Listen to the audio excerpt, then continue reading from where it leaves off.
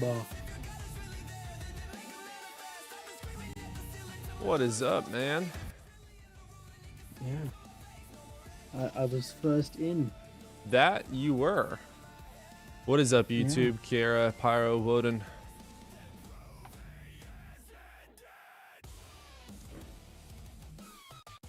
I was up till like 4 in the morning studying,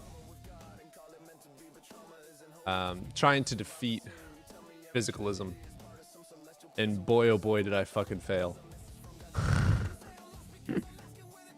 What even is physicalism? Because is it basically just like empiricism? Yeah, it's like everything can be broken down to physical matter. Well, physical attributes, at least. Yeah.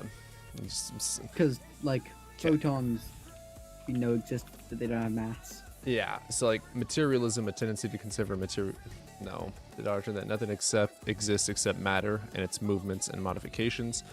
And then if we go into physicalism, okay, so materialism, nothing exists except matter and its movements and modifications. Okay, and then physicalism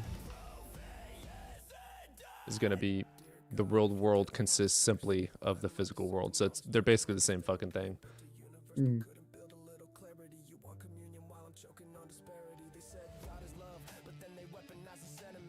Can't hear Evan as usual. What? Really? I always get complaints that my microphone is. I'll turn you much up. quieter.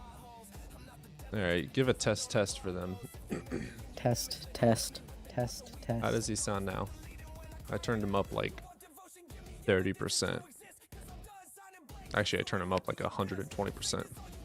And sometimes actually, guests overtalk you. Usually because they're yelling, but. Yeah, I'm gonna start trying to implement the Socratic method a little bit more. So basically, we didn't come from nothing, correct, Sam?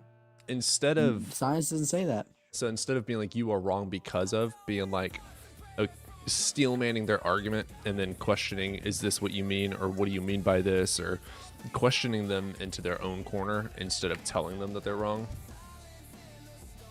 Yeah. Ask a lot. Isn't this Earth, stars, and planets evidence of an intelligent creator? Prove it is evidence. Like, come up. Like, seriously. And I've got the super chats pinned. I know there's been some times where I miss them for like 30 minutes or so.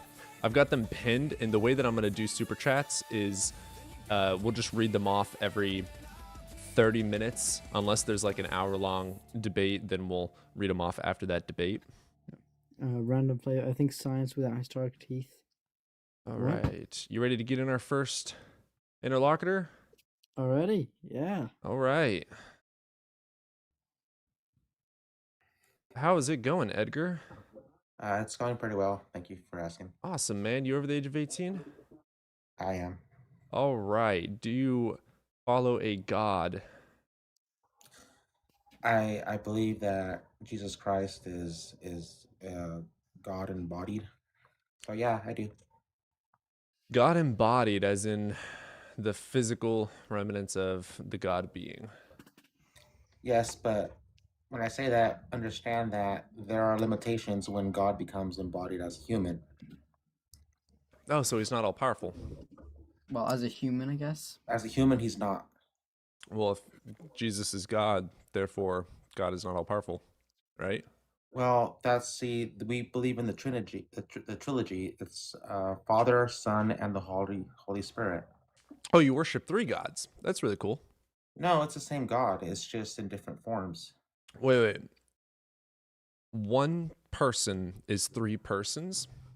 Yeah, I understand it's hard to understand, but I mean, God lives outside of time, and just that is hard to understand Well, as well. I'm very interested in that three part. So you're saying one person is three distinct people or persons. No, no, three distinct entities. You can't understand it because you're human, just So like one Jesus was human. entity is three distinct entities. Well, I'm guessing you're able to understand it No, enough to talk about it, Edgar. So are you not human? no, I'm here to debate his statement. There is no evidence for God. Okay, So I believe there is evidence for God. I Wonderful. mean, provide it. we are We'd love here. to. We are here. What else? Okay, What other? I There have has to be an three I architect, have right? three great explanations Well, for that. I want to hear his entire. Okay. Okay, so we are here now. Why do you think a god has anything to do with that? Because I believe there is an architecture involved, like an architecture involved. I believe it's a creator. Sure, why? Because randomness does not exist. It randomness does not exist. What do It's you mean just by randomness doesn't exist? I like we don't deny the universe has you. order, So but what you're what you're it doesn't mean that it has a creator. Simply no, what you're because saying that what there's constants. you're saying that everything just happened out of randomness, and Pretty I much. believe it's more likely. I believe According to it's more. but they still follow the law of physics, the Yeah, laws of random physics. random in science doesn't mean the Who same as created those colloquial laws of random. physics? Who created They those weren't laws of physics? created. They weren't Voldemort. create. There wasn't a who. It was matter. It was So the universe Why? at I large, Why? think space time. so Why is this it that way? this turns into That's an a argument. philosophical So what question, we're not going a to do scientific here question. is Edgar. And here's the answer for that. So physics aren't a creation. Physics are our English or language descriptions of the universe and what it does and why it does it. No, I understand that, but why are the laws of physics the laws of physics? Why is gravity? Yeah, Why does gravity have that constant it does? Why does the speed of light have that limit? yeah, so when it comes to gravity, for instance, why does gravity come down consistently and why is it accurate? Because of space-time curvature with mass. When one bigger mass Yeah, that's what and Einstein. You're next to just another one presses down, it they bends rolls into space. each It other. bends space. No, yeah, I understand that, but That's why it does why? it. No, no, but why does take for The example the mass speed of is the light. why that space bends. Take for example the speed of light. What is it like 3,000? It's like close to 3,000 kilometers per second. I don't know. Why Love does to it have say that that, speed? sure. Why does it have that speed? I don't know. Why Prove it does was it? God that made it that way. Why does it have that Well, you speed? tell me. You tell me. Because there's a Your creator. claim, There's an Edgar. architect. I'm sorry, Edgar, but I that's your claim. Edgar, I don't know why it is that speed. Do you know why? Because there was an architect and How do it you know needed that? to be that speed. Why Because did it it why needed to does be it that need to speed. be that speed? Because if it didn't have that speed, nothing would work. So why did it need to do that? Why did it not just not work instead? Why do we exist? Because then our physical universe wouldn't exist. If you Yeah. mess up one variable Yeah. in the math, none of it really makes sense. It wouldn't happen. Yeah. There's still things that we don't understand. Black matter, dark energy. No Correct. scientist can explain Yeah, that. those You're that, well, absolutely correct, Edgar. So And why we it should don't takes I faith. understand it fully, sure, but that doesn't mean God, Edgar. That means an unknown part of science. Like another thing's unknown part of science. What was before the Big Bang? We don't know. We know one thing, that the universe was in a hot, dense state. The creator was before the Big Bang. why? The Why should I architect. believe Prove that? that. How do you know that? Yeah, provide the evidence of that, because I have evidence that before You the have Big Bang, we evidence. know that You have we evidence to see and explain breathe the it. Big Bang. No, please, Edgar, I'd like you to let me speak, So anyway, it before the Big Bang, we don't know what was. We only know, well, we know one thing, and we know that it was a hot dense state because of the CMB radiation. We know that because of, I think it's called Thoreau's law, or Thoreau's theorem, or something like that, something along Yeah. those lines. It's some sound, but that person's theorem, not Thoreau. That he was a transcendentalist. Never mind. I'll think of another. But I don't know. Someone's theorem. I forget the name of him. We figured out that the universe couldn't have come back infinitely, and he figured out that it had to have been in a hot dense state, and then past that point we don't know. And then we found the CMB radiation, which provided more evidence of that. So, Can I ask a more simpler yeah. question, Edgar? Yes. My answer is I don't know. Therefore, I don't know. Your answer is I don't know. Therefore, there must be a God. How did you come to that conclusion and why? Simply because everything makes too much sense for there not to be a God. What can I? You're leaving it to chance. Edgar, I'm not leaving it to chance. I'm not leaving There's it to your answer. chance. Edgar, actually, I'm going to say one thing. It couldn't have been a mind because it's too complex. Like that's the kind of argument. It's idiotic. It's idiotic until you understand that God Well, doesn't exist in time. Let's try this, God Edgar. created Does he time. interact with time? Does he interact with the universe? He created time. So it's Then it's impossible. It's impossible so for he us to does understand. Edgar. He does actions, correct? He's a creator. He's an architect. Does he do actions? Yes or no?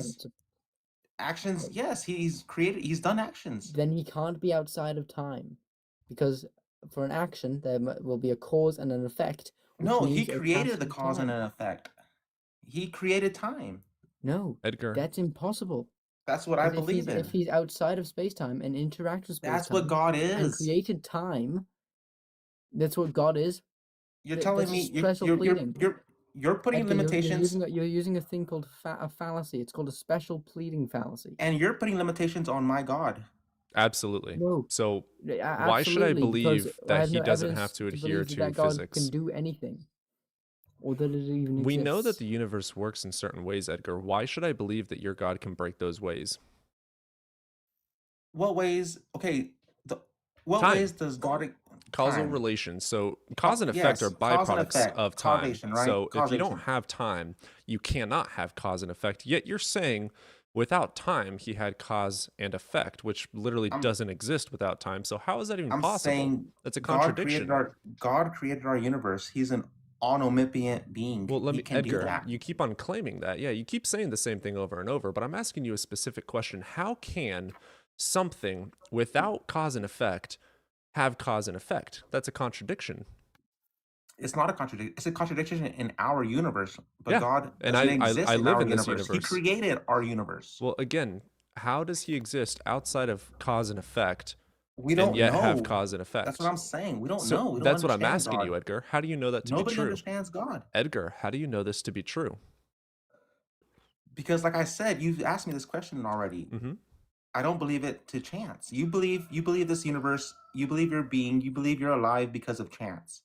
I'm saying I believe that we're alive because of all chance. Fucking the Big Bang, atoms, and like fucking life started in a pool of a primordial Earth.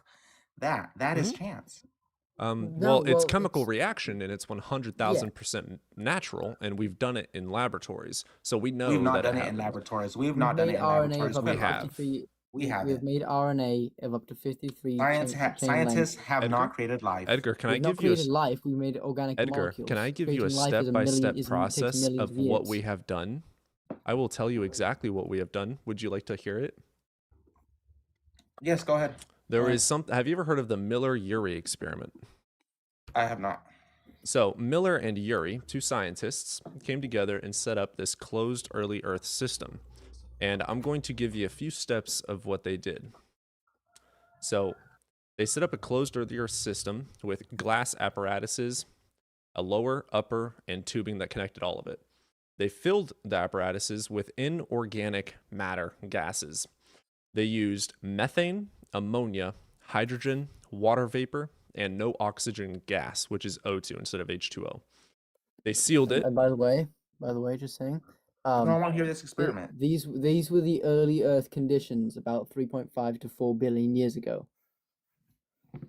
So after that, they sealed it and they added an energy source to kind of make up lightning, for instance. So what they used was electrodes and fire to make that. And then they let it sit, okay? The activation of the fire and energy made chemical... Fire and energy? The fire and... The activation of the fire and energy, is that scientific? Yes. The fire and electrodes, yes. And it created chemical bonds and formations. Firing of the electrodes. So... Fire and energy, huh? They then cooled it with cold electrodes, vapor and condensed liquid. Okay. They let it run for a few days. Sounds like you're reading a science fiction novel. No, I'm reading the actual testing and what they did and how they did it. They let it run for a few days and then sampled the liquid after a week. The water turned cloudy and colored, indicating new compounds. They let it run for 1 week. They observed the color. They withdrew the samples. And then they detected from that, with taking out the samples, they saw amino acids like glycine and alanine, the building blocks of life, my brother. Now, also... yes, but you said your statement was that scientists have created life. That was inorganic that became organic completely naturally. Show me when scientists created a cell. We have never. A cell is a whole different thing. A cell is a cell is life. We do have synthetic... Yes, we've made organic molecules, though. We do have synthetic biology where they recreate cells and protocells and whatnot by taking... live matter, cells that are already alive. They synthetically create it, but they don't use early Earth conditions.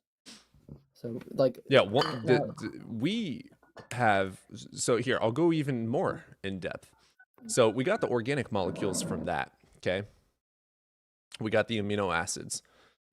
So that was abiotic, inorganic to organic, and that's proven. We did it again in 2024. What we got after that... We've also made chains of 53 chains of RNA in simulating early Earth conditions. In labs, we've made chains of up to 53 RNA. Yes. And to go from in organic... in different conditions, we've also made chains of up to 4 RNA. We have in labs, absolutely. Yeah, in labs. Which, by the way, are using to... by using live RNA? No. They didn't synthetically make it out of scratch. I'm about to explain. Edgar, they took basically they analyzed what the early Earth conditions of the Earth was, and they did 2 different models. Okay, the one that produced 4 RNA strands, was a hydrothermal vent model, and they simulated that. So basically, lots of heat. And then another one was the I think what was it called, like a shallow pool model, and it was a calmer model that then we introduced lightning to, because there was tons of lightning during early Earth. Now, why is lightning important? Why do you guys keep bringing chemical bondage, the brother? ozone? Chemical bondage. The molecules need stimulation from a energy source, and the most predictive energy source was probably lightning back then, because obviously heat was another one, just general heat, but lightning is a very powerful and it. Why was lightning?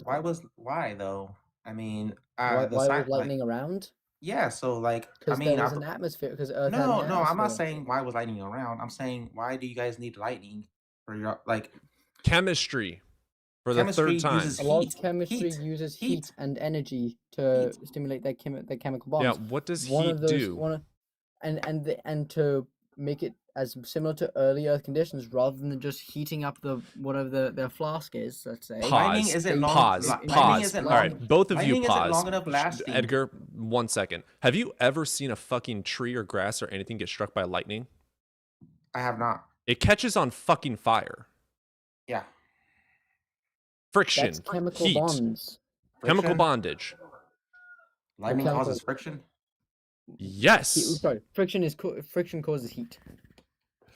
Friction does cause heat, but lightning does not cause friction. Lightning hitting something doesn't cause friction? No. Edgar, hitting something doesn't cause friction. Edgar? Friction is like negligible in terms of lightning.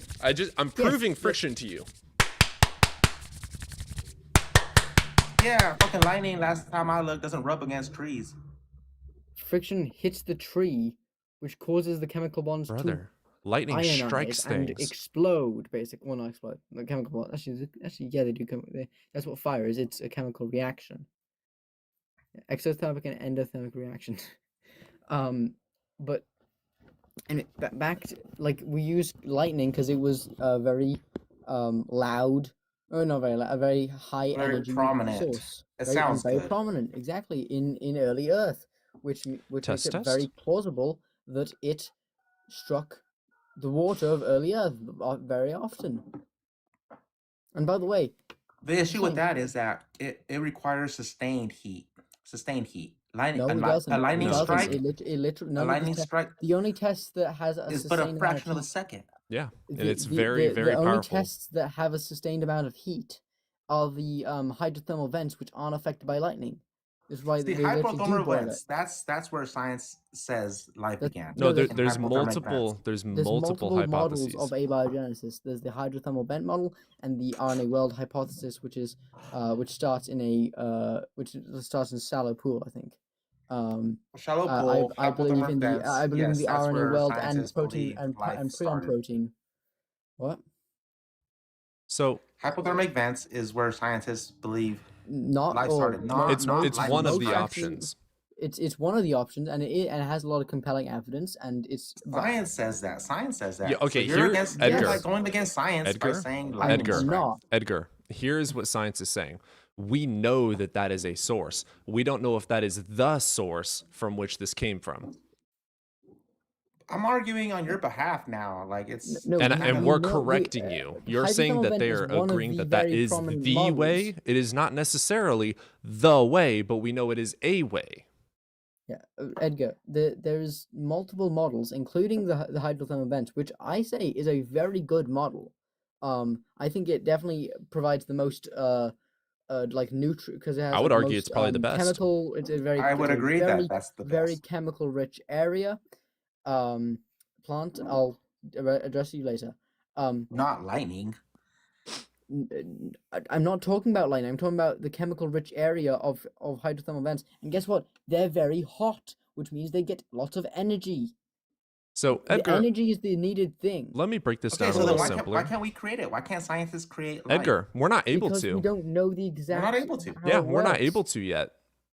Yeah. Does that entail that Vishnu made it? No, what I'm saying is that I believe in science. I follow science, but I'm. No, I do. No, you don't. You just said that lightning doesn't catch shit on fire. That was dumb as shit. No, I did not say that. So here's what I'm going to say again, Edgar. I did not say that. Here's what I'm going to say again, Edgar.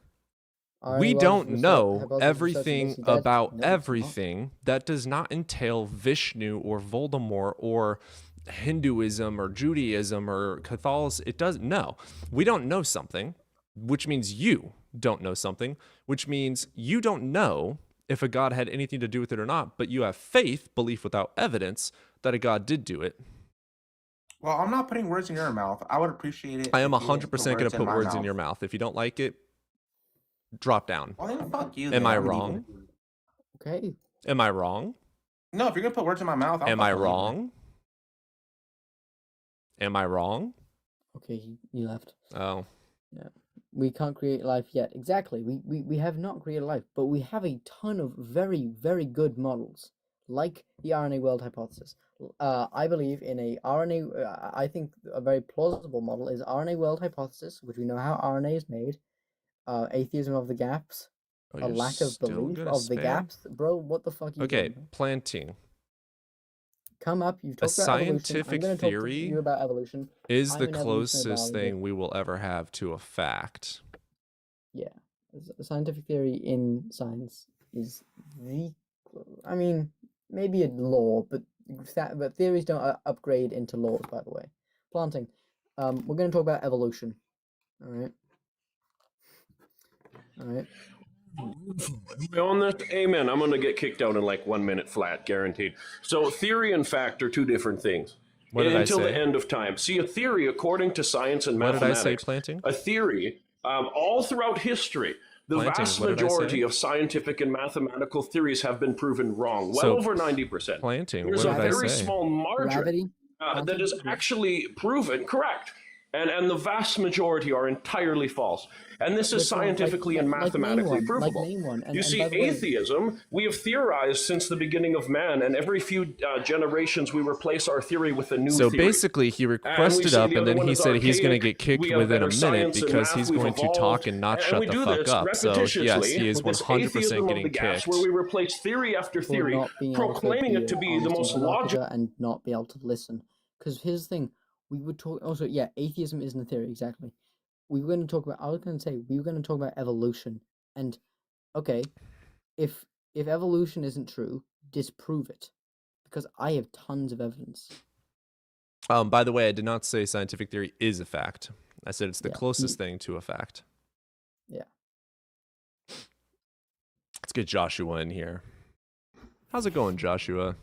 How you doing? Hey, doing all right, man. You over the age of 18? I consider myself a scientist-minded person first and foremost. Wonderful. I tried you to disprove the existence of God.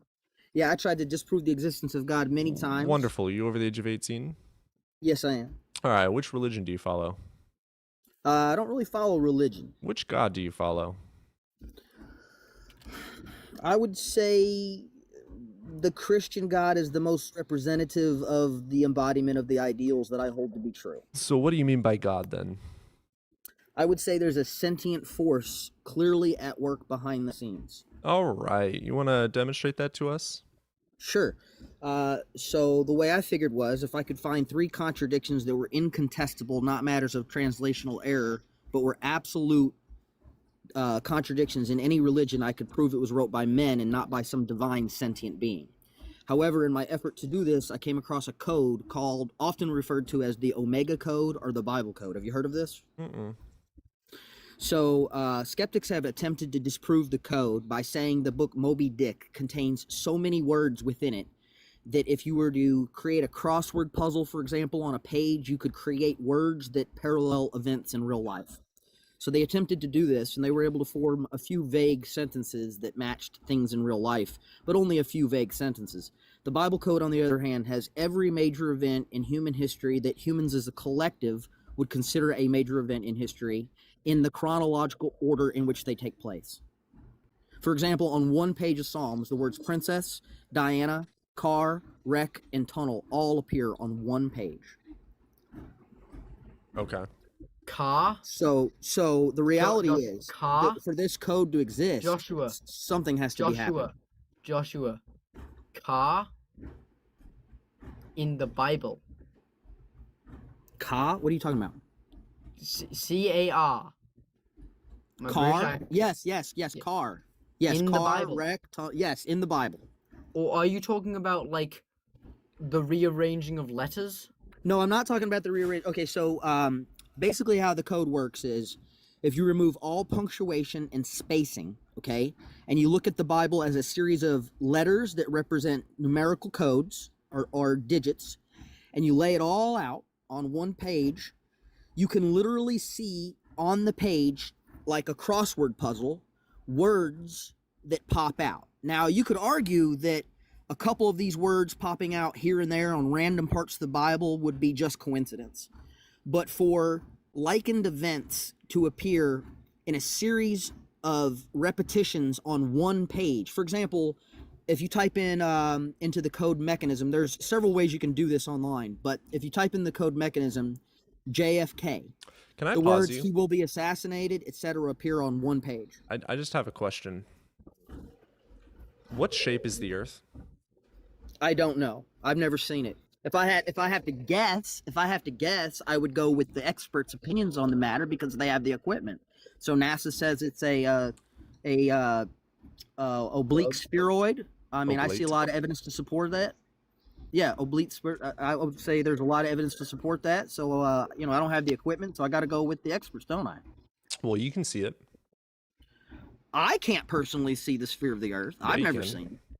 Can I? That's amazing. I see it pretty much daily. I've got a wallpaper of it as well. That's cool. I mean, I'm not a flat earther or any of that. Like, I'm just telling you that if you're if you worse. Look at You're a code, numerologist. So you reordered words, you took apart the sentences, and then recreated the sentences to fit. So you're saying if I take a single page of any part of the Bible, and I were to and again, I don't follow religion at all, but I find this code, I'm unable to dismiss the uniqueness of this code. You took words written, rearranged everything about them till it made sense, and then said, God. No, that's not what I did. Actually, I discovered the code on accident. I was seeing things pop out to me. They actually can be found in Moby Dick and also in War and Peace. Okay, so show me one page on either book that demonstrates over 5 words that parallel a single event in history. Just one. It can't be done. Well, there's a lot of parallels. Yeah, that's... No. There are parallels throughout the book. I'm sure you could rearrange letters to do that. It's not even coincidence. It's just simply the books were written at different times and during the times of these events. That's not God. No. The Bible wasn't wrote at the time of Princess Diana dying. What are you talking about? It doesn't say Princess Diana either. Joshua was done. Yes, it does. No, it doesn't. You rearrange words and letters. I didn't rearrange the words, bro. Yeah, you do. You take the sense. There is no sentence in the Hebrew or Greek Bible that says Princess Diana of 2025. I promise you the words Princess Diana, car, wreck, and tunnel can be found by crossing letters. If you rearrange the words. No. You don't have to rearrange anything. You don't have to rearrange anything. Yeah, you do. You have to rearrange them. Which verse of the Bible says Princess Diana? Cody, actually, genuinely, seriously. Wow, guys. Wow, guys, that's Princess your response. Diana. Yeah, I mean, I understand that you Princess Diana consider evidence to be very you want concrete evidence. I totally get it.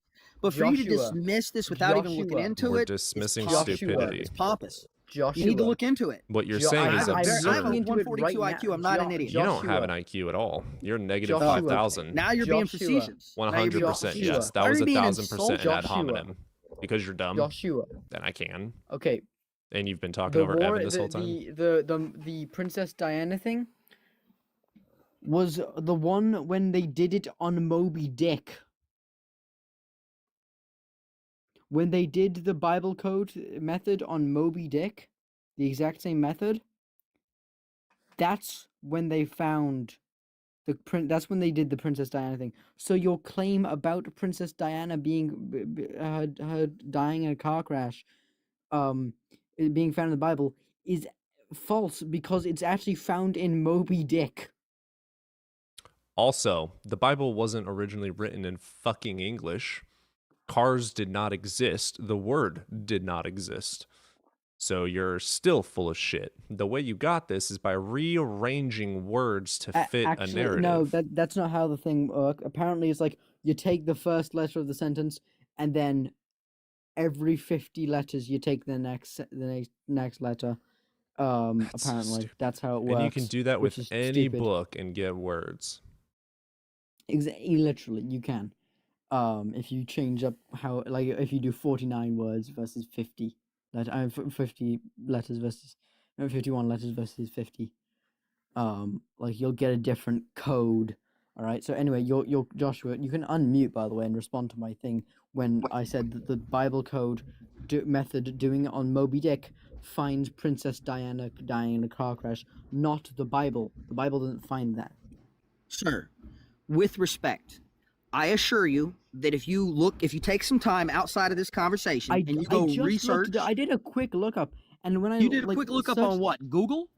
Yeah. Yes. You Googled it? Yeah. And where did you get your information from, Joshua? I studied the code myself. I'm reading off of an article. Because I was astonished. So you're a liar too. I didn't want so you're a liar too. Oh, so you're a I'm liar too. Yeah, you're a bold-faced liar because what you just claimed is from Moby Dick, not the Bible, and you claimed it's from the Bible. Therefore, you read it, and you're just full of shit. You're claiming it was from Moby Dick, and now you're calling me a liar. Yeah, because we researched what you said. Therefore, you're wrong, and you're just lying out of your ass, which is where all of your IQ points are. What's this other guy are. Talking about? Because you're very facetious and 100%, because you're a dumbass and a liar. Oh, and insulting for no reason. 1000%, because you're a dumbass and deserve it.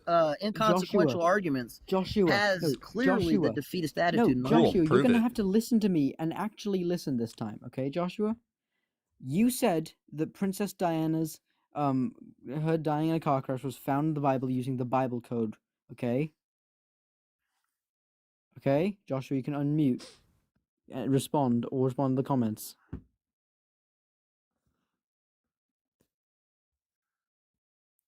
Hey, 140 IQ, the mute button is what you have to click. You can unclick. I don't know why it Good keeps muting automatically. We're muting you. Because I muted you. Joshua. So then I've got to unmute myself before you tell me that you muted me? Yes. Yes. Oh, well, I don't yes. Pay attention to the mute button then? Yes, because you don't shut up. When you're muting. Joshua. Yes, sir. You said, listen to me and respond yes or no. Okay? You said that in the Bible, using the Bible code method, you find Princess Diana car crash, right? No, car, wreck, tunnel, all on one page. Okay. Congrats. That's found in Moby Dick. Okay, not listen, in the Bible. If you can show me, I will get my evidence and present it to you, and you get yours. If you can show me the reference in Moby Dick where it shows all of it, I'm dying to see it. Get your evidence first. Here's the thing, Joshua. It's your claim. Watch this, Joshua. I'm going to grant your argument. It says 9/11 in the Bible. It says in 2026, President Trump will be the president. I'm going to grant your stuff. Are these in random places or all in one location? Holy fucking shit. I don't care. Let's say every page of the book you can reorder the letters to say in 2026 evidence first is going to debate Joshua. Agree with you. Let's grant that. You're reordering letters to make it say things. I see what you're saying. I understand your argument. It doesn't say that. You make it say that. The method hold on for a second. No. I understand what you're saying. I respect what you're saying. You are correct, sir. I do not discount what you're saying whatsoever. The Bible code method is you take the first letter of the sentence, skip 50 letters, then take the next letter. That's not how the Bible code works, That's brother. Literally you're misinformed, and you are researching. Let me put it to you like this. Hold on. That's what it said. Hold on. Okay, let me put it to you like this. Let me put it to you like this. I'm not a Joshua. Conspiracy theory guy, okay? However, I've heard the conspiracy theory. Hold on. I have heard the conspiracy theory. Brother. You're just a stupid No. You're telling me that's how the Bible code is deciphered, how it's utilized. That's not correct. You're getting your information from a source that conglomerates information based on a consensus on the internet, not actual facts. Conglomerates it off of your own personal intuition and interpretation. So if you go to the internet, if you go to the internet and you ask, does the word NASA mean? Does the word NASA mean deception in Hebrew? It will actually say. No, it does not. That's a conspiracy theory. The word NASA means National Aeronautical. That's a good word. Let me finish. I'm proud of you. Can I finish? Dude, you don't stop talking. Just I can't even interject. You ask me a question, I can't reply. Hebrew, Joshua, Nashah in Hebrew has multiple meanings. I agree with you. Deception. I agree with you. It has multiple meanings. I agree with you. So yes, but one of the meanings, Hebrew does mean deception, but also means anger. I think you're missing the point of what I'm trying to say by that. Hold on, you're missing. I'm fully aware of the various Hebrew meanings for Nashah. I totally get it. Okay, wait a minute. What I'm trying to tell you is, if you ask Google, does the word NASA mean deception? Google. I'm asking. Wait a minute. Let me just. Can I finish my sentence? Absolutely wrong. Sake, I didn't go to Google AI.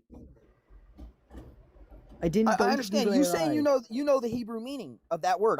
That's cool. Great. I didn't get that simply from Google making AI. a point. I got that from NASA. And I also got it from when I read. That's great. I agree with you. I'm not arguing that. You're missing my point completely because you won't let me complete my sentence. This is a defeatist argument if I cannot complete my sentence. So here's the thing. The point I'm making is, there we go again. I cannot get a word out edgewise. Every time I talk, you cut me off. Let me finish. You're saying I'm getting it from Google. I'm getting it from the search engine that gave me. I didn't say you got that from Google. I said you got the information from the Bible code. No, I said you got your information regarding the Bible code from Google, which you admitted. Nope. I did not say you got your word information from I searched it on Google, and then I found. And then I got it from. Anyways, this has nothing to do with the God being real. All it is reinterpreting letters. That you won't even constructively observe. You're saying I'm rearranging letters, and that's not what's happening. It doesn't even matter at this point. And I can so, Joshua, you are rearranging letters literally, correct or false? Okay, incorrect, false. And I can prove that to you if you'd let me present my information. But if you just want to be so defeatist and talk right over me, call me an idiot, rather than give me a chance to present the evidence, then that's like going to court and the prosecutor just talked over you when you present the knife. Stop crying. Just say, this is how we get the words, and explain how you get the words. You can block me, bro. I can move on. My evidence is still going to be real. It's not going to matter. You can resort to childish things too. It's not going to change the fact that my evidence is real. So stop crying and provide the explanation for how you get the words from the already existing words without moving letters around. Okay, so you take a page from the Bible, okay? Any page. You're not going in various areas, taking letters, moving them around. I'm explaining. It's not I don't need a fucking in-depth. You said take a page. Fucking take the page and do what? Okay. You take all the letters before you, in front of you. You don't move anything. You don't circle one thing far away and then another thing far away from it on the same page. They're in a direct line of each other, crossing each other in a group, often together in one little area. Are these letters in one word that says Diana, or do you have to read different letters from different words to make up a word? Yes or no? I see what you're saying, but yeah, so you have to reorder letters to make up a word. Wait a minute. Okay, so if we have a paragraph of words, dude, you literally just proved that it's. If we have a paragraph, listen, brother. Shut the fuck up! God damn! You're literally talking about taking a fucking page, taking a word, highlighting a letter, going to the next fucking word, whatever, highlighting a letter. You're reordering the letters. Jesus Christ. Unmute, dumbass, and explain. God. Shut the fuck up, too. When we're trying to ask a fucking question to get you to further elaborate, we're cutting you off to get more information. We're not just being assholes. Bro, I would fuck you up in real life. You're so cute, you little bitch. Up, Jesus Christ. Yeah. It's literally like... I literally when I was searching up, turns out the Moby Dick thing, which he said was done before it, was actually done after that, and found similar like predictions. Because it's just a pattern. I'm sure we could do it with Harry Potter. Therefore, Harry Potter is real. You absolutely can do it with Harry Potter. I'm drinking chocolate milk. I'm almost certain. No, we kicked him. Yeah, I kicked him. That was just... He just wanted to talk, and if we disagreed, we're... Me and MMA Jim have to resort to violence the moment you get angry.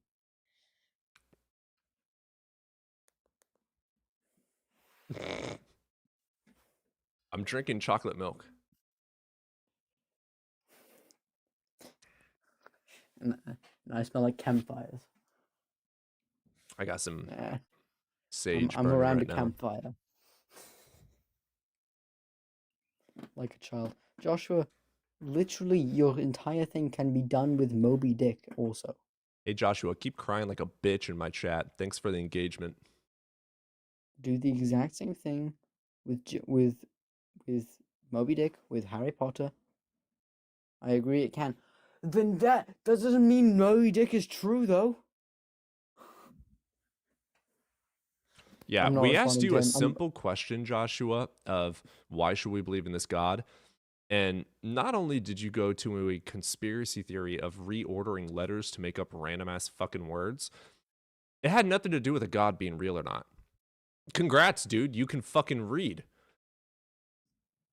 Congrats, dude. You reorder the letters, and it says, in 2026, Trump is president. You reordered the letters. I'm just muting him for a bit. Don't want to hear that shit. He's just whining. Anyway, if anyone wants to be an honest interlocutor, I'm very glad to speak about evolution. If you guys have questions at all about evolution, dinosaurs, trains, any other tism thing that you love, go on ahead and request up, and Evan will tism out with you. Well, not about trains. I don't know. You don't like trains? trains? I thought you liked trains. I like trains. I don't know about trains. I like trains. You remember ASDF? Yeah. Wow, that just made me feel old. Thank you. I like dinosaurs. That's what I like. I thought you liked trains. Oh, it's Ravis likes trains. It's Ravis likes trains. Ah, that's right. And Magic. Magic the Gathering. I'm not a massive fan of it, but I do know how to play it. I played that when I was in my teens. I lost my cap. I'm remembering from a while ago. I was like, I think it was like from my high school. Because I went to an ag school, they had like a chiropractor, like an animal chiropractor come, and I was like, this is bullshit.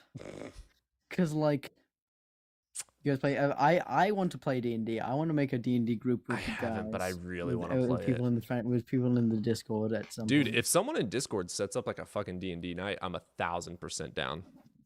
Yeah, it'd have to be like Saturday or something. Fucking schoolboy. Yeah, sorry that I'm at Princeton, bro. Sorry that I'm one of the most accredited schools in the world. Sorry, bro. Is your ego stroked? Do you feel better? Yeah, I'm stroking something else when I see you tonight. It's funny. Oh man, we got 3 But yeah, no. 3 what are they called? We got 3 of the reports or whatever, so we might have to start over the TikTok stream. Yeah, restart the stream. All right, we're gonna restart the TikTok stream. If you're not following, hit the follow and then come right back. I want to make sure that we can get some actual callers in and not just sit here all night. So Melissa, I see you. Come back. Everyone that's chatting, come back. Come back, Jack. All right, we're gonna restart real quick. I hate having to restart when there's like 50 to 60 people in there because I don't like starting back from scratch. I'm so impatient. D&D is fun. Watch if you can stream it. Yeah,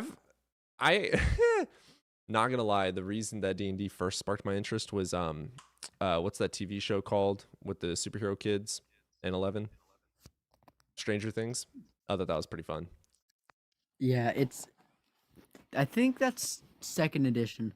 The current is either I've only ever played 5th edition, and a bit of end of 4th edition, but that was weird.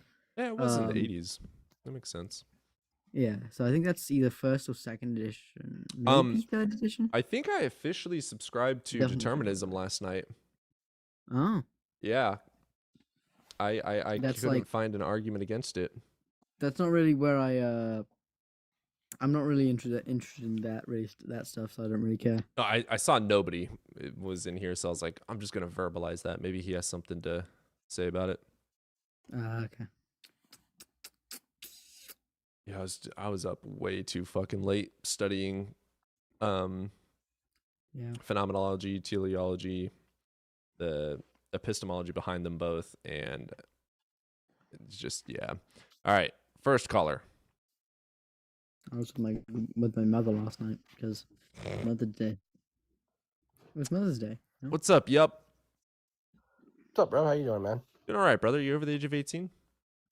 I am, yes. Awesome. All right, which religion do you follow, or which god? Christian God, dude. Just letting you know too, if you don't mind, this is gonna be it's gonna be pretty bad for you. Just giving you a heads up. This is not gonna go the way you think it's gonna go, dude. And when I say that, I'm gonna prove you wrong, buddy. Hell yeah. Make me look like the biggest fucking fool. Convert me to Christianity, daddy. What you got for me? Yeah. So we're gonna start with is that a Bud Light? Nope. I don't drink water. Then, dude. Okay, nice. All right, so basically I want to start off with basically. Oh, whoa. Did you kick him? Who did someone kick him? No, I didn't kick him. Request back up. Yup. Yeah. What the hell? And Here, also, I'm gonna invite him. mate, you're Christian. Don't be a trip. Don't be a prick. Don't be patronizing. We didn't drop you, brother. I don't know if maybe you lost connection or. Not lost connection. Come back up if you. Yeah, I invited him up. He was insufferable. Oh yeah, he's obviously insufferable. Obviously. But still want to hear the argument. Yeah, I definitely want to hear the argument though. Just gonna pick it apart with Socratic reasoning. Oh, we'll get straight in here. What's up, straight? What's up? Doing good, brother. You over the age of 18, man? Of course I am. Hell yeah. Of course. Duh. Why the fuck would I ask that stupid ass question? My apologies, sir. Which religion do you follow? I'm Christian. Awesome. All right, what you got for me, man? So your claim is there is no evidence for God, right? Mm-hmm. Okay. So what is your presupposition for a beginning? That doesn't have anything to do with the argument with the prompt. Well, I mean, Well, check this out, straight. Check this out. I don't know, but there's still no evidence that a God had anything to do with it. Great. So do we have intrinsic and essential properties in this world and universe that sustain our existence? Yeah, oxygen exists. Great. Are they objective? Yes. Yes, it's part of our universe. Our universe Great. is objective. So my presupposition is that God created it. Why do you believe that? Can you prove me wrong?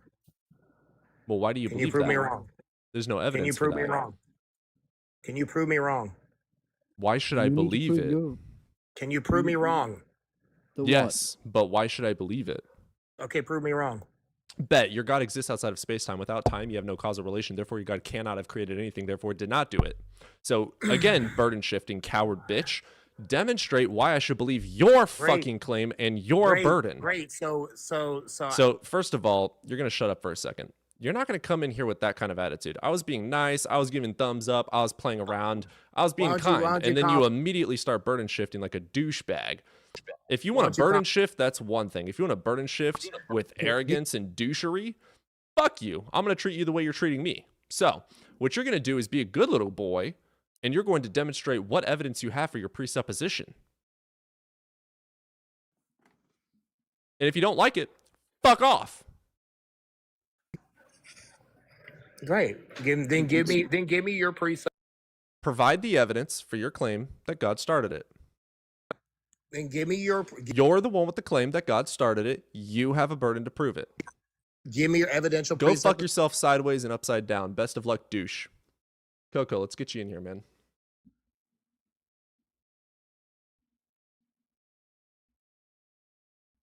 Oh, and he left. Oh, Coco ran too. Pussy! What's up, Baradoc? Okay. What's up, Baradoc? How are you doing? How you doing, man? I'm good. Good. You over the age of 18, brother? Yeah, I'm 22. What in the world? Bun, shoot me a DM on Discord and explain. I'm sorry, you said you're 22, brother? I'm 22. Okay, cool. Which religion do you follow, man? I'm an atheist. First of all, I'm a nervous person, so my English it's not very good. I hope this does not make any problem. So far you're really good. By the way, props to you on the English. Very good. I'm impressed. But if you're an atheist, I'm kind of confused why you would be up here. Thank you. I appreciate what did you say. I was a Muslim, but now I'm not very atheist. I'm just confused about this topic. I just want to ask you about an evidence for God that our Arabic philosophy made to prove God. Avicenna. Are you into philosophical argument? Yeah, but I have an evidence of God, and I want to discuss it about you. With you. If you have evidence for God, why don't you believe in God? Because I think it's too powerful, and I tend to criticize it. So I just want to discuss it with you. So this is the thing. Sure. What is it? First of all, are you into philosophical arguments, or you're not? Provide it. Okay. Obviously, no, our philosophical, our Arabic philosophical that called Avicenna made an argument for God, which is called the contingency argument.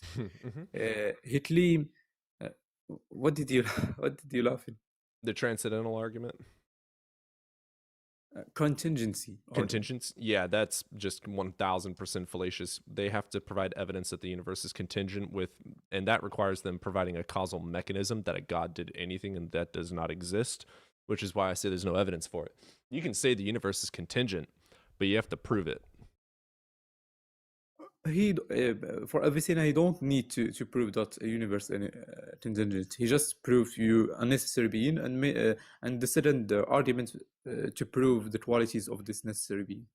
No. So the argument is presupposing that the universe is contingent. We have to have evidence for that. That doesn't exist.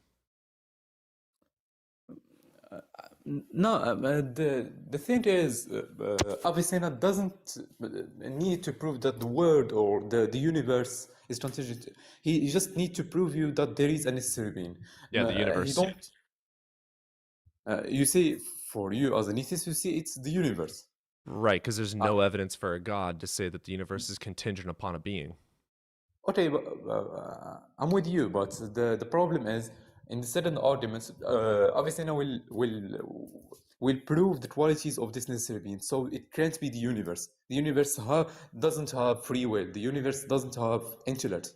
It doesn't need that to be able to be necessary things. All things come from the universe. Without the universe, nothing would exist. Therefore, it is the necessary thing. Okay, I'm agree with you, but I'm talking with you about the arguments. Yeah, the argument is fallacious for that reason. The argument doesn't work. But you didn't hear the second part of the argument, which Avicenna will prove the qualities of this necessary being. And I'm gonna show you the argument. Descriptions don't make things exist, brother. They can describe that the universe needs a god. They can describe the God as a creator of the universe, but it doesn't make it true. That's why I'm not letting it go past. If you don't prove that the universe is contingent upon a God, there's no justification for the argument. Okay, just let us make it step by step. I say that Avicenna prove you a necessary being. You can see as an atheist the necessary being is the universe. Okay, we agree with this point. I'm not calling the universe a being, but it is the necessary thing for all things. Okay, the necessary thing. I'm agree with you.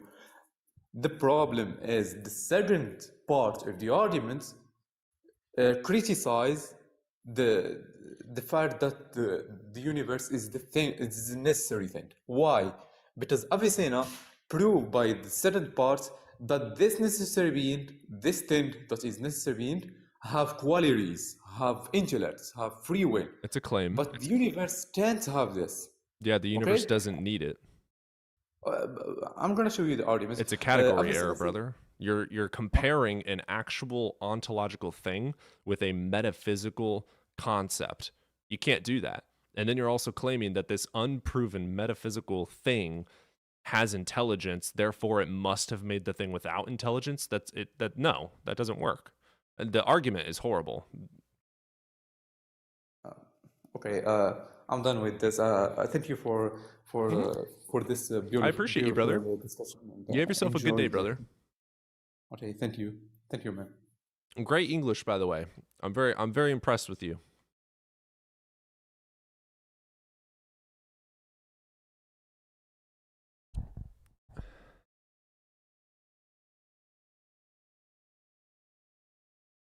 Okay, what was going on with Bun? Does someone want to DM me what that was about?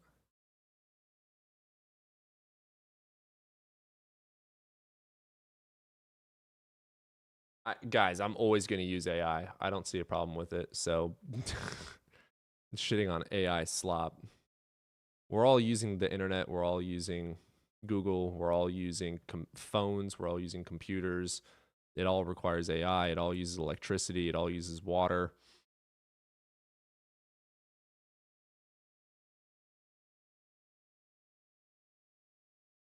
Yeah, abstract things aren't necessarily true straight.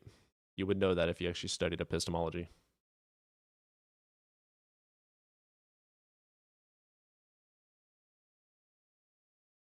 Akib, you keep on spamming in chat, yet you haven't requested up. If you're not going to request up, shut up.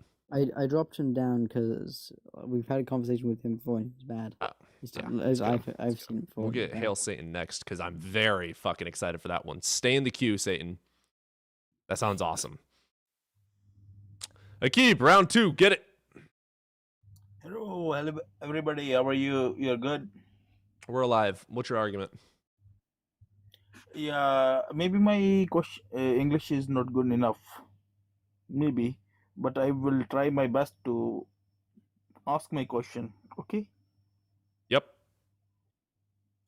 So, you said there is no God. I am a Gnostic atheist, yes. Okay. So, for example, in my small mind, I don't have a broad mind. In my small mind, I got example of a camera. If you put the everything in this planet Earth for the camera, can in million years camera can be formed? I'm sorry, brother. I think we're gonna have too much of a communication problem. Don't let me out. Maybe my English is we're trying to understand you. I don't know if we're gonna be able to. Hard to understand. Let me talk. Let me talk. I will explain. We're trying to let you talk, but we're trying to get you around your accent. Satan, what's up, Daddy? Yay! There's no God. Now what? Hell yeah! What's up? You're over the age of 18? I get to follow my scientific pursuits. I'm 27 right now. Okay, are you actually a believer in something? Yeah, I think I'm going satanic. I mean, Satanists are atheist, but what do you mean by you're going Satanist?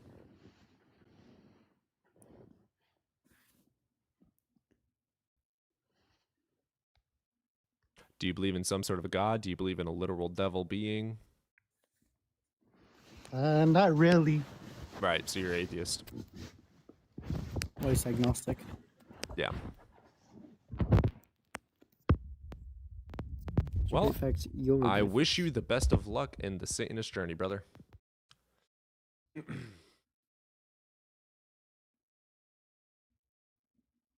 you believe anything goes to go slow, I mean, I would say maybe. I definitely see most of the time, probably, but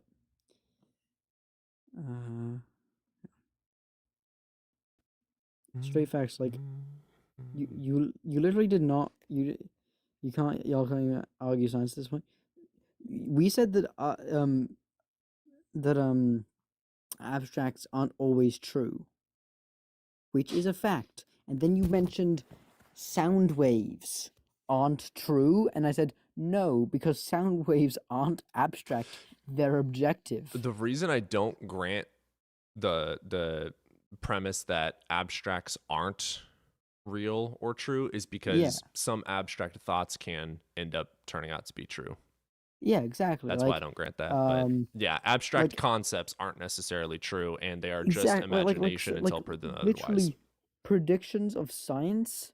You know, like a prediction in auditory hallucination. That's part of your consciousness. It's your brain being all messed up. Dude, I hope I'm dead in 60 years.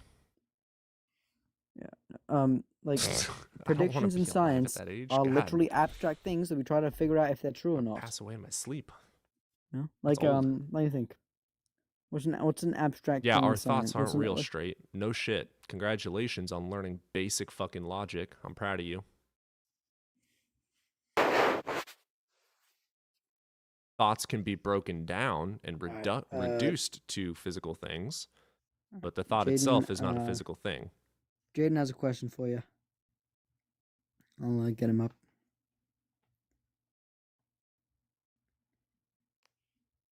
Jaden.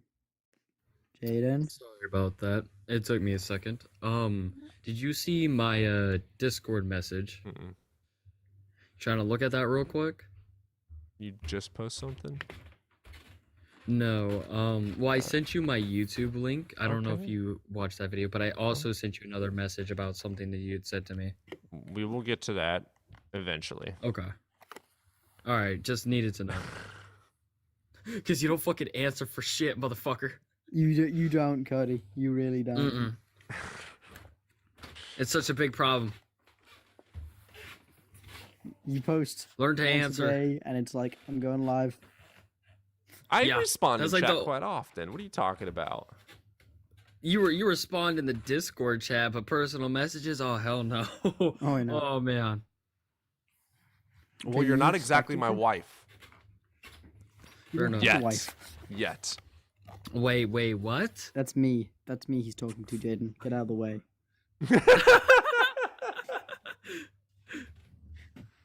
Dude, I'm non-binary, dude. I'm gender fluid, dude. I can switch and switch. Wife? No, I'm single. If I want, if I really want, I can. Evan is my wife. Cody, no, E and B, you're good. You're gonna outlive the fuck out of me. How do I know that thoughts are not physical in the brain? There wasn't a tomb. So when it comes to thoughts, okay, and this is actually a pretty decent philosophical debate. Are thoughts physical or not? Are they real or not? Okay, we can reduce the thoughts to the mechanism in which creates the thoughts, and that is physical. That's going to be physical processes. But the thought itself is not physical unless you create something with the thought.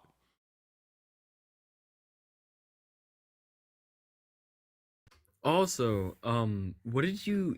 Catholic had told me that he ran his argument by you. What did you think of it? It has me stumped right now. Who? Catholic thinker. There we go. I don't know. But was he the guy on... Yeah, he was up here. I think I saw him. I think I saw him. I don't remember. I don't think I joined last night. I don't remember when it was.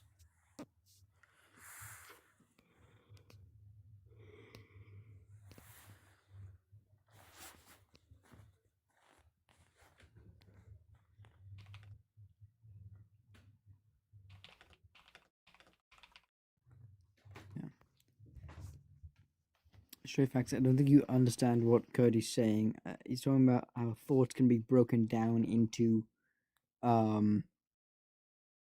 like physical things, like energy and synapses firing. At least that's what I'm thinking.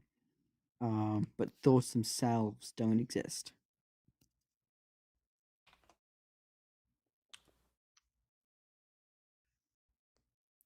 Again, if anyone wants to talk about evolution, I am happy to talk about that. If anyone has questions about not evidential science, yes, because it's empirical.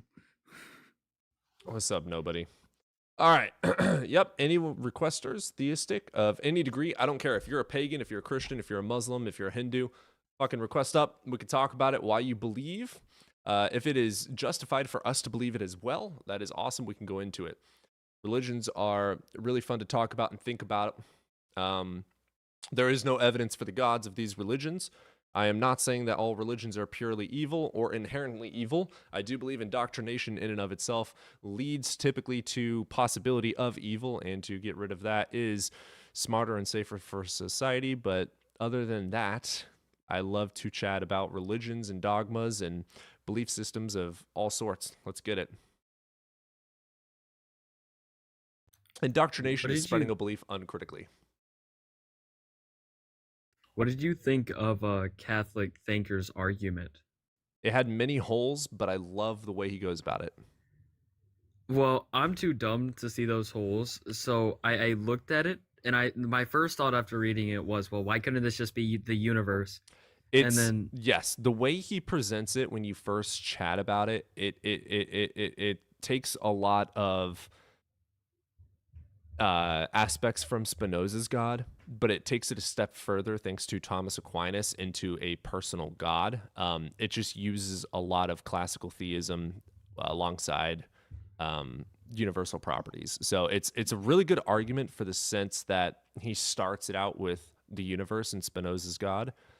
The gaps come in when you provide an answer, and that answer is a gap answer, being it God, right? Whoa, he also ran it by Justin and Dr. Blitz. They got to his P3, and then they realized he was making a category error. I don't even know what the fuck a category error is. A category error is the number 3 is purple. Oh, what the fuck? So just like, okay, I see. It's something that's like completely, like if you're like, it's when people, I mean, it's, as you know, it's more a red herring, but when people say like evolution doesn't explain, yeah, no, actually, this is a perfect one. Actually, evolution doesn't explain how life started. Yeah, that's a category error because life starting from non-life is abiogenesis, not evolution. So when someone is talking about some specific category, be it God, evolution, about whatever the fuck they're talking about, and then they say, well, this other category doesn't allow that. It's like, okay, yeah, no shit, duh. It's pointless. You know the Rock argument with the all-powerful thing? He calls that a category error. Is it actually? Nope. It's a metaphysical claim about a metaphysical being. It is not category at all. It's also in regards to a god and the definition of all-powerful. So it's called a paradox. Mm-hmm. Oh, did you ever end up watching my video as well? Motherfucker. I'm in the summer, if I get a KSP Kerbal Space Program. Oh. I'm planning on doing Kerbal Space Program while either answering or even debating evolution. I think that's a phenomenal idea. You know what you should go? Definitely answering questions about evolution. Do you know that DNA guy that says that DNA is proof of God? Do you know? Seen him a couple of times. Just don't want to debate it because I don't know enough about DNA to properly be able to debate it. And honestly, I probably would get destroyed because, but I don't know if he's good at it because I've only seen him like when I'm scrolling. So I mean, if you just hold them to the burden of proof, they destroy their own argument. Like I don't know anything about evolution, but I still debate people on it. I'm curious both this sort of DNA. Yeah, DNA, like coding, like the codons in DNA are not nearly the same as. Hey, now Evan, this is where you go with that. Okay, you're going super in depth. All you have to say is a computer code is not a DNA code. Computer code, there's evidence of people making it. Provide the evidence that someone made the DNA code. Yeah, well, no, it's specifically because he says that it's like DNA code because he thinks the codons of DNA have information in them. Sure, cool. Which they don't. Like, I mean, who cares? Apart from the molecule makeup of each individual, you know, each like the cytosine, the guanine, and the thymine, and the I mean, that is technically information. But like he thinks it's like coded information like a computer. Right.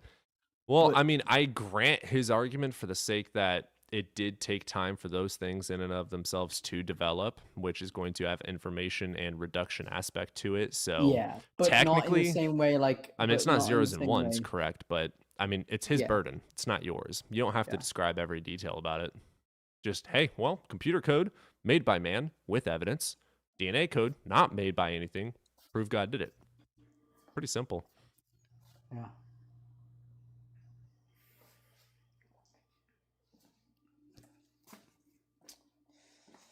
You guys want to see my my Artemis rocket that I got? There's no evidence that it's made by something cracked. No, we don't have a burden of proof because we're saying there's no evidence to believe that. There's no evidence to believe in unicorns either. You don't believe in unicorns, prove they don't exist. That's a stupid argument. I'm saying there's no justification to believe your positive claim. Did you affirm that it's not made by man? I said there's no evidence, you straw manning loser. All right. I'm gonna show off my Artemis Lego rocket that I got. I hate straw mans. Holy tracking error. I know you are, but what am I? God requires no evidence. That's a nice claim. Really cute. Virgil, let's get you in here. It goes up. What's up, Virgil? Hey, what's up? Can I do my intro song real quick? No. It's not horrible. No? Okay. I'll just get. Put it in the Discord. I'm sorry, what's going on? Thank you, Aiden. Thank you for appreciating my beautiful Artemis rocket. I just wanted to add a point to the evidence. You keep on leaving the app. We can't hear you. Are you a friendly or opposition? I'm a friendly man. Oh, Are you only okay. looking for oppositions as of now, or is that? I am, Sorry, I'm taking but notes. if you want to add in a thought, we don't have any requesters. Go for it. I'm down. Well, the flood that happened, I forget the exact date it was, but way long ago, back during Noah's Ark. If that was actually something that happened, there would be more dense. Give me a second. I want to write it down real quick. I have Sedimentary information rock I was layer. looking at. It's beyond that. It's the layout of the demographics of each species that was within the flood and whatnot. The way that fossils, sediments, like you said, and species that we have nowadays, they're all spread out in a non-chaotic way that wouldn't support that there was a flood. I have more notes on it. Interesting. Okay. If you give me 2 seconds on that. Sure. Yeah. I'm a little all over the place. I'm so ADHD. Dude, that's valid. I can't relate, but sure. Well, Yeah, I mean, Cody, you do have some stuff. I mean, like, you don't. I don't think you have like. You think I have ADHD? Total... No, I mean, you've definitely some hyper things. I've got stupidity, but I don't know about ADHD. I don't know. But yeah, just to. All right, you guys caught me. It's autism. Same, buddy. Same. Evan, you're actually diagnosed though. What? You're actually diagnosed though, aren't you? Yeah. Just means he has an excuse. Yeah. He's lucky. I'm not. I just want to be very careful because I know that can upset some people, and I want to. Nah, doesn't upset me at all, really. Just want to be as long as you don't make it weird, it isn't weird. You know, it's like. Well, I definitely just made it weird. I love you. Anyways, what you got first? Let me finish up my writing, and I got you on a really solid point. Sure, you do that. I didn't expect to come up so quickly. I was still writing.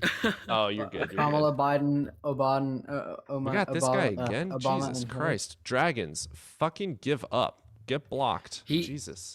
He goes to multiple live spamming quotes and like that whole night shit. But Virgil, while you're writing that, just a little extra point that you could possibly add here, which I doubt you're gonna end up adding here, is that the reason for the Noah's Ark story is there's two reasons. One is influenced by the Epic of Gilgamesh, or that what happened is that it was a local flood, and that would line up historically, and because of that time period, the earth was much smaller to them. So probably what they thought was a quote-unquote global flood was actually a local flood, and we can see this with other historical stories of the same nature. Like, there's tons of local floods that happen throughout, there's tons of local floods that we know geologically that happen throughout history. And guess what? If those societies have writing, oftentimes they write that there was a global flood a couple hundred years later. Because has 2% of the same things. The Epic of Gilgamesh, the flood in it, is literally the same. The only differences are that there is, it's a raft, and the names. Mm-hmm. Yeah, exactly. It was a local flood because they didn't know that the world was that big. They thought the world was them. Yeah. Doesn't every mythology have a story of a flood? Yeah. A lot of them do, because guess what? Most societies live near areas where there's either water, like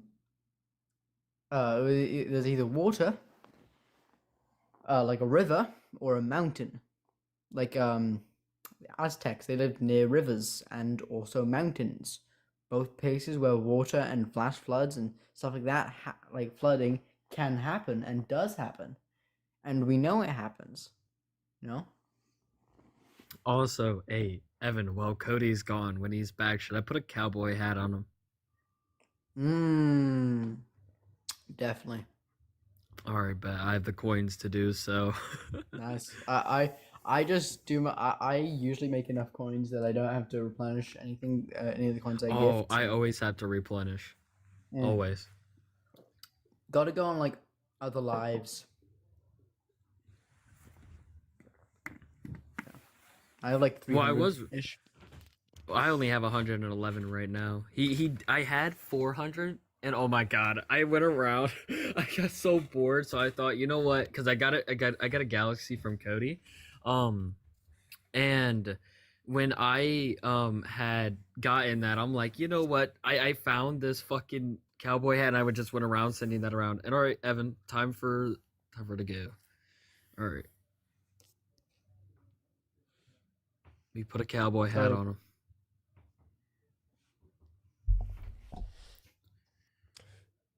No responsibility, no yeehaw. Yeah, seriously, that was fucking. Come on, that's fucking lame as fuck. Like, bro, come on. Jaden was so kind and spent like 99 coins. Yes. On a cowboy hat. How dare you, Cody? How dare you cheap piece of shit?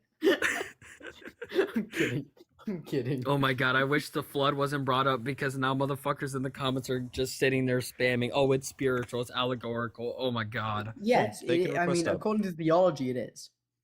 Well, yes, in reality it is, but man, it's annoying when I'm getting... And in theology, it is. In theology, basically, anything that's a miracle is considered allegory, including the resurrection of Jesus, by the way. How the hell did we get... What? Okay. Oh, because we're calling you a lame-ass bitch, maybe? Or cheap-ass bitch? No, I'm waiting for a requester. All these theists in here. Virgil, just make sure you don't drop out. Come back after, like, before 5 minutes is up, so... You can't imply theism from the resurrection. I want a cowboy hat. And then start your own live and get it and like have someone gift you a cowboy hat. I'm glad my parents were atheists. Yeah. Like not religious. Hey Laura, you ever thought about not spamming? There you go. I'm so glad that I did not grow up with religion. I'm glad I did. Yeah. Having to learn the critical thinking on my own. I would have either been an atheist, or I would have been a really good apologist. I think if I didn't actually have the household I grew up in, and I didn't ever study what I study, I would be a very hardcore witch and like believing in witchcraft. Because I practiced Hinduism when I was a teenager, and I fucking loved it. And I think if I didn't have the church I was in, I would have continued with that and continued down the path of witchcraft and wizardry, whatever you want to call it. You know, it's funny that you say that.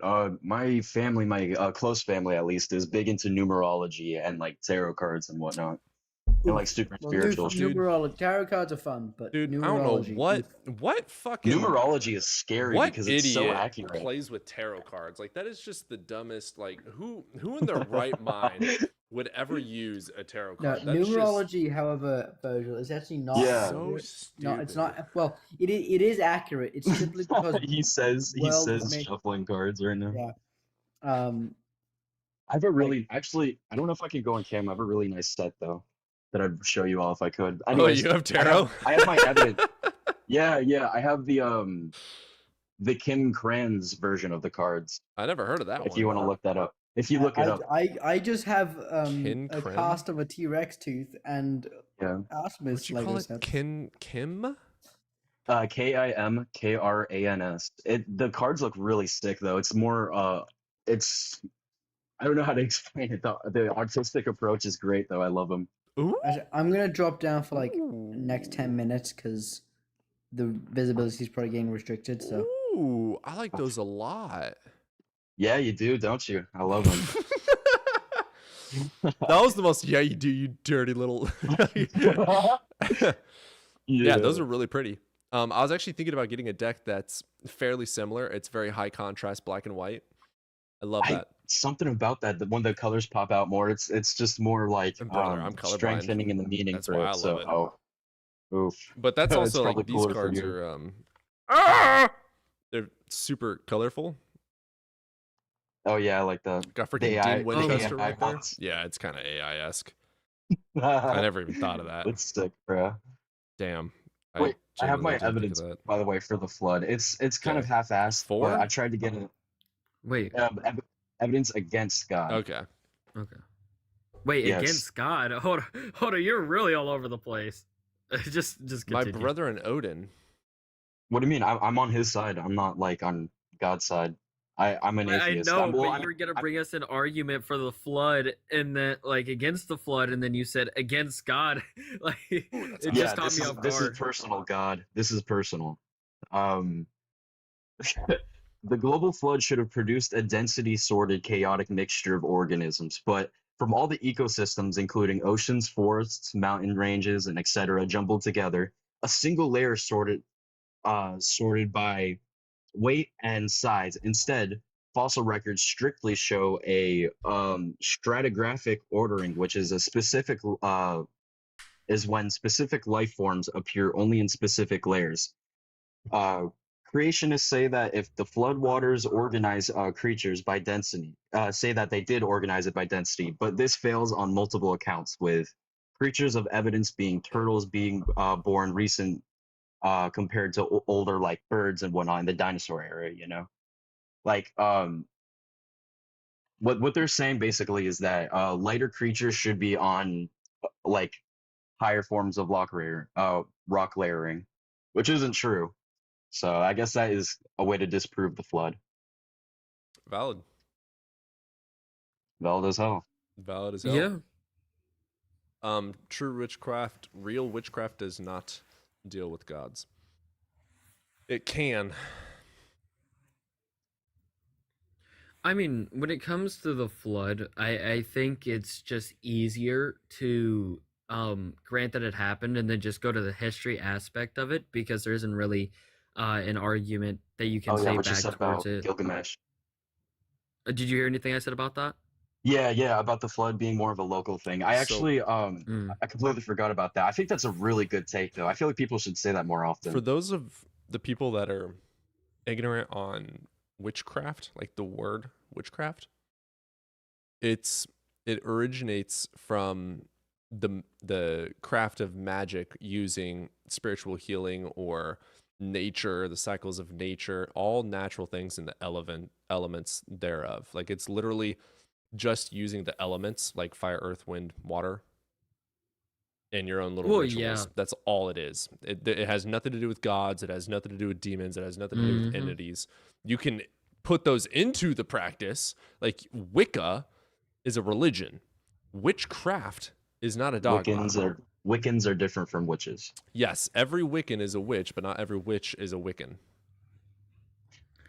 The church likes to demonize terms like that, though, and use it for pushing agendas, but that's my own opinion. No, yeah. Well, when I hear a witch, I immediately think old woman stewing a fucking pot. That's like my first thought. That's where I hear, like, that's kind of like, really? I think of a bad bitch in leather clothing. That's fair. Sorry, the immature. Careful with the words. Yes. Oh yes, yes. TikTok. All right, we do have a guest wanting to come up. If you want to let him up just yet, Cody. He's not up. He dropped. No, I said we have a guest. Oh wait, he dropped. Why did he drop? He got too scared.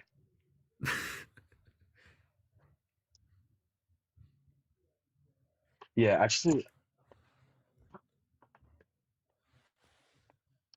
might even open up my tarot cards right now. Let's do a reading, guys. All right. Aren't tarot cards like based off of zodiac signs? I don't really know what they are. So tarot cards tarot cards link to multiple different accounts of, I guess, spiritual acknowledgement, whether it's numerology or zodiacs, Chinese zodiacs. It goes into there's a lot of different religion aspects of it too, such as you're a dragon. Yo, you're lucky. I'm a pig. Listen. I'm a Gemini, and mine is Adam and Eve, bro. Yeah. Yo, that's so fucking lame. That's so lame. My cards. Yeah, what's your guys' life card? My life card's a lot cooler. I have the I don't have a Hermit. tarot card, so. Hold on, I forget what it's called. It's the Chariot, man. Pretty solid. What the fuck is? Wait. There's a light. Like, hold on. This shit goes way deeper than what I thought. Oh, it's extremely deep. So here, okay. So like every card in and of itself, mine's not going to be super accurate to the originals, but like, so you have the card, you have specific colors, you have specific backgrounds, you got like the pentagrams here, you got a number up here for the astrology, sorry. And then you got the pentacles, you got the wands, you got et cetera, swords, blah, blah, blah. Ooh, I'll explain. Can I explain the meaning of the weapons? Though, like colors, like if you have like white versus black or white and a black beams with everything is it's so up for interpretation too though. Like I have a really good way to explain it. Everything in the card matters. I want you guys to do my reading. I'm very curious. I want both of you to do it. I want to explain it a little bit more though. I have a really good way to go in depth into it. So each symbol of a there's like symbols to each card. There are I think 24 or so total cards that don't have a symbol. Of the majors, yes, of the major arcanas, which are cards that represent your life card. For example, if you put the digits of your birthday, month, and year together, like full year, like 2007 instead of 07. If you do that's where you get your life card. You have to add the digits though, not the whole numbers together. So you're trying to go down to like the closest single digit that you can. But if you get like a 22, your life card would be 22. I think that's judgment. I could be wrong, but moving from that, there is suits. Like in normal playing cards, we have wands, cups, pentacles, and swords. They each represent an element. Pentacles representing earth, swords representing wind, wands representing fire, cups representing water type shit, and each of those arcanas, or I guess minor arcanas, I think are what they're called, have numbers in them that each represent, that represent something different. So you could have a one of wands that is completely different from the two of wands. And if you get like a book for it, you usually need a book for tarot. It explains that. The book. Yeah. But not all of them. There's some I've seen at farmers markets where they just like give cards. But there is here's the I don't know. It's more about interpretation. If you get cards, there's like a billion different meanings to it, and it's kind of situational based off of the question that you ask whenever you're searching for something. The card and the meanings behind it, upside down. Yeah. Interesting. Yep. All right, so how I want to be read here. All right, so do I gotta like ask a question, or how does this shit go? I'm too ignorant to do that. Well, Virgo, you offered it. I want to hear it. You want me to do a reading? Yep. All right, I'll do a 3-card reading for you. Give me a second to shuffle. Alrighty. I'm gonna shuffle. Just let me know when to stop, okay? I wish I could show you. I don't have enough followers to go live on TikTok, like with a camera. Jaden, tell him when to stop. I promise I'll be honest. He's going right now. Tell him when to stop. Stop? Okay. I'm gonna split the deck. Tell me when to stop. Stop. Okay. Your first card represents your past. Alrighty. Which is the 4 of Cups. Can you look up the definition of the 4 of Cups for me? Evidence? Yes, I will. Mr. Bossman? Mr. Bossman. All right. This card represents your past. For me, it's a rat on top of 4 cups. I haven't started using minor yet. You haven't? Mm-mm. It is kind of complicated. Here, I'll pull up mine too. I don't, because mine has different definitions than. Yeah, they're all gonna have different. I'm just gonna Google the actual. Here. Okay, which is it? 4 of Cups. Here, I've got it. An outsider would look upon your life and see supportive relationships, pleasures, and even a bit of luxury. but you don't see it that way. Instead, there's discontentment, apathy, and even greed for more. The Four of Cups warns not to take your situation for granted or the people who support you along the way.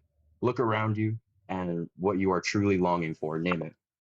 So that probably hits a little home. No. No? That's so You've far never off had from my past life. Okay. So far off. Well, here's the So far we're 1 for 1, guys. Let's go. Let's do another disconnected, one. Disconnected, bored, or emotionally stagnant.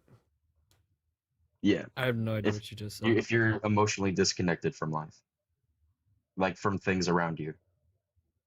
Now, so here's the thing with tarot. There's nothing magical about it. It doesn't tell the future. What it is psychology.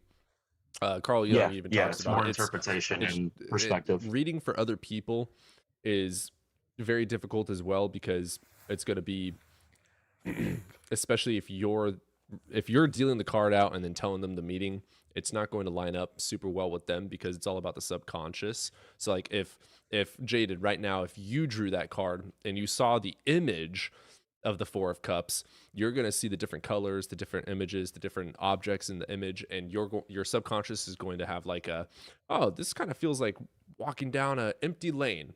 Emptiness. Oh, yeah, I guess I do seem empty. Or, oh, no, I've never felt empty. So it's your own personal subjective. There's no magic behind it at all. It is 100% psychological. I'm not expecting I guess I should have started with that and should have said that. Yeah, that you just said is spot on. Oh, it's more of a perspective thing. Next card. The Son of Cups, which is the Prince of Cups. In this deck, it's a little different. It's a... Oh, God, I wish you could see it. I wish you could pull it up. Can you pull up an image of it? It looks really cool. I really want him to see it. Both the cards that I did. That's a lot of work for me to pull up every single one that you end up doing. But I'm only doing 3 cards. I'm doing the past, present, future. If you don't want to, it's okay. I can just go off. Simple enough. I'm too lazy to do it. It requires me going into OBS and like messing with the settings of the image and everything over and over. Oh, that's annoying. All right. Son of Cups, Prince of Cups. Can you look up the definition of that, since mine is more niche? Yeah, all right. Traditional decks embodies the archetype of the romantic idealist and the emotionally sensitive seeker. This card signifies a journey guided by the heart, encouraging you to explore your emotions, creativity, and intuition while balancing them with intellect and practical action. So what you're wanting to do right now is this is the present card, and then take the past card as well about being like lost or whatever, or stagnant or distant. And you're going to take all 3 of these cards and put the meaning together with whatever your brain is saying. Like if you're feeling like, oh man, I guess I have been stagnant, I haven't read a book this month, then you take that in accordance with this one as well and the future one. Right, right. I'm definitely gonna have to get my own pair of cards. Y'all motherfuckers got me so interested in this bullshit. Dude, witchcraft is awesome. It is always better to be knowledgeable than ignorant, and I have always said that about everything. I used to go to church for a little bit to get at least a little bit familiar with Christianity, Catholicism. I have tarot cards. I've even gone a little bit into Judaism, which I don't even want to get into my opinions on that. But I grew up as a Messianic Jew. Really? Fucking loved it, dude. Cody is deep. He was deep into this shit. He was so far. Repent. Okay. Anyways, your third card. This will represent your future. Throughout whatever perspective you've gained from the cards before, you have the Mother of Wands, which is the Queen of Wands. And in this card, it is a snake clutching her eggs with a stick. And that is the wand that is going through it, is the stick. Okay, meaning-wise is going to be fiery, charismatic, self-assured, energetic leadership. Energy, courage, optimism, determination. So past was stagnation or disconnection. Present was, what was that? Emotional, something with emotions.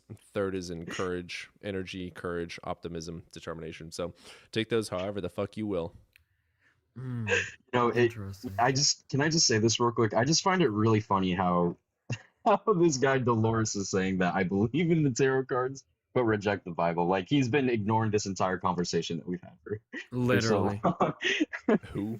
Just not even. Well, you know what's hilarious is that we don't believe in tarot cards, you dumb nut. We believe in the psychology that is proven through neurology on how it works. Yeah, the Bible science, claims fucking snakes talk, you dumbass. The tarot card is a subjective, I see a snake, I kind of feel like in my life there's been a quote-unquote snake coming after me. There's a person at work that's been fucking with it, etc., etc. It's purely subjective. Yeah, it's a way for you to view your own life in a different perspective with having your own perspective. Yeah, no, it's not, nobody. Tarot is not trying to claim that a fucking donkey spoke.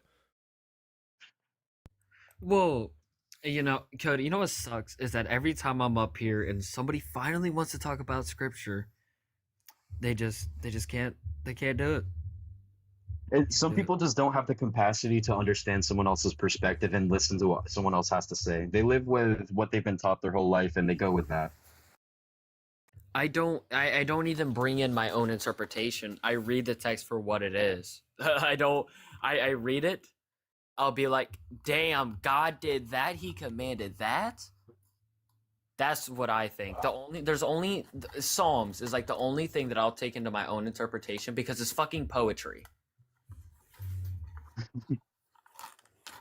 Well, I mean, I can understand why religion was made. It was an early means to deal with the concept of living and why we are here. And it gives a way for early civilization to grow and become bigger as a whole so people won't like kill each other all the time and steal. But when it's integrated into law. The biggest I disagree with that when it comes to Christianity. I take the stance that Christianity grew so much in popularity due to the fact that their creation story was better than the rest. And a lot of people, especially during that time, wanted that answer and even still do want that answer. What'd you say? I argue Hinduism has a good creation story.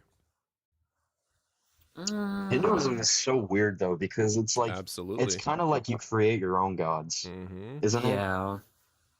Not necessarily. They've got it's wishy-washy. It takes like density of I think a population to worship something, right?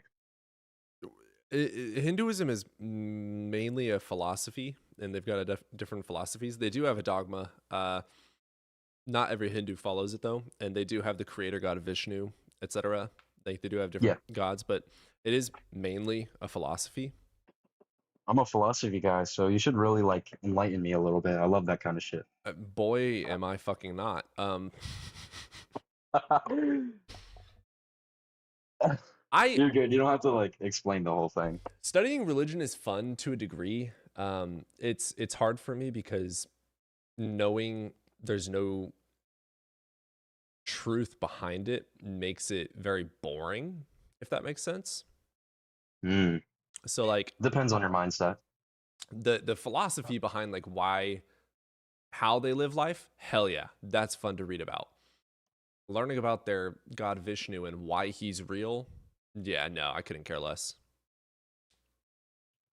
I have a philosophy of my own that I kind of run by. There's variations to it that I think are a lot healthier than the one I have currently, but I'm a nihilist. You're a nihilist? I kind of run by... Yeah, I run by life doesn't really have a meaning, not a given purpose. Give me your definition of nihilism. Nihilism is the belief that life doesn't have a given purpose and that there is no reason that we were here. It was by pure chance. Do you create your own purpose? That would be absurdism. I think absurdism is an amazing mindset to have and philosophy, but I do not. You're a pure nihilist. I just don't think there was anything, and there is anything. Well, I mean, I'm an existentialist. Oh, really? Yeah. So like, there is no inherent purpose, but I do make my own purpose. Yeah. Yeah. So that's like absurdism in a way. Yeah. No, I'm 100% an absurdist. 1000%. Yeah. I'm actually becoming a hard determinist. Really? I'm trying to work on it. I guess hard. my own depression hasn't gotten me out of there. Dude, so. the fucking depression sucks dick. No one tells you when you're studying this shit that when you start like, you take away the magic and, you know, the life. You know, when you take away the magical aspect and there's no like supernatural stuff, it's very It's not bland. Like you still have the cosmos is fucking beautiful. There's nothing more beautiful than what we call science. Fucking quantum mechanics, are you kidding me? That is the most advanced, beautiful, crazy mechanism for anything working that we could think of. It's so beautiful and cool. Right. But when you take away the magic of whenever I say Avada Kedavra, something happens, it gets so boring and bland. And it then just you're gives like, us what's less the point? of an ego to have. Like, it gives there's us no less ego. of a feeling that we're here for anything. There's no fucking think... Dude, we're fucking humans. Like, what? Elephants have a better memory than us. We're fucking pathetic. Take away our weapons and what are we? Like, we can't fucking fight a bear. We can't fight a monkey. We can't fight a tiger. We can't fucking fight for shit. We're weak-ass motherfuckers. Statistically on the same level as pigs, by the way. We are, yeah! We ain't shit! Oh my god, I love it. It's so fun, but it's also like so scary though. Intelligence is like the only thing that we have, and yet it put us so far above everything else for a good reason. Dude, I don't even grant that. I don't even grant that we're the most intelligent, because like again, like in our environment, yeah, we're very intelligent. But go to the Amazon, we fucking lose. Yeah, that's street smarts though, not like. I mean, it's not like an orangutan can build a rocket ship, but I guess it's like we can't survive. Yeah, they don't need to, either. You know? Yeah, they can't survive in space or in the city, but we can't survive in their area either. They don't need to build a rocket ship, but you know what they do have? Tree houses, dams. They're under fucking ground. You look like a mole rat, for instance. Like, I can't do that. That's impressive as shit. Evolution is so cool. Dude, evolution is awesome. Yeah. I just say that we're dumber just because of the fact that our whole existence is basically reliant on the better tools that we can make. If we can't improve our tools, then we're going to end up losing in society and going to end up losing to these animals. Sometimes I argue we already have lost to the animals. Like, I'm following you, bro. This is funny. Oh. Yeah, we could go so in depth on that. I have a really good question. If we didn't evolve from primates, where do you think we would have evolved from? Personally, I would say aviation. A shit stain? Like birds, I think, is what we would evolve from next, because those guys are technically the in line, I think, besides like primates and whatnot, for being the most intelligent. Because they do have community. I know dolphins and a lot of my mom wants me to get animals. a parrot so fucking bad. We went to the store the other day and saw some parrots, and they were like $30, and I was like, ooh. Oh, I never want to put a bird in a cage. I am gonna get a cat this week, though. Anyways, continue. I'm sorry, that was just sidetracked. No, you're fine, man. I was just saying that I know aquatics mammals are really intelligent, like whales, orcas, dolphins. I know they have communication, breeding patterns, and like personalities and whatnot, but birds have been here for a lot longer. Birds have well, fish have been. Birds have a more widespread connection, if you know what I mean. They go around way farther than we do. They got a more widespread, or some could say a wing spread. A wing spread of influence around them. God, so that was bad. I'm sorry. They get to see a lot of shit and communicate with each other very often. Crows are intelligent as shit. Have you tried training one? No, dude. If I find a crow around me, I am 1,000% befriending that motherfucker. Oh, right. Odin, send me a crow. Odin, I need a crow. Have you guys ever, like, okay, listen, in my small ass town, whenever we see crows, that's how we know shit's going down. And the reason we know that is because I don't know what is up with crows. They love to circle wherever the worst shit is. Well, there's a reason that they're called a murder when they're all together. I know get that. A black cat. I had a black cat. I fucking love black cats, but holy shit, do black cats not like me at night when they have the fucking zoomies at 2 a.m? No, I'm looking at I would love to get a tabby. Maybe this would be at the very bottom, an orange. I want so bad a Maine Coon.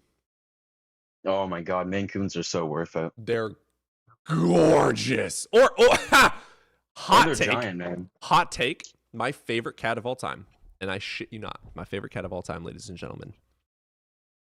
Hairless. Oh, you're fucking weird. You're Based, weird. Bro. That's based. What? That is based. Hairless cats are cool as hell. They're the No, sweetest. The fuck they're not. They're the sweetest. They cuddle like motherfuckers. They're loyal as shit, and they're smart as fuck.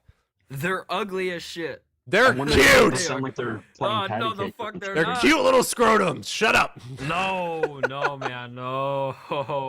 I'll hear you out on this. I actually think they're kind of cute too. I don't think they're cute at all. Although I am the don't. guy who wants to get a greyhound, so I guess my opinion is more Speaking irrelevant. of pets, I should probably go get Odin inside.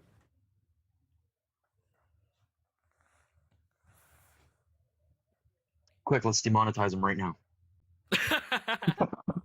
I have mod power, so like I could just mute everybody in the comments, but I ain't gonna do that. But ain't gonna. Yeah, no, never. Oh, Sphinx cats, bro. You don't like Sphinx cats? They're really cool though. Another Like moderator ones, muted me. The pink ones are kind of gross looking, but I like the gray ones. The gray ones, like gray hairless ones. Yeah, the ones that are like, I think those are Egyptian, not Persian. Oh no, those are the worst ones. Really? Those ones are so cool. Yes. Yeah, let's see if we can. No. I like when they bat at each other. It sounds like a rather than a clong or whatever.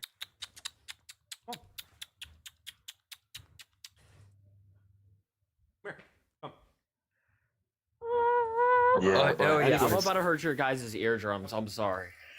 It's all good. I'm actually about to head out. I'm gonna go get some dinner. I'm hungry, man. Well, hold on. Before you go, let me find this. We'll follow you Here there. it is. I got you. I bet.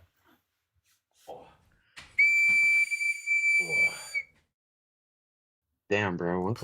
Please tell me the microphone picked that up. Aw, what happened to her ears? Did you bite off her ears? I don't think he can hear us. No, he doesn't have his headphones on. That is a cute dog, though. She looks terrified. He's probably the one who ate her ears off.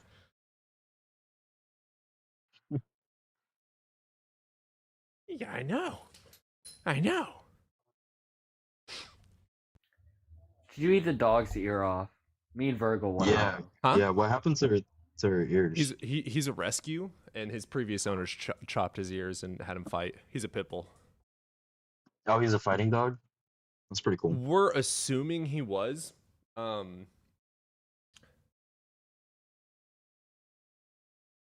also only got him when he was 6 months, so I don't know, but he was it's like the perfect time to start. Yeah, he Better get had it while some you're like, young, right? symptoms. Now he's a sweetie, but Probably then. You know why Christian people don't like the tarot? Actually, because don't know it why. has a good reason is because of the pentacle. Literally just that. Well, I know the Jews The- have is it the Kabbalah? You talking about Moloch's symbol? No, Judaism has a tarot-esque. I have no clue what you're talking about. The Kabbalah, yeah. They have the Kabbalah, which is basically tarot. Is it like the same premise where there's like arcanas, there's minor, major, and then numbers for, or is it just like a different thing? Dude, it's they use the Hebrew symbols, but yeah, it's basically tarot. Nobody asked a Can you good say that again? question. Kabbalah. What made you determine you're a determinist? I'm not subscribing necessarily, but I don't have any argument against it. And if I have no reason to you know, if I don't have a defeater argument, oh, there he is. Nobody. How dare you mute me? What's up, Daddy? That was pretty funny timing. Yes, it was. Yes, it was. Like, okay, we've got the neurological study that shows our brain has already made the decision before we actually think about it. That's the main reason. But also, if all feelings are chemical reactions and all thoughts are due to some reaction in the brain, then do we have free will if that exists at all? Like, you know what I'm saying? Like, it's just we're nothing but a brain. We're nothing but aren't you talking about firing. That? One sec. Aren't you talking about that study where we found out that our decisions are already made like 10 seconds beforehand? Something like that, yeah. I used to say 7 seconds, but Ravis, our doctor friend, said it was like 0.0 some odd. Well, they said that I looked at some studies and it said that 10 seconds before we make any like action, we've already decided that 10 seconds in our brain.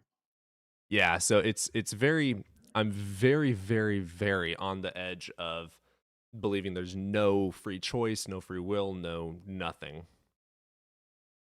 Well, I say that so there's no free will. That seems so black but it's and white. true. Okay, in defense, we live as though there is free will. Like, it seems to be that there is free will. Like, it doesn't change what I do in my day-to-day life, but the fact of the matter is that it seems as though, due to evidence, not just phenomenological experience, but the evidence seems to justify that we're not actually consciously making any intent. I like to put an analogy to it.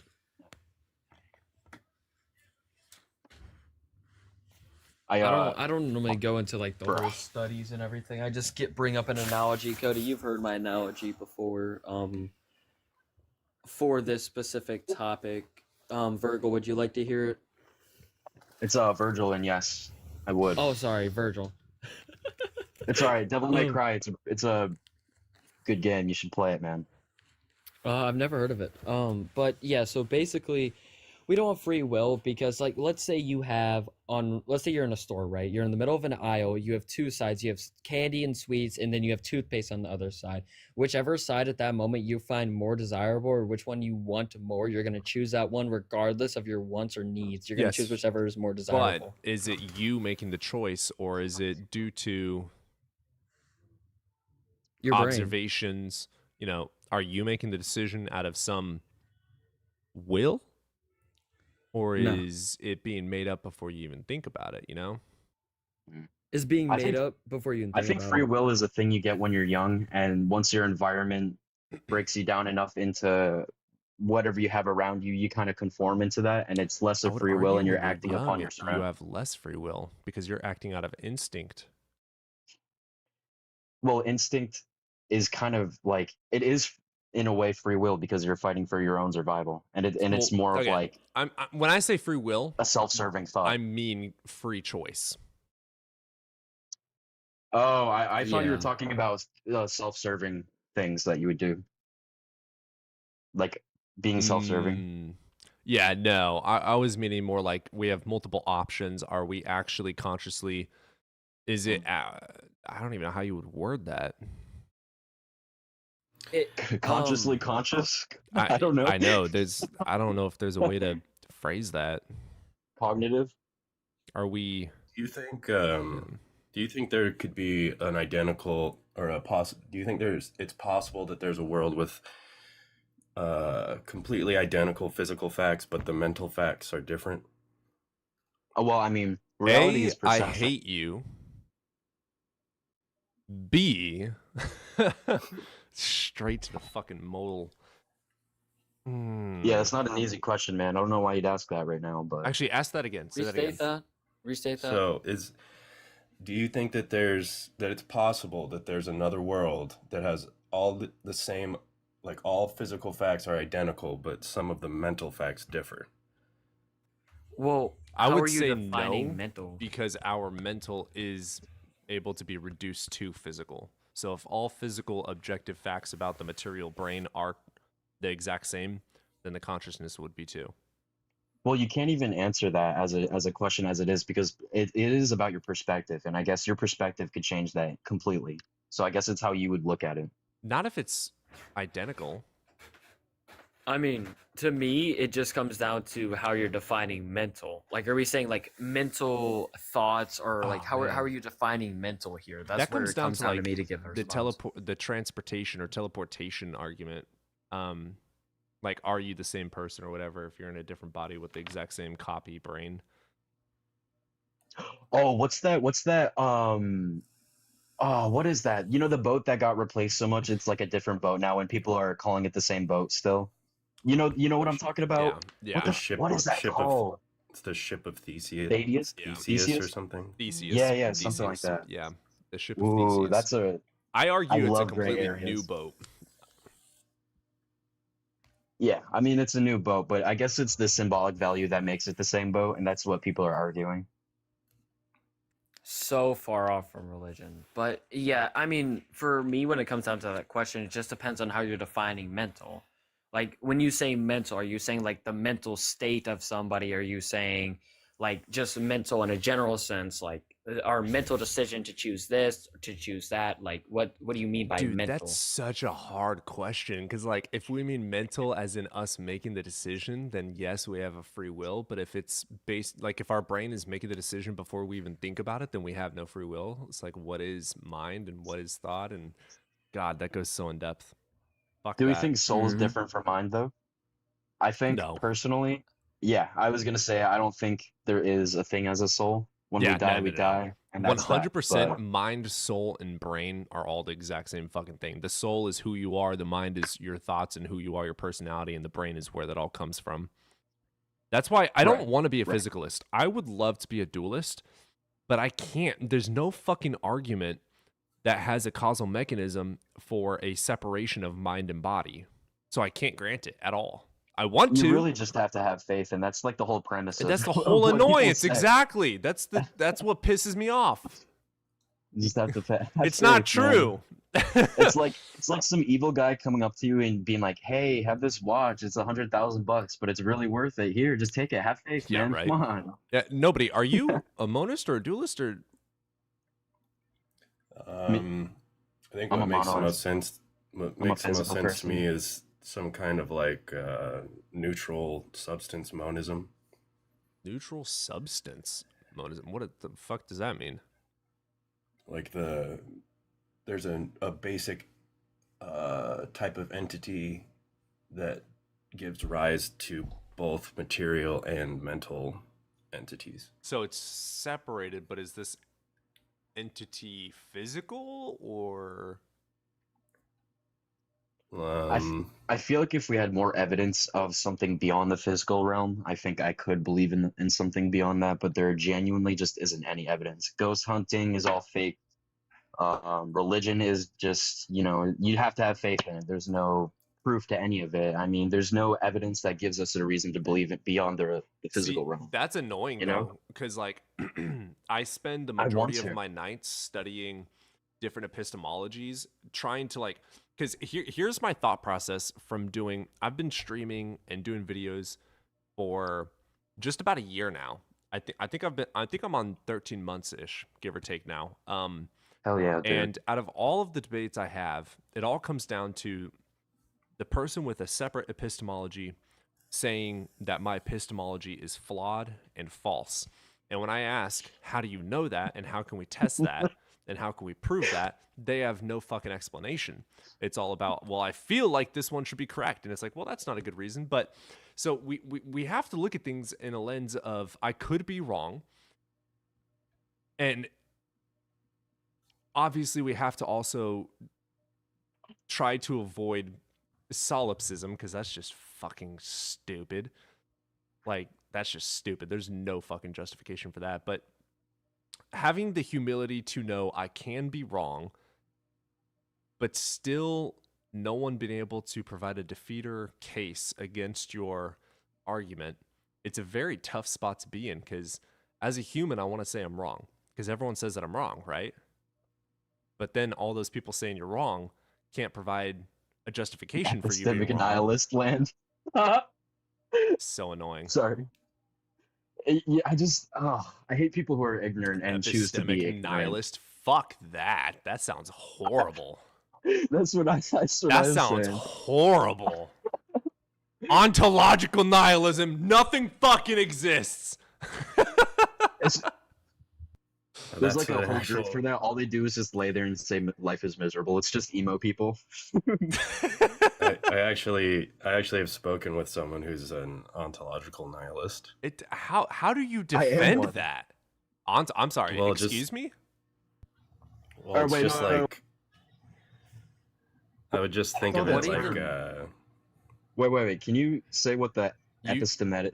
You called yourself an ontological nihilist. What is that?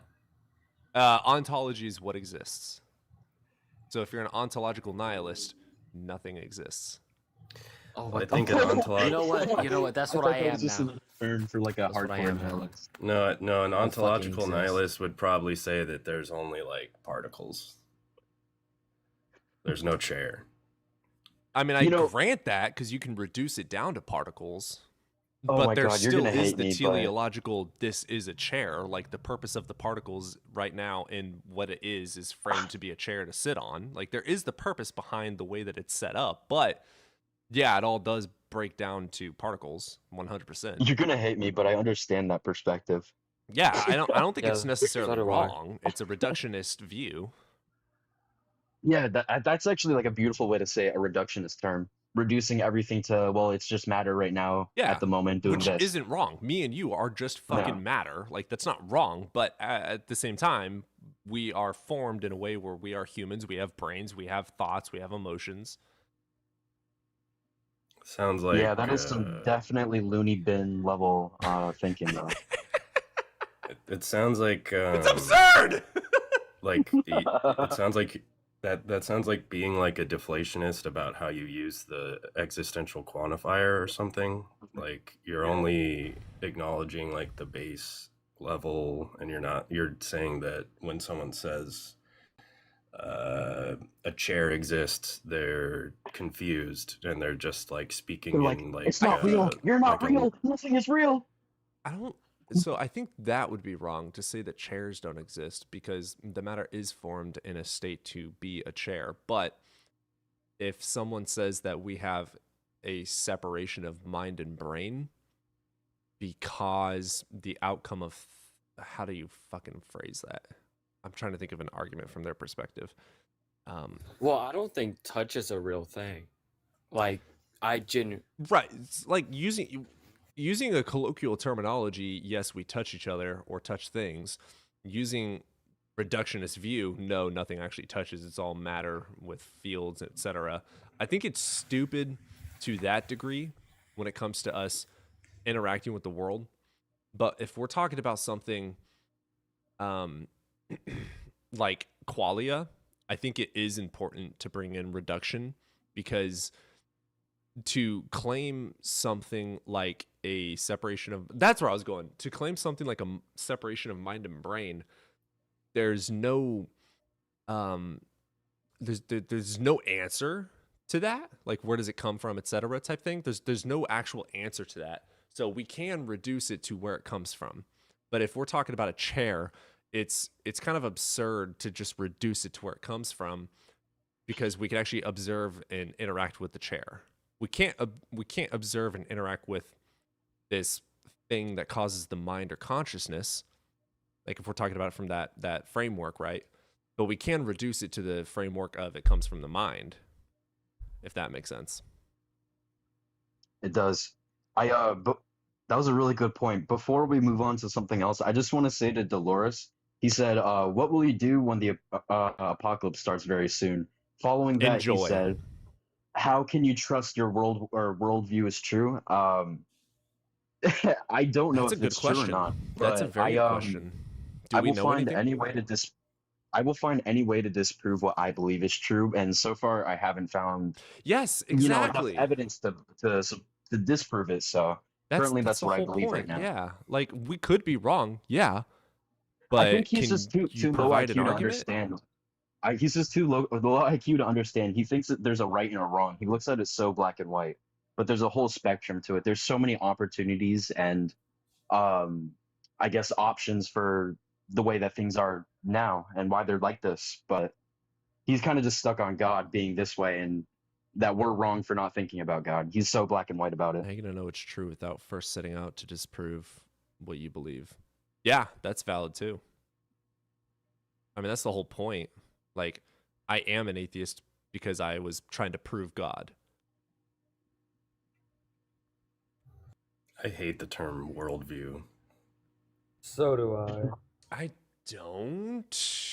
Why do it just, like, it's abused by like pre-sup people, and they like try to treat their worldview as like a deck of Pokemon cards that they can beat yours with. I mean, technically we all do pre-sup, right? Like, my presupposition is axioms that are self-evident. Things exist. We can go into the meta on what does that mean and how do we know that things actually exist, which is by observation. How do you know your observations are true? Well, I'm testing it against that things that do exist. Like, that gets super circular super quick, but it is self-evident because it is the evidence of itself, versus if we're talking about something that doesn't exist, like a spirit, there is no self-evident to it, right? There is no evidence justifying itself, but there is evidence justifying the things that do exist. Like, that's how I break that down. Well, is something that's self-evident, does it need to be presupposed if it's self-evident? I would argue yes, to a degree, because it's so hard. Because again, is it self-evident? Okay, it is the evidence of itself, but we only know it's the evidence of itself because we're observing that it's the evidence of itself, which is subjective. It goes back to perspective, like, though. Yeah, it's all subjective. But if that's not true, and that's where you ground it, I suppose, is if that's not true, nothing is. Because if things don't exist, then what the fuck are we talking about?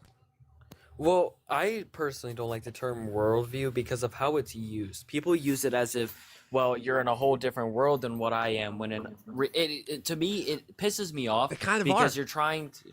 I disagree with that, and I disagree with that because instead of saying that, you could say it's your experience that is different. To say worldview, you're implying, well, your whole existence is different from mine. Fair. But that's not true. Yeah, that's fair. Separating the experience and subjective perspective versus what actually does exist. That's fair. I grant that. That's good.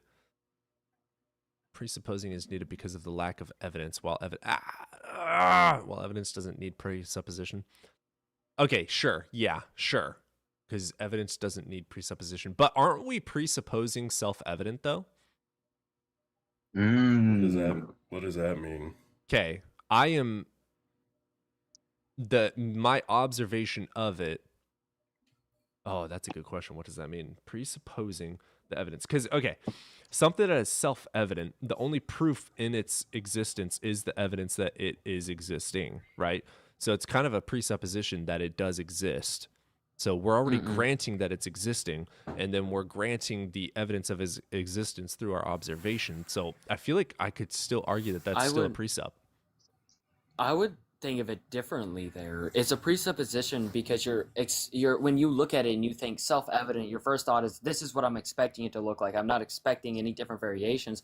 Like, let's say you were to grab a green color, green Crayola crayon. You're expecting it to be green, and you're presupposing that its existence, since it's self-existence, because we can observe it, that it's going to be green, and you're presupposing that when that happens, you could grab a yellow one without even realizing, oh shit. Well, you also have to take an account for other people. Like, for example, evidence is green is different from my green, probably. Very much so. I'm colorblind. Mm-hmm. It really, if it goes down to what is around us, it really does come down to perspective. We create our own reality. I forget who said that. Some really smart philosopher, but nobody. How do you defend that self-evident isn't a presup? Well, it sounds like the only thing you're presupposing is that things exist. Right. So yeah, it's a presup. Like, I presuppose it because it is evidence of itself, right? And I can demonstrate, test, scrutinize, etc. But it's still based on my observation. So I have to assume that it is true, which is where the presup comes in. Right, but if something is self-evident, I'm unclear what you're presupposing besides just the fact that things exist. I'm trying to think of a better way to phrase it. It's self-evident based on my observation. I would say expectation, what you expect it to be, and your observation. Because you're expecting it to be this or that because of the fact that you're assuming it exists. Maybe like think of an example. Assumption sounds better, I guess. Yeah. So we have to assume that things exist based on the assumption that our observation of its evidence is true. Well, wouldn't the cogito just be like, isn't that like the thing you can't deny, that you're having an experience? Is that really a presupposition? I'd argue brain in a vat on that. Yeah, but I don't think I've ever been asked. It doesn't exactly roll off your tongue, does it? What you said earlier. Whether you're a brain in a vat or not, you're having an experience. That's a fact. Yeah, that's true. But is the experience in reality, or like, it's an assumption that there is a reality. It's an assumption that this thing does exist. Like, it all comes down to the metaphysics of. I mean, I don't know. I don't like using reality as an example. I don't know I can't say why, but that I just don't like hearing reality in that example there. And also, I've never been asked to just become a good Christian. I've never been asked that before. But yeah, I was a Christian. For anybody wondering, I was a Christian for 4 years. There is a philosophical problem here that I'm sensing or intuiting, but I can't verbalize it very well. Nobody. I feel like you know where I'm going with this, but. Well, again, like, I feel like the only thing that is being, okay, so are you presupposing that you're not in a vat? Yeah, I would argue yes. Okay, but you're not presupposing that you're having an experience, right? That's I suppose that's true. Yeah, like the accuracy of your experience doesn't really matter here. It's just whether or not you're actually having an experience. Yeah, I grant that. What about what Mr. Brightside is saying down in the comments? Even if you're a brain in a vat, perception can't equal reality due to the possibility of being in a perpetual hallucination. 100%. But I still feel like, because we can't prove that we're not in a brain in a vat, but what we can say is there's no evidence to justify the belief that we are in a brain in a vat. That's really it's hard when you have to answer questions with more questions. Yeah. But I mean, that's also kind of like the enjoyment of these conversations is the more and more questions and the more and more questions. Yeah, I'm just saying, like, it's funny how it always ends up being questions to answer questions, you know? Yeah. And it's like, well, is reality real? And then you're like, well, is your reality real? Like, Delorius really wants me to be a Christian again. Come back, God will accept you. He's really trying to convert us. He's a good Christian. I don't think that's a probability issue. I would argue that probability is that we are not a brain in a vat. Because again, there's no comparison, like, I can't compare this world to a brain in a vat world or to a brain in a vat. You know what I'm saying? So, like, there's no data to compare. Let me add on to that. If our world is a brain in a vat, then how is that different from any other world? Wouldn't that still make that our world? God damn. Okay. God damn it, he's right. Shit, and then it goes back fun. to that one thing that I used to say: life is about perspective, and I guess you make your own reality. Speaking as a witch, the reality making part is super fun based on perspective, but we cannot have anything to do with changing space-time curvature or matter manipulation. Yeah, I don't know why that term reality right there always is rubbing me off the wrong way. Well, that's ontology, brother. I can't think of why it's like. Okay, think of it this way, Jaden. Think of it this way. How do you know that you don't live in a boot? Right now, you live in a boot. Did you say it's rubbing you off in the wrong way? Oh my god. Okay, Jaden, you live in a boot. That is reality. Prove me wrong. Or why don't you believe that? Because there's no evidence to justify that I am in a boot, but I don't. Okay, man. So, like, okay, that's as a justification skeptic is my favorite argument, but there's no evidence to justify it, but there's also no evidence saying it's wrong, so it's not necessarily wrong, is it? So you could be in a boot. I could. So if reality was in a boot, you know what I'm saying? Like that's why we say reality, because what is actually true and how do we know that, right? Fun What fact, actually Neil deGrasse Tyson. Oh, I love Neil deGrasse Tyson. Have you guys seen his thing with the light speed and everything with those two twins, that whole little thing that he set up? That thing's so awesome. I love to bring it up to explain the difference between space, these time, are the and conversations that he has too, like with his friends and whatnot. I love these kinds of fun. conversations. Yeah, when you're talking with someone that's not like a Philbro douchebag, it's super fucking fun. Well, I'm a dumbass when it comes to philosophy, so I'm not like too educated in it, but I feel like I have a decent understanding for someone my age at least. So well, how do you know you have an understanding of it if it's all based on your observation and experience in life? How do you know that that's true? Oh my god, he's right. God damn it. How do you know you actually experienced that? Let me see if I can actually find this. That actually is a question, though. No, that is a good question, though. How do you know you actually experienced it? That's a good question. Because of the memories of it. Yeah, but the memories are that of a brain in a vat, and it's all based on chemical reaction by the doctor pouring chemicals in there to make you feel the experience. I feel like, I know, right? I think the thing here is that, oh man, I think like the only thing that I can really think of and like kind of like a response is that we just have no reason to think that. I mean, it's so that really possible is to the the point only that you can't, argument. Yeah.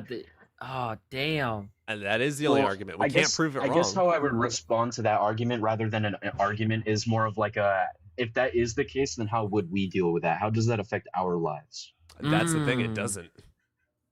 Literally. So why would it matter? Which is why that's why I'm okay We wouldn't granting know that. determinism, because whether or not I grant free will or determinism, I'm not gonna fucking wake up and not do the same thing tomorrow.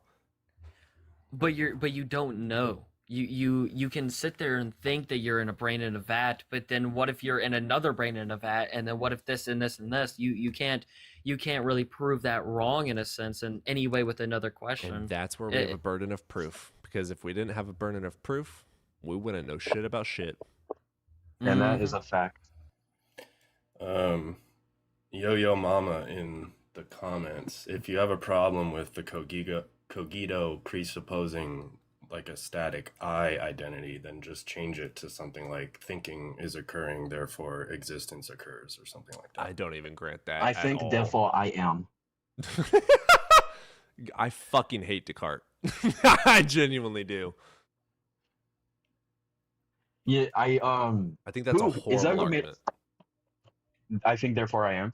Yeah, I think it's a horrible argument. It's funny that you say that. I always used to think I never really thought about the vat or like the brain in the vat of acid type of thing, but I've considered that to be a stupid quote, because there's so many different variations and possibilities for life that simple answer can't explain them all, literally. And we don't know what is. Oh shit! Yeah, that's true. That would be a false dichotomy. What if, with what we're talking about right now, with that, what if it is actually the case that we think that we're existing, and since we think that we existing, therefore we exist? Or like, let's say you think, I think, therefore I am. Thoughts can be subjective. Kind of. Yes, well, that's kind of like the difference with the subjective perspectives there. That's where subjective kind of comes into play there, where it works with us instead of against us, because now with subjective thoughts, we have subjective existence, subjective experiences, the whole 9 yards. If our decisions are predisposed, though, does that mean that we technically think? Oh, Yo-Yo Mama, that is pretty much what it's saying, is like, if I'm thinking and I'm able to think about this argument, therefore I am, and I am in existence to be able to have the thought. If I didn't exist, I would not be able to think that I exist. So that's where the argument is. I just don't think it's good, because you could be a brain artificial and thinking about thinking that you're thinking. Like, it's fucking annoying. I think we're getting the rest of the chat on this same thought process besides Delorious. I think he's the only motherfucker Everyone's like getting there, but he's still gospeling about Jesus and whatnot. Serious? How do I know I'm thinking? Because your brain in the vat is having a interaction of chemicals and neurological processes that is telling your brain that you are in this reality and that you're actually observing these things, but it's not actually true. But how do you know that? How do you prove it's not true? You can always just answer. You can't answer debunk any me. question with that. No, that's the best thing. That's the Socratic method for debate. Well, how do you know that that's true? Well, I guess I don't actually have any evidence to justify its truthfulness. Okay, well then I'm going to withhold my judgment on it, because if there's nothing justifying it as true, I don't have a reason to say that it is true. Like, that's where epistemology comes into play. We have to have epistemology. I still got to learn that. I still have to learn philosophy. Don't. Maybe the purpose of humanity is to find out the meaning of life. Well, I run into so many Phil bros. It's becoming a requirement at this point. It's so bad. Can you substantiate that claim? Nope. What is a Phil bro? Hey, bro, I'm from philosophy geek who says shit that they don't understand. Oh, I'm sorry. That's not an answer to my question. Low tier, if you want to try and keep up with the conversation, what is a Phil bro? Give me a good definition of the concept and how you know it's to be true. I'm sorry. Nah. Nobody on YouTube. Collapse so really stupid. wants to debate you. Collapse, you want to hop in on the TikTok and say hi? Philosophy is so stupid, dude. I do grant. I think that when we're talking, okay, philosophy is really fucking fun when we're talking about the what ifs that have no evidence at all. Like, what if quantum entanglement is true? Okay, if it was true in this world, what would that look like? That is fun fucking metaphysics. That's fucking fun. But if we're talking about some shit that has no evidence for it, it's also got evidence that highly contradicts it, or it is a contradiction of itself. There's many false dichotomies, whatever the fuck. There's many other options that it could be. That's where it just pisses me off. Like, it's not just God or not God, or this God or that God. But if we're talking about, could it be through abiogenesis, thermovents, or RNA? Like, you know what I'm saying? Like, there's so many different. Could it be a pool? Could it be this? Could it be that? Which one has evidence for it? If it was this one, why would that one work out better than this? If it was this one, how could we look if it was that one? Like, that's fun. That is really fun philosophy. Some guys just want to be like lame about it and be like, nothing matters. They want to be super cell, hate life. Facts. It's facts, though. It is facts. It is facts. I mean, I always, whenever I talk to Christians, I always straight up tell them that the views that we have that nothing happens after life it's shitty. It really is, to think that, well, once we die, it's completely over. Technically, reincarnation is true. Maybe you don't have consciousness, but your energy lives on. There you go. I just proved reincarnation. Oh, your matter lives on, but not your brain. Well, no, your brain turns into heat. Therefore, your brain does live on. Did you clip me? Yeah, he did. Fucking thing. Bro, did you clip me? That's not cool. He did. It's the guy above me. What's up, Straight? What the hell? What the fuck is going on? All right, great talk. What the fuck? Delorious, what is your obsession with me, bro? God damn it. He really wants to Dolores, Christ. argue. I guess. Come I don't on, know. request up. Argue for a soul. Make us believe. Yeah, come on, bro. You might be able to do it. I would love to hear your perspective on Christ and why you think he's atheists. There are atheists that argue that there are souls, so I don't know what that has to do with anything. I would love it. What argument could you use for a fucking soul, though? Most of them, I think, are agnostic. If anything, they just probably lean towards atheism more. I mean, you can't really disprove or prove a soul. That's like kind of like that's why I say the agnostic stance. To do with atheism, though. Yeah, you can. There are atheists that have no. No, I guess you're to right. Believe in a God. Yeah, there could be a soul without a God. 100%. It could be like an emergent. It could even be like an emergent property from physical stuff. That's true. But you know, like the Akasha Library. Like the Akasha Library, there's spiritual things that don't involve like God or anything like that. God, I don't know enough info to talk about. Do you believe in the spirit or something? Me, no. I don't think that it's impossible that there's non-material like existent things, but yeah, because energy is real. Energy is a real thing. Energy can change things. The energy aspect, though. Okay, so like energy doesn't. There's no evidence that energy has memory, so it's not like some human that's made up of energy and matter, you know, passes away in some way and the energy remembers it and then continuously doing it, which is where we get ghost stories because the energy is doing a repeat of what it's stored to. Like water has some sort of a memory, right? Like that mic on fire. There's Holy no shit. evidence for that, so there's no justification to believe that ghosts exist because energy has no intent nor memory. Correct? Oh my God. Am I wrong in that? You are like a better debater than Charlie Kirk. Holy shit.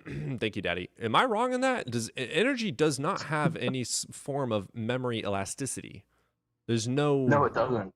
Unless, I mean, you could do like pattern recognition as an example, but I don't think something like that has a capability of understanding that. So you don't need understanding for memory. When I'm saying memory, I'm saying like when you let's say oobleck, right? You form oobleck in a square and then you take it out and move it. It's going to hold the memory that of a square until it loosens up from lack of friction.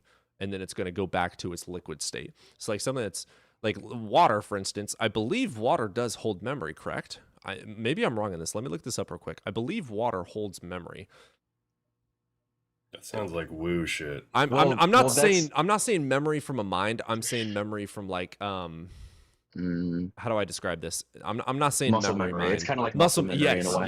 Yes. Yeah. The concept of water memory suggests that water can retain information about substances previously dissolved into it. But this idea is largely considered pseudoscientific. Okay, it's horseshit, so I'm fucking wrong. Anyways, so there's no memory and energy, so there's no reason to believe that there's a spirit in the afterlife, because if we are energy and we turn into heat or whatever it may be, we're not going to live on with any memory into that source, right? So there's no reason to believe in that. So what would a ghost be, and what would it be made of? Because it's not going to be made of energy. And also, we can't manipulate energy. Well, it sounds like you're conflating a physical thing with an idea of something that's not physical. Like energy to me would be physical, and you're trying to say that because energy doesn't do these things, there can't be a non-physical thing. What would a non-physical ontological thing be, though? Because a thought is non-physical, but it's due to a physical thing. Well, sure. Well, if you're like a type A physicalist, then it will all reduce down to brain states. But there are possible, like people will argue that because the physical facts underdetermine the mental facts or actions, then that means that there is a distinction between physical and mental, like causation or something.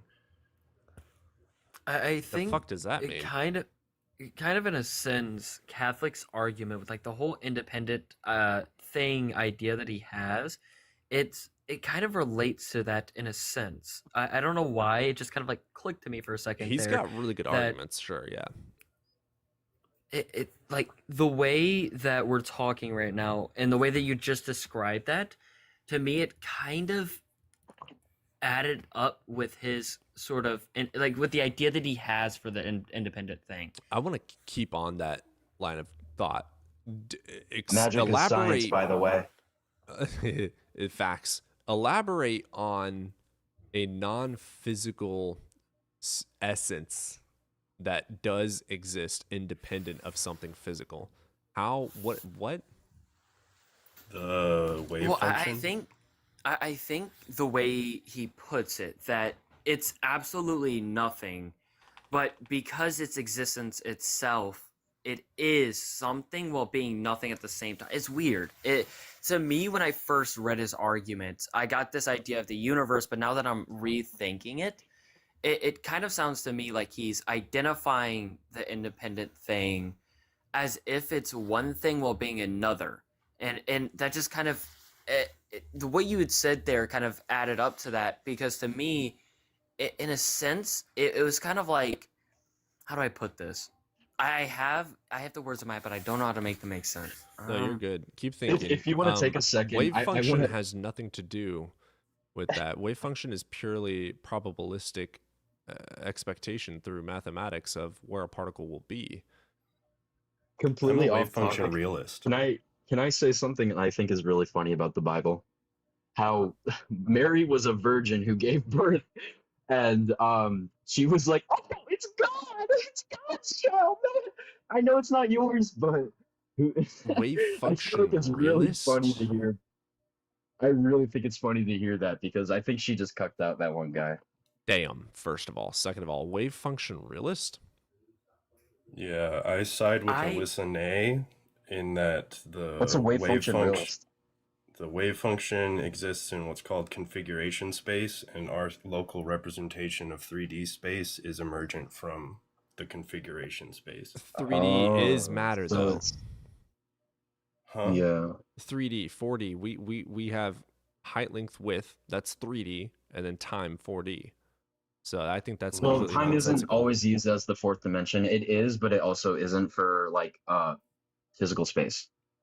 When it comes to physical space, height, length, width. Just change what I said to the 4D representation, local space-time that's emergent from configuration space, which would be the wave function.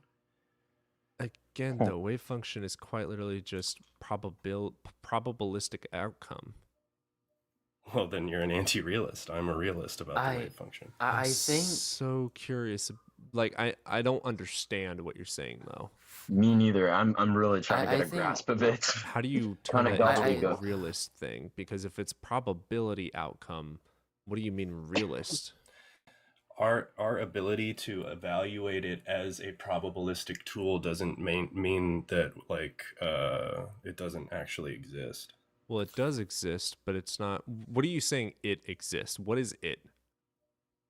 The fundamental nature of reality is the wave function, is configuration space. And then our local 4D, like you said, representation is emergent from that rudimentary state, that initial state.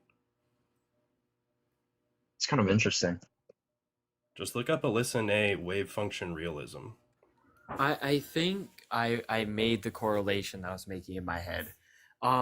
The way he defines the independent thing is that it's absolutely nothing while still being existence itself. And that kind of made me think, well, with what we've been talking about, what if our existence is that absolutely nothingness and we would never know because of the idea that we have no idea if what we're seeing is true or not?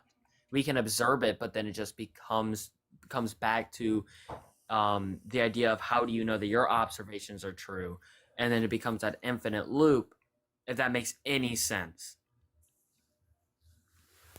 Well, I'd have to hear. I've actually never looked at CT's whole argument, but typically those types of arguments start by trying to prove that there's some type of necessary state of being prior to all the things that are contingent or dependent. He defines it. He defines it weird. The way that I read it, what I got from it is that he's taking this independent thing. He's saying it's absolutely nothing while being existence itself. And I don't know. I mean, maybe that's just the way I interpreted it, and maybe that's not how his actual argument is going. Wait, but is wave function realism based off of Schrodinger's equation? Doesn't sound like it. Well, I mean, Cody did. So when you talk, well, there's like two different ways of looking at wave function realism. I think that Sean Carroll takes kind of like a more laxed view on it than Alyssa Ney. How the fuck do you take a mathematical formula and then just say it's a physical field? What? Well, Schrodinger's equation was a mathematical equation to assume probability, but yeah, what that's he accurate. is saying is that is the actual equation for it. I think is what he's saying, right?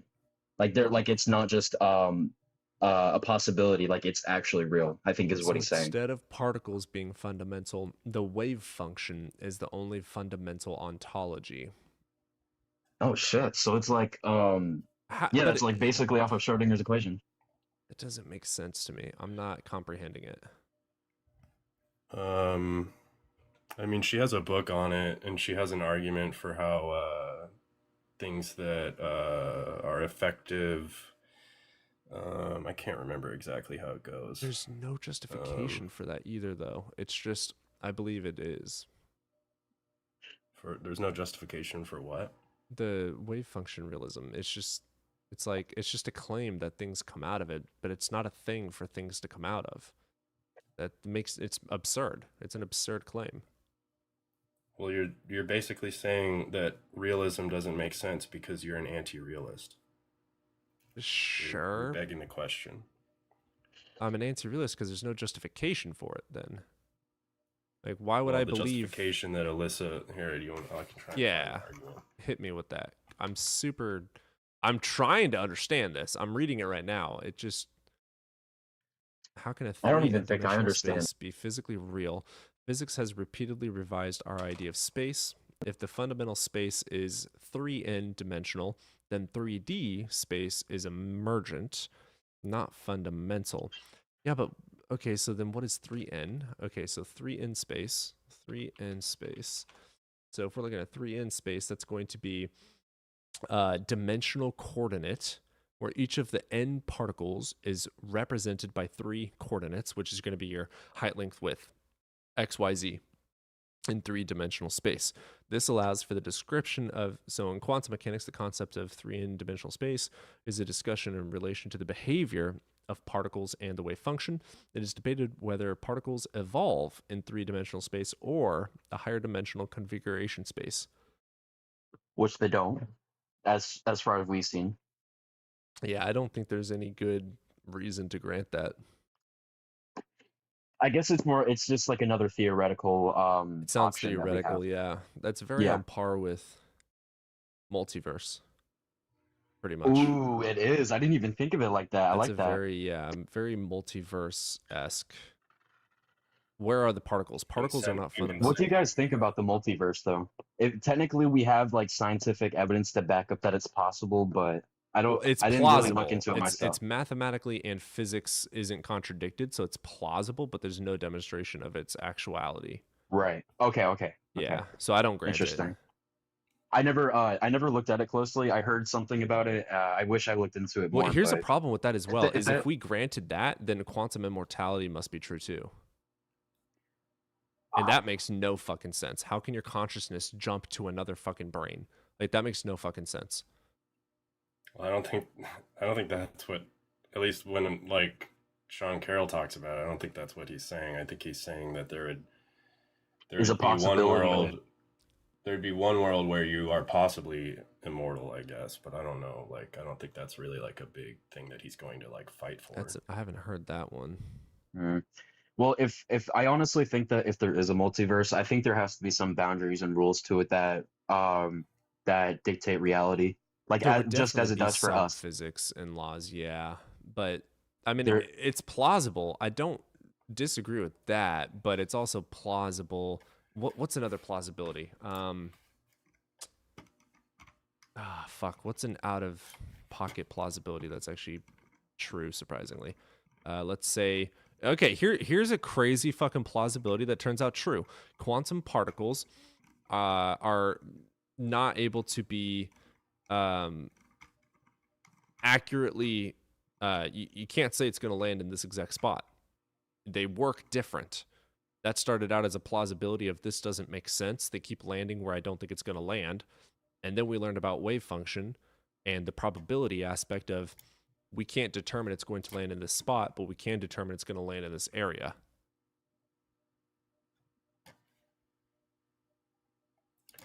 Here, I'm going to send you something on Discord.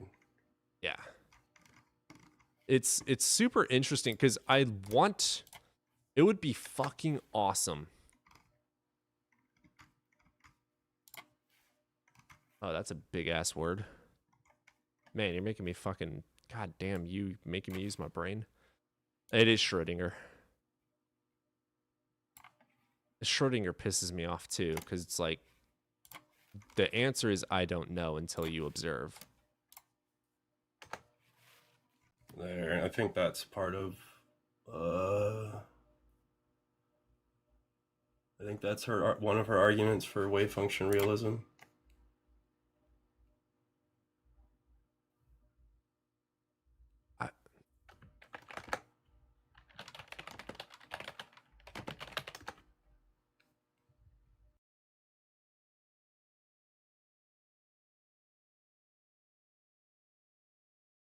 Yeah, I mean, I grant the argument, that's sound, but it has nothing to do with emergence. It's still showing that particles are the ontological necessity. If quantum mechanics is correct, then objects can only have locations in the ordinary 3 dimensions of our manifest image if the space is inhabited by the fundamental ontology of quantum mechanics includes these 3 dimensions. Therefore, the space inhabited by the fundamental ontology of quantum mechanics includes these 3 dimensions. Yeah, but Schrodinger plus, okay, so Everettian quantum mechanics, the dynamic is Schrodinger equation, GRW is Schrodinger equation plus indeterministic collapse law, and then Bohemian mechanics, Schrodinger equation plus particle Bohemian equation. No, Bohmian. Bohmian? What's yeah, Bohmian? Bohmian. No, that's Bohemian. Isn't it Bohemian? I feel like I've heard it my entire life being Bohemian. Bohemian Rhapsody is not this. Fundamental ontology, straightforward. My bad. The wave function, and many particles. Wave function, one world particle. Oh, this is a theory of everything trial. Spatial structure, straightforward reading, configuration space, plus ordinary 3-dimensional space. Yeah, but saying configuration space is very odd. Like, why throw that in there? Why assume configuration? That doesn't make sense to me. What do you mean? Okay, why? It's supposedly configuring in this space. Just call it, I don't care what it's called, just call it super space. I don't care. But it doesn't, I mean, it's just reality. Like, it's in the 3 dimensions. It's just particles existing. Like, it's like a very complex way of saying, yeah, particles exist. Congrats. I think that's silly. Yeah, I can't lie. I've been lost for a little bit. I'm still trying to catch up to what you guys were talking about. I went to grab some food. Yeah, Various, please help me explain Alyssa Ney wave function realism and configuration space. Please, I have no idea what I'm not. It is based off of Schrodinger's equation, though, no? Yes. It's so you have Schrodinger equation plus indeterministic collapse law, or you have the Schrodinger plus particle equation.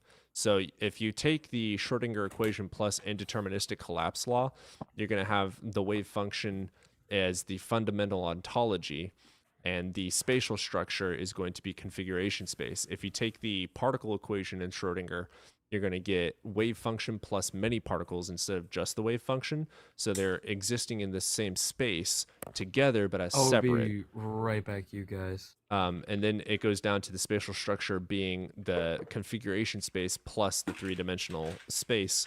I'm hearing this as, because, and then also if you follow it with a 1 particle reading of the particle equation. So You have with many particle reading and one particle reading. With the many particle reading, you get wave function, many particles, configuration space, ordinary three-dimensional.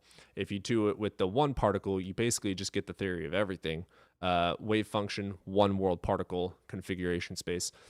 It just doesn't make sense to me of a configuration space. Like, this is just a very, very, very, very, very fucking fancy way of stating particles exist in reality within our three dimensions. I don't see any correlation behind a particle. Maybe you know how people strawman the shit out of the slit and wave function, stating that it doesn't exist until observed. It just doesn't. It's just a fancy way of saying particles exist. Well, configuration space is a pretty standard term in physics. In classical mechanics, the way we would use configuration space, let's say we've got just one particle we're modeling. Sure. The configuration space for that would be 6-dimensional, because we've got 3 dimensions for position and 3 dimensions for the momentum of that particle. If we have now, let's say, 6 particles, we would now have 36 dimensions. 6 from each particle. 6 times 6, yeah. Wait. The math ain't mapping. What do you mean? So it sounds like a way to just kind of answer the philosophical question about, like, how do we know matter's real? It just gives us like another example how to answer. I feel like the configuration space isn't some magical particles are emerging from it. No, it's right. It's a mathematical. Yeah, it's just stating that they exist in this space. We can determine the probabilistic outcome based on this equation. Yeah, so like if I have a baseball, and this baseball is at some location in the air with some velocity, if I repeat that same situation and it ends up hitting the same exact spot at the same angle, but now double the velocity, that's technically a different configuration than the first time around, because the velocity is now double. Yeah. Right. Yeah, and so that's a different location in configuration space. Sure, 100%. The location's the same, but the momentum is different. What was the initial? Oh, we were arguing wave function realism. That's what the argument was. I wasn't able to comprehend what he was meaning by wave function realism. Why was I not comprehending that? What was the argument? God damn it. Nobody! I don't know. I was just saying that. I'm going to be honest. I don't know either. I was just saying that what I've read from Melissa Ney, it just makes sense to me that the wave function does exist, like, in reality. Oh, the argument was that particles are not the ontological grounding of reality, but the wave function spatial is. Yeah, I don't know. I'd have to. Honestly, I've read like a few papers from her, but I'm not really well versed in science at all. I think that could be cool. Like if there was a space that these particles were emerging from, because that would allow. That would answer the Big Bang Theory. It would answer the Big Bang Theory for sure. Plausibly, yeah. It'd be a good explanation, but it could also. It would be an explanation how the matter came into be. That's fair too. Well, quantum field answers that too, though. I like the quantum field explanation of that. It largely depends on what was going on pre-CMBR. Well, we could argue that it was the particles in the field coming in and out and then going up and down in the layers, right? And then each of these particles. It is possible that is a good explanation, but it depends on what was happening before the CMBR. We actually have an experiment going up in a few years. I can't remember how long, but somewhere between like 3 and 10 years, I want to say, called Lisa. That's a massive motherfucking gap. Yeah, it's between now and the end of time. Hey. It might happen when you're alive. You guys were talking about like wave function realism. Nobody was talking about the wave function realism. I wasn't granting it based on the emergence of particles being that space is the only ontological reality. That was the argument, and then it kind of, I think we kind of... Can I finish the... It is a nice theory, though, and it would answer a couple of questions that we have. Yeah, Can I finish the Lisa thing real quick? Yeah. So the Lisa experiment is currently scheduled to go up in 2035. I just double checked. Okay. It's kind of like LIGO, but it's going to be in space, and it is orders of magnitude larger. Let me check. What's the expectation? Yeah, science. Because LIGO, okay, so LIGO is this laser interferometer meant to study gravitational waves. Its arms are about 1 kilometer each. Jesus Christ.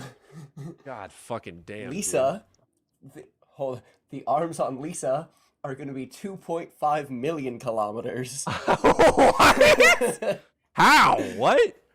Right? So what? It's in space. You just have them orbit each other. I guess so. You said laser, correct? Yeah, laser. I suppose that makes fucking hell, dude. Right. Jesus Christ. How the fuck did interferometers? Who made that fucking technology? Just imagine the amount of data that's going to come from it, because dude, we're gonna learn about fucking like ET. LIGO's pretty cool. We're able to measure gravitational waves with these 1 kilometer arms. Hey, we should build a bigger one. Oh, what you thinking? Lasers. 2 trillion times its size. Kilometers. God damn. So they're hoping, because the CMBR is optically completely opaque. We cannot, using electromagnetism, see past the CMBR. Okay. The hope is that Lisa will be able to see past the CMBR with gravitational waves. So we'll be able to collect some data from what was going on beyond the CMBR through gravity. Yeah. That's going to be That's good. So, correct me if I'm wrong, holy fucking stutter queen, we could plausibly have an explanation to pre-Planck. Well, we could potentially falsify the lambda CDM. That's fucking Not just, like, dope. Explain the lambda CDM better. We might be able to falsify it if it's the case that something like the big bounce model is true. Right. We might be able to probe some gravity waves from the previous let's prove cycle. Bounce false and bubble true. Yeah? Sound good? I don't want to fucking lose all dude, if we imagine demonstrable evidence, okay, for multiverse and bubble, right? Imagine that, and then we're able to be fucking awesome. Go between them. Fucking imagine that shit, mate. And it's with like wormholes or black holes or whatever. Dude, what? Oh, we could also get information on that too using these lasers. I volunteer, guys. I volunteer to go into a black hole first. Fuck that shit. Fuck that shit. Fuck that shit. Hell no. Fuck no. That'd be an amazing way to die. Did I say fuck no? Fuck no. Can you, dude? Want to be spaghettified, bro? Not even dude. Fucking. We don't even know what happens. We don't know what happens. I know. I know redshift is gonna be a bitch. You know what's we don't really actually know what happens in a black hole. You know what's really counterintuitive? The bigger the black hole, the safer it is. That's what she said. Well, why do you say that? I'm so Because sorry. bigger ones don't move as much because they have their own gravitational pull. Is it something like bigger that? ones actually have weaker tidal God forces. damn it! I have so many bad jokes for this. You know, Franklin, we might have to make a new theory of time once we see past that.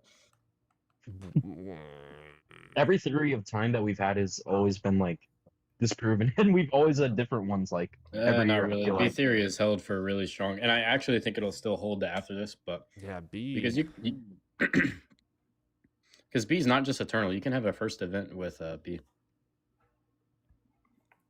Well, I guess that's true. Yeah. Time. Well, the heart, yeah. Sure, I mean infinite regress.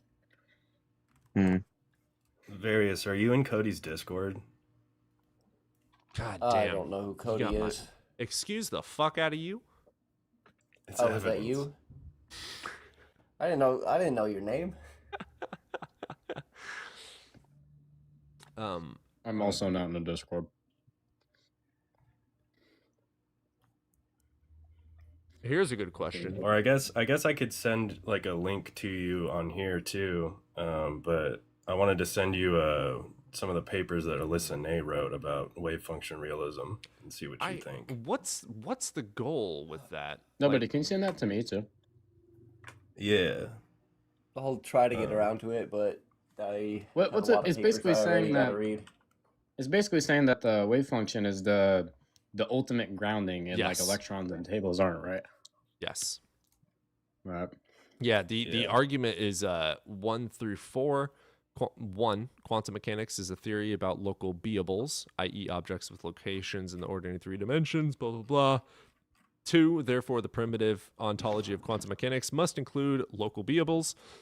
3, if quantum mechanics is correct, then objects can only have locations in the ordinary 3 dimensions of our manifest image if the space inhabited by the fundamental ontology of quantum mechanics includes these 3 dimensions. Therefore, the space inhabited by the fundamental ontology of quantum mechanics includes 3 dimensions.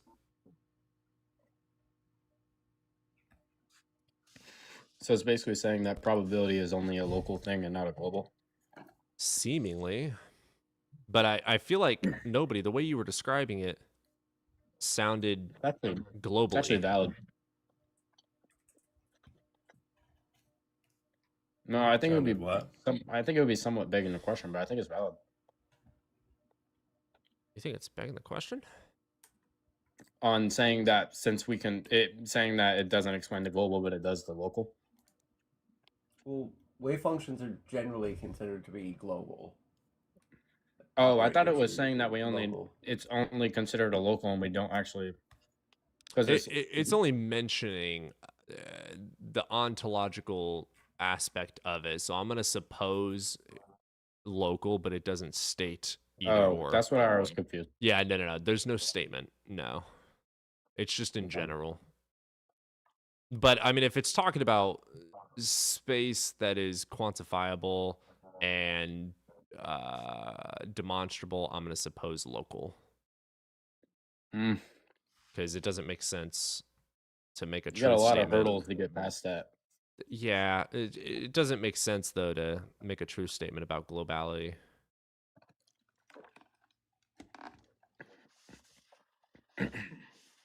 Especially non-demonstrable. Oh, Virgil. Okay. I'm going to run to the restroom. Yo. I couldn't join the Discord through the link. In his bio?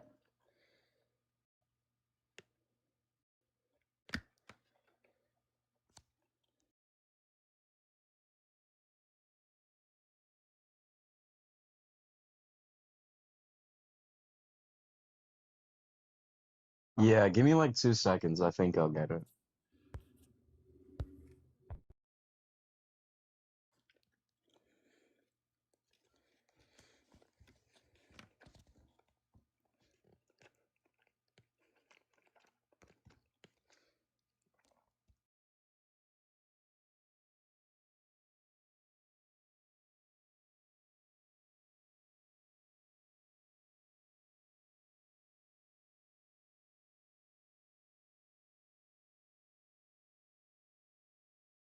Nobody, what is the bubble theory? Is it that every universe is kind of like a orb or bubble, or is that the black hole? You're talking about like Penrose? I think. The CCC or whatever? Various can probably tell you about that more than me. I don't remember at the top of my head.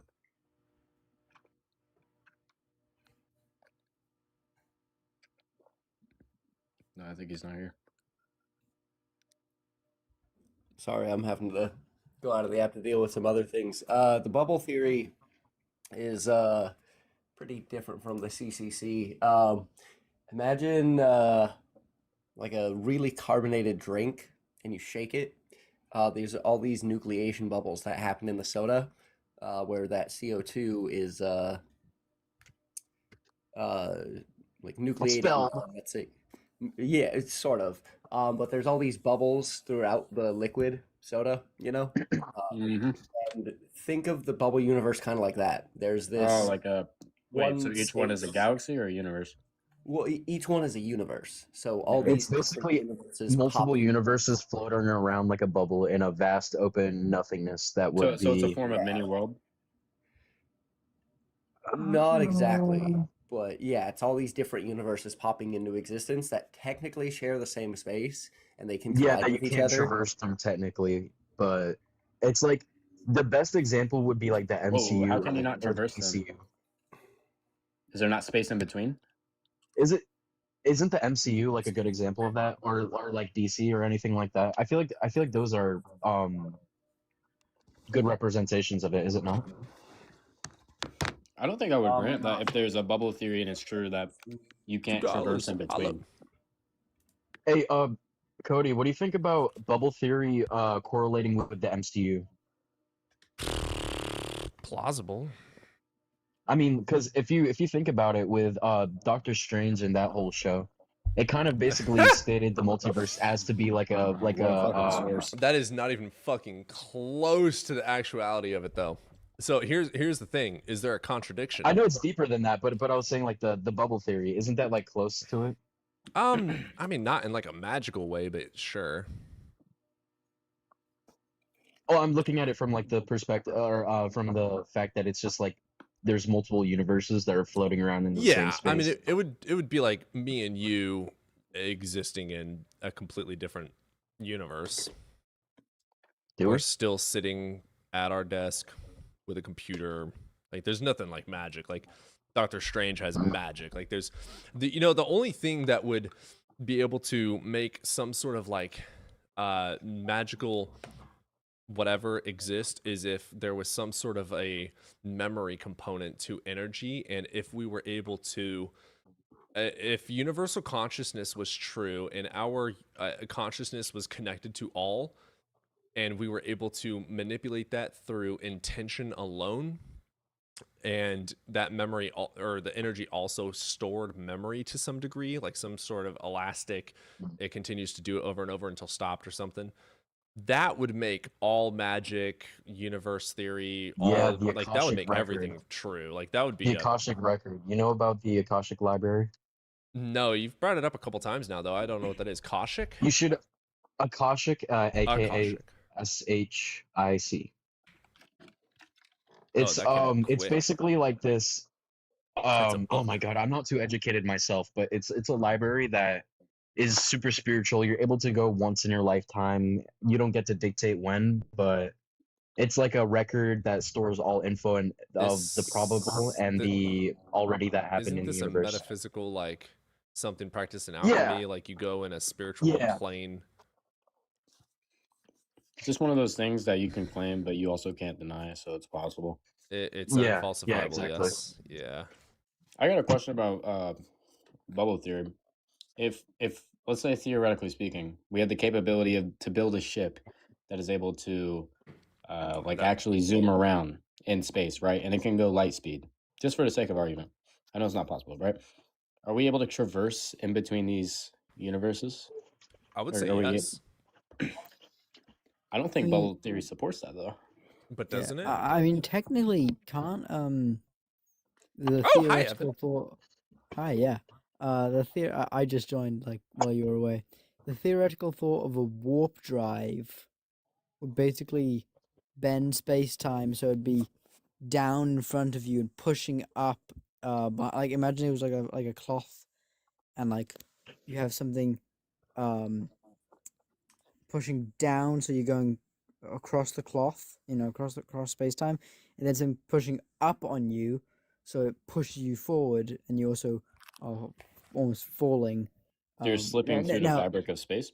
But yeah, basically just and if you just search up a warp drive, and I mean it is purely theoretical. I don't think it could ever be done in. I think the curious thing about that is what would be the boundary between worlds, and how would we be able to get through that? Well, no, we know that with a warp drive you could go faster than light. That's what I was talking about. If there's a separation, if you could I think it's solely dependent on if space is universal or if it's based on your closed area. So if each universe has its own space, then you shouldn't be able to traverse between them. That's But what if I'm each thinking. I was purely how I'm thinking answering of it. about the going faster than light thing. I wasn't saying. Well, the thought behind I it think is if you go I think faster than light, the can you get space to in another? between is where the metaphysical part yeah. comes in. Is where the metaphysical part comes in. Well, I'm Yeah. thinking like there'd be like some sort of a barrier or wall. And that would probably lead to there being some sort of given equation for the universe to follow through with for that. So a theory of everything. Dude, the second we get a theory of everything, we're set. Like in Interstellar, like time might be a physical dimension. You know? When physicists say theory of everything, they don't. I mean, we already have a way to go back in the past, just not in the future. What are you saying, Yeah, you can't go in the past. No, we have a way to go to the future, but not the past. Yeah. But when physicists say theory of everything, they don't mean like literally a theory that explains every single thing. Yeah, that's you can technically go in the past relative to everyone else. I forgot who was the guy who made that portal that was like, no, you can't. What were you saying? When physicists say theory of everything, they don't mean like a theory that literally explains every single thing out there. We mean a theory that unifies all four fundamental forces into one. That's what I'm thinking. Like once we have that, we'll understand if there even could be another universe. I mean, we'll definitely understand. Like that'll answer all of that. I guess there is baby steps before you run. Antimatter engines, or like antimatter powered engines. What? Because we've been. I think that'd be sick. I saw a video. I didn't watch the video. I saw a video of Harry Potter saying Avada Kedavra. No, so antimatter we know exists and we can transport it. I don't know if they transported to CERN or CERN helped them transport it. It was transported around CERN. Around CERN. Okay. CERN is actually the only place that manufactures and then does experiments on antimatter. Various. I have a question. Well, they were transporting it. They were transporting it for like what was it, like a 10-hour journey? Yeah, they transported it around CERN campus.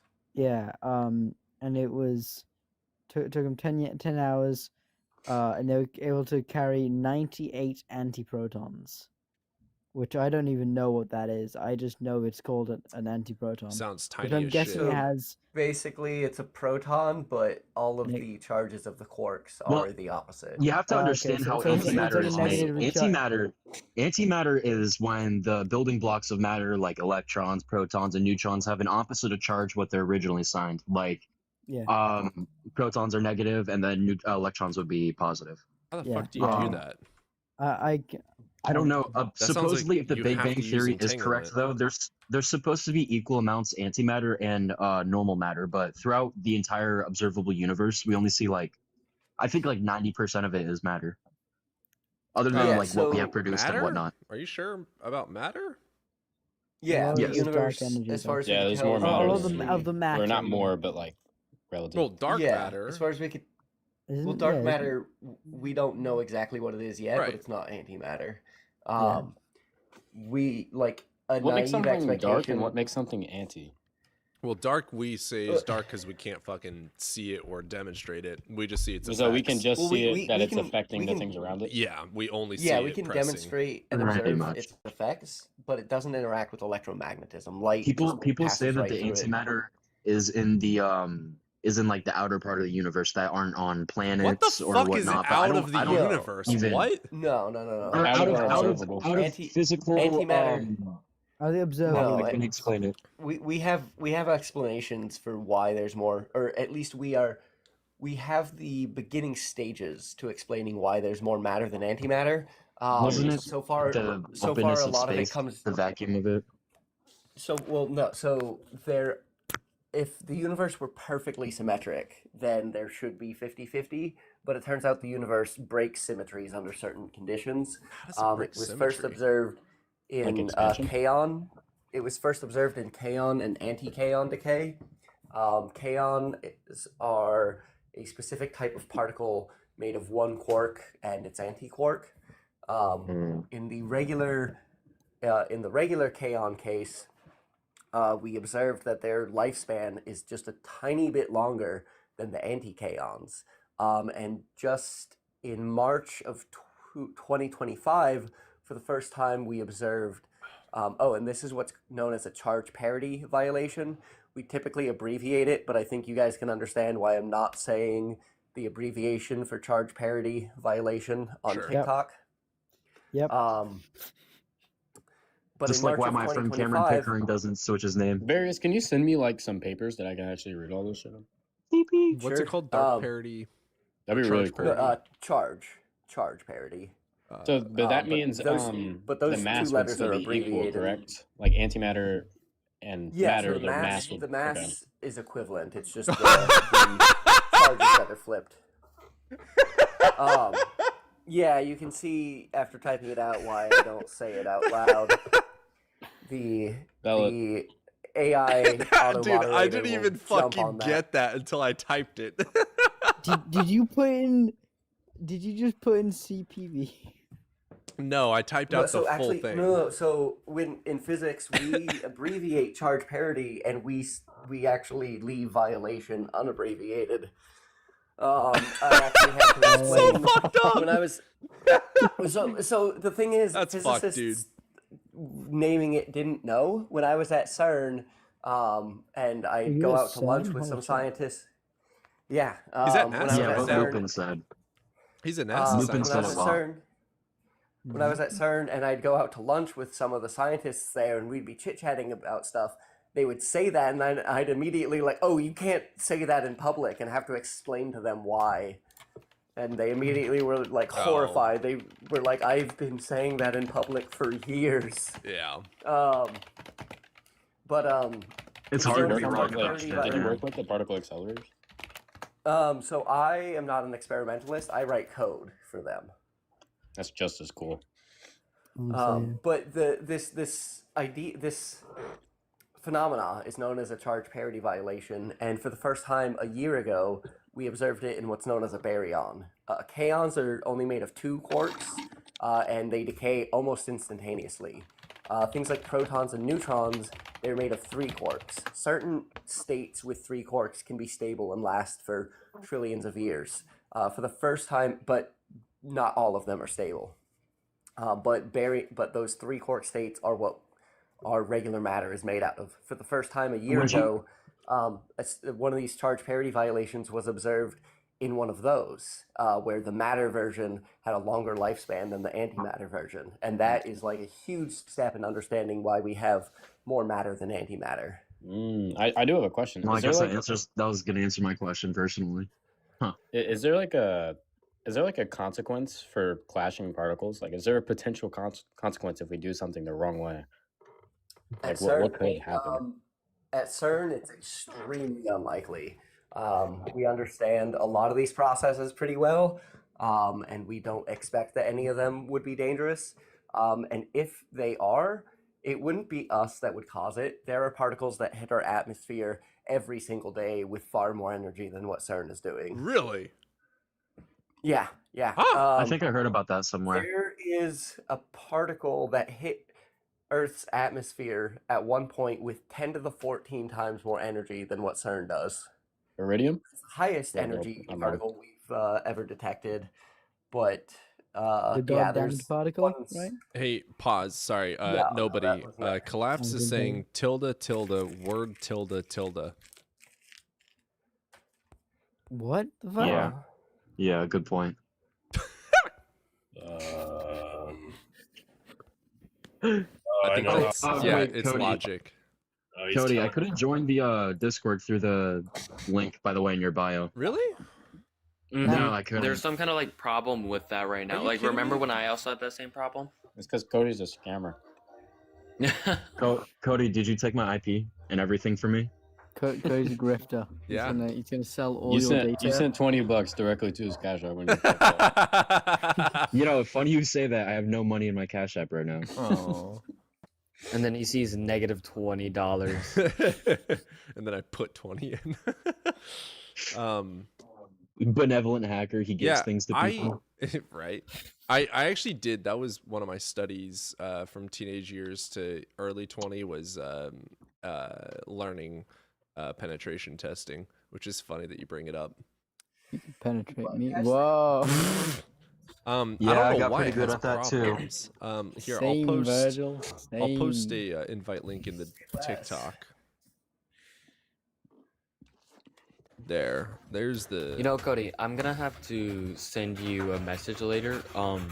I think I found a little bit.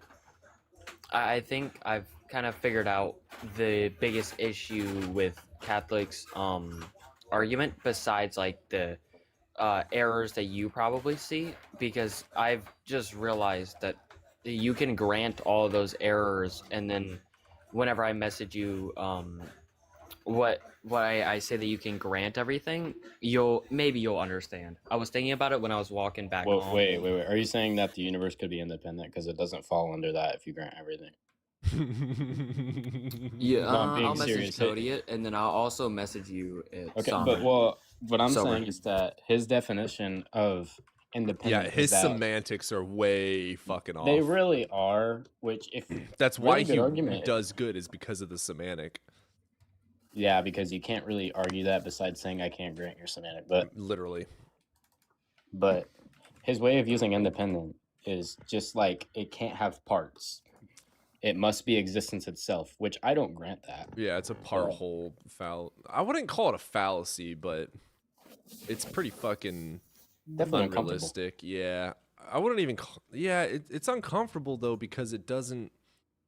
Like, me and you are not the same person, even though we're part of the world. You know, like it's just ridiculous. Yeah, but we're dependent. So I wouldn't really Dependent apply on you, to us. Poppy. Alrighty. Is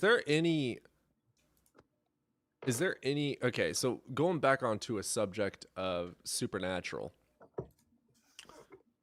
Obviously, supernatural means it's just not possible in accordance with physics. There's no demonstration of it in the actual world. It's not fucking possible in reality. Is there any? I can argue that if something is super, super rare and it occurs, even though it falls within laws of physics, I would call it supernatural. I actually agree with that. I think something like a gemstone that's one of a kind that hasn't ever been formed before because it's some freak accident, that would be supernatural. I mean, if you call it supernatural, but if you're using a semantic of supernatural things that are not natural but only that of divine interference, hell no. Oh, well, yeah, I don't. Yeah, I would take. I mean, yeah, it kind of depends, I guess, on how you define supernatural. I loathe semantics so goddamn much. We have a dictionary. Supernatural. I would take supernatural to mean something that is explicitly forbidden by the laws of physics. That's not good. Like the laws of physics as, but there, again, there's an asterisk on that statement too. Fuck you. I don't know because there's a I don't point. mean because I don't mean the laws of physics as we have written them down. I mean like the capital L laws of physics as they are in reality. Even if we don't know them. There's a point in laws of physics where things break down, right? So are you saying like not our equations, like literally the laws of physics? Yo, right, Dylan, shout out Dylan, bro. Rockstar cool. Because even Newton's F equals ma, that doesn't actually hold at all scales. At high enough velocities, we actually need a more general equation. Sure. So how would you deem something supernatural or just natural if we don't fully understand the laws of physics? That's more of a philosophy question than a physics one, I think. I don't know if I'm equipped to answer that. Something that is supernatural in comparison. Let's say it is biological. No, that could still be possible in I some. think well, natural, when I hear the word natural, I think of things that would occur naturally in like nature or but I think that's more subjective towards like Earth and like I don't even our grant physical that though, because like to say that it could be natural that I shit out diamonds, like that could be a possibility. Well, that's pretty freaking cool. Well, I mean, technically you do have carbon in there. Son of a bitch. Just will yourself into having the pressures and temperatures inside of your colon necessary to create because hey, sometimes when I have Taco Bell, man, you don't know. Well, yeah, no, but we are energy. Energy is conscious. Therefore, we can manipulate the aspect of our body by high concentration of thought and intent. Only humans can do that, by the way, because animals are incapable of. Yeah, yeah. Nothing else has consciousness. Yeah. Oh, as far as we know, but there could obviously be ETs, but I don't know if protein tubes with the white sauce. That's gross. That would purely reside in like how you determine what consciousness is. Like, oh no, I grant all creatures that have a brain. I was about to say. Yeah. Unless, of course, there's no brain activity, that of being awake and aware, which is the definition of conscious. So if someone is quote unquote, I do have a question though. If someone is like quote unquote, let's say brain dead from like a traumatic energy, they were a person and now they're brain dead. Do they still have consciousness? No. Yes. Ooh. Yes, I think they do. I think they do. Okay. Describe why. I think it's the same as taking a drug and being so inebriated that your own thoughts don't feel like yours. You can still have a consciousness, but it's warped. Still awake and or aware. Well, you're also just deviating from what brain dead means. I know it means you technically have no cognitive function, but if you have no cognitive function, you have no awareness. Where people can still be responsive in a certain way. Well, okay, responsive. The question is, can you though? experience stuff when you're brain dead? Here, let me find out. I'd say no. I would say you don't experience anything. Well, I guess not, because a lot of people in like comas and whatnot, but they're not conscious. That's where I say it's like being on a drug where you can't. Okay. You can experience something. I just don't know if it would be the same. It's just a different way to interpret. You're not consciously the world experiencing it. That's for sure. How can you experience something without consciousness? Right. Exactly. You just contradicted yourself. No, I'm saying that if they experience something, then they must have consciousness. Right. Yeah. No, I can grant that. Yes. So if someone's unconscious, they're not having an experience. I'm sorry? Then by that, then the brain dead people have consciousness. No, but if you use their brain and refire it up and you can rebuild it, I think you could rebuild a consciousness, yes. That I grant, yes. I think we could revive dead people and use their brains. I think we could do that. I grant that, absolutely, because the brain is the property that creates consciousness, so... Although I guess it would be dependent on the neurons and if the neurons are still intact or not, because those are kind of the binary code to all that. Factor, yeah. You know something cool to think about? Did you guys just play Cyberpunk for the first time or something? I've never played it, but I really want to. If you don't have the best PC in the world, don't even think about it. I have a pretty damn good PC. All right, you can think about it. I have a laptop. Do you think that'll work out, guys? No. I have a Nintendo DS Lite. Will it work? Sorry, I had to make funny. I still have a DS Lite. Damn. I have a Sega Genesis. I never got any of that shit. I have an Atari. I have a Sega Saturn. Ooh, an Atari. That's pretty good. I do have an Atari. The dog fucking ate it the other day though, so it's kind of.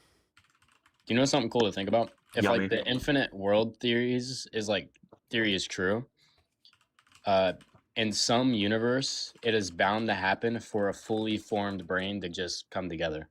That is valid, yeah. That is true. Yeah, that's called a Boltzmann brain. Wait. Pause. I had this argument the other day on stream. Okay. Probability does not equate that it will happen. If it's infinite, then it will happen. If it's infinite. But you're talking about infinite universe, not infinite time.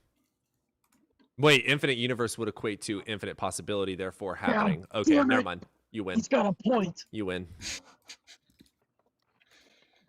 No, infinite universe would be infinite possibility of happenings of all things to be happening. Yeah, probability is irrelevant in infinity. It really depends though, man. It really depends. Like infinite universe, yes. Infinite time, yes. Distribution matters.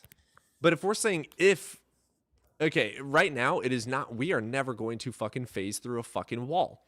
But it is possible in mathematics But we don't know if we're in infinite Well, time it doesn't or not. mean that it is relevant. Just You because wouldn't it's know if super someone possible faced through a doesn't mean wall it's because they relevant. would have been like through the earth, right? Or something like that. Like we would have no idea if that actually occurred. I think that's what Backrooms is fully based on. Wait, you believe in that? The Backrooms? Mm-hmm. I think it's pretty cool. It's interesting. I want to prove spirits. Someone prove spirits. I think I can't explain how. Law of attraction. Law of attraction? Can we prove that besides using psychology? Like attraction towards an individual? Manifestation. You're just saying words now? Okay, pause. No, manifestation, as in manifesting. Do you guys believe in manifesting things? Okay, so we pull our fucking tarot card and it says I'm gonna fucking become wealthy as shit, and then there is some way for us I believe that what you focus on, and if you're trying to manifest. I said without psychology. Without psychology. Yeah, no, and that's what I'm saying. I only believe in it with psychology, because if you're trying to manifest something and focus on something, you're going to think about it more. It's just like if you're thinking about this food or that food or whatever, you're going to notice all the billboards and all the ads that are showing you on TV. Let's see. Yeah, I don't know. I'm concerned because we're only talking about manifestation and not manifestation as well. Guys, it's been kind of a sausage fest real quick. I just want to be honest. There's not a lot of women here. Yeah, I'm not a fan of that. Why is there like no women in philosophy? Maybe this is why Leonardo da Vinci started butt fucking the prince. I'm sorry, fucking what? I'm sorry? I'm sorry? This is why philosophers butt fucked each other. Oh man, left fucking field. I was only one guy. There is actually Artemis, a friend of mine over on YouTube right now. Don't forget, there's also YouTube Live. I thought you were referring to the space mission. I was like, what? Artemis 2 proved that Earth is flat. What? Did you see the patch where they like a guy was wearing a patch that said it's not flat? What the fuck is the happening? Earth is not round, guys. It is never round. The Earth is a fucking triangle. Prove me wrong. It's crazy how they can never get the full footage all the way up. But why do you say it proves the Earth is flat? They switched cameras at 30-minute mark. Yeah, it's so funny. They can never get a full entire fucking shot. I think that just proves like people will never. I'm trying to hide what's behind the ice wall, guys. Literally. Oh god! Like damn. we did Don't a let anything full fool you. live stream. Actually, a we're on a full turtle out live back. stream, and people still are like in denial. We're on a turtle. Actually, we are crabs. I really think Agartha is real, and it is under the ice. Yeah, Atlantis is true too. Did you say Garfield? Agartha. Oh. Okay, you probably don't know. You have to be tapped in to understand that. Not a lot of people know about Agartha. I think a cosmic being is plausible. Like one that can literally literally traverse through space and like live in the vacuum of space is possible. Yeah, guilty. You caught me. God damn, I thought you were being serious right there. Cosmic lasagna. Amen, sister. Do you know what? Wait, do you even know what cosmic lasagna is? Space lasagna. No, look it up. It's an actual thing. Klombadrov. It's like I forget. It's a special way that matter forms though, and it's like super dense. Yeah, I'm not looking that up. That sounds boring. Pass.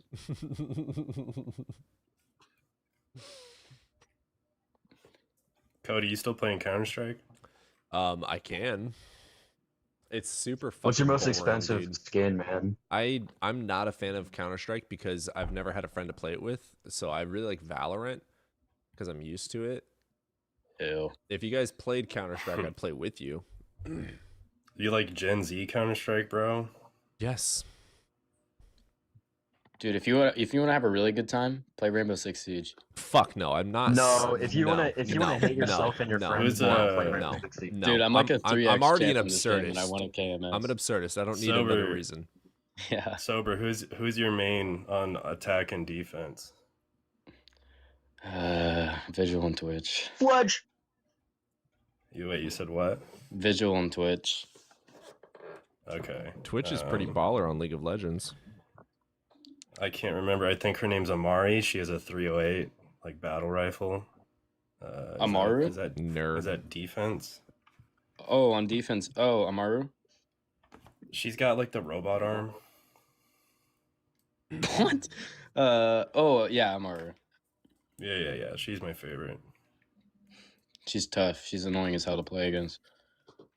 Dude, the 308 through the walls is just nasty. I don't even want to talk about it. I'm already getting pissed off. Dude, I like make these like tiny peek holes like so I can like look upstairs like through another room entirely. It's like so What funny. sucks is that like Siege is a one-shot headshot game. Yeah, that's why I like it. Luck is how you win. You can spray in a general direction and you could have say a great you bad chance. at the game, bro. Just say you bad. I'm a crazy bitch champ, bro. No offense. It's just the footsteps, man. It's all my years in Counter-Strike. I can hear you through walls. Oh, we gotta run it sometime, Nova. I'm down. But yeah, I think children who are I just abused reinstalled statistically Counter-Strike. have better chances at playing Rainbow Six Siege just because they can hear footsteps. I'd reinstall if you wanted to play, but otherwise, fuck that shit. It's boring, it's bland, it's not colorful, there's no abilities. Oh, so abilities? Why Yeah. do you care about colors? Abilities? You're colorblind. I'm learn how to ban abilities. Learn how to bounce a flashbang, bro. Oh, I can bang you and bounce. What? I can bang and bounce it. Is Collapse in your YouTube chat still? Collapse, you there? Can they not hear us on YouTube? Oh, they can hear. I played Counter-Strike with him apparently, but I was so drunk I don't even remember, and I guess he beat my ass. Yeah. I've never seen you drunk. You guys have all seen me tipsy. Not me, sorry. I was tipsy I will tonight. soon though. I started. Mm. I went out and was. I'm reading Ethics by Spinoza and a tarot book, and so I was out on my porch with the sun, enjoying the books while drinking, and then came in and streamed. Nice. You should read. Are you a clear or colored guy? I'm For sorry. your liquor. Clear or colored guy for your liquor? Smirnoff red, white, and blue is only red. Yeah, my answer. mind went way different. Yeah, what do you drink? Well, no, what do you drink? What do you drink, Cody? Sorry, I'm really awkward. I meant to say what you drink. I'm sorry, I don't know. It's bro. funny. No need it's to, not no awkward, need I to promise. segregate just yet. That was fucked. That was fucked. Asshole.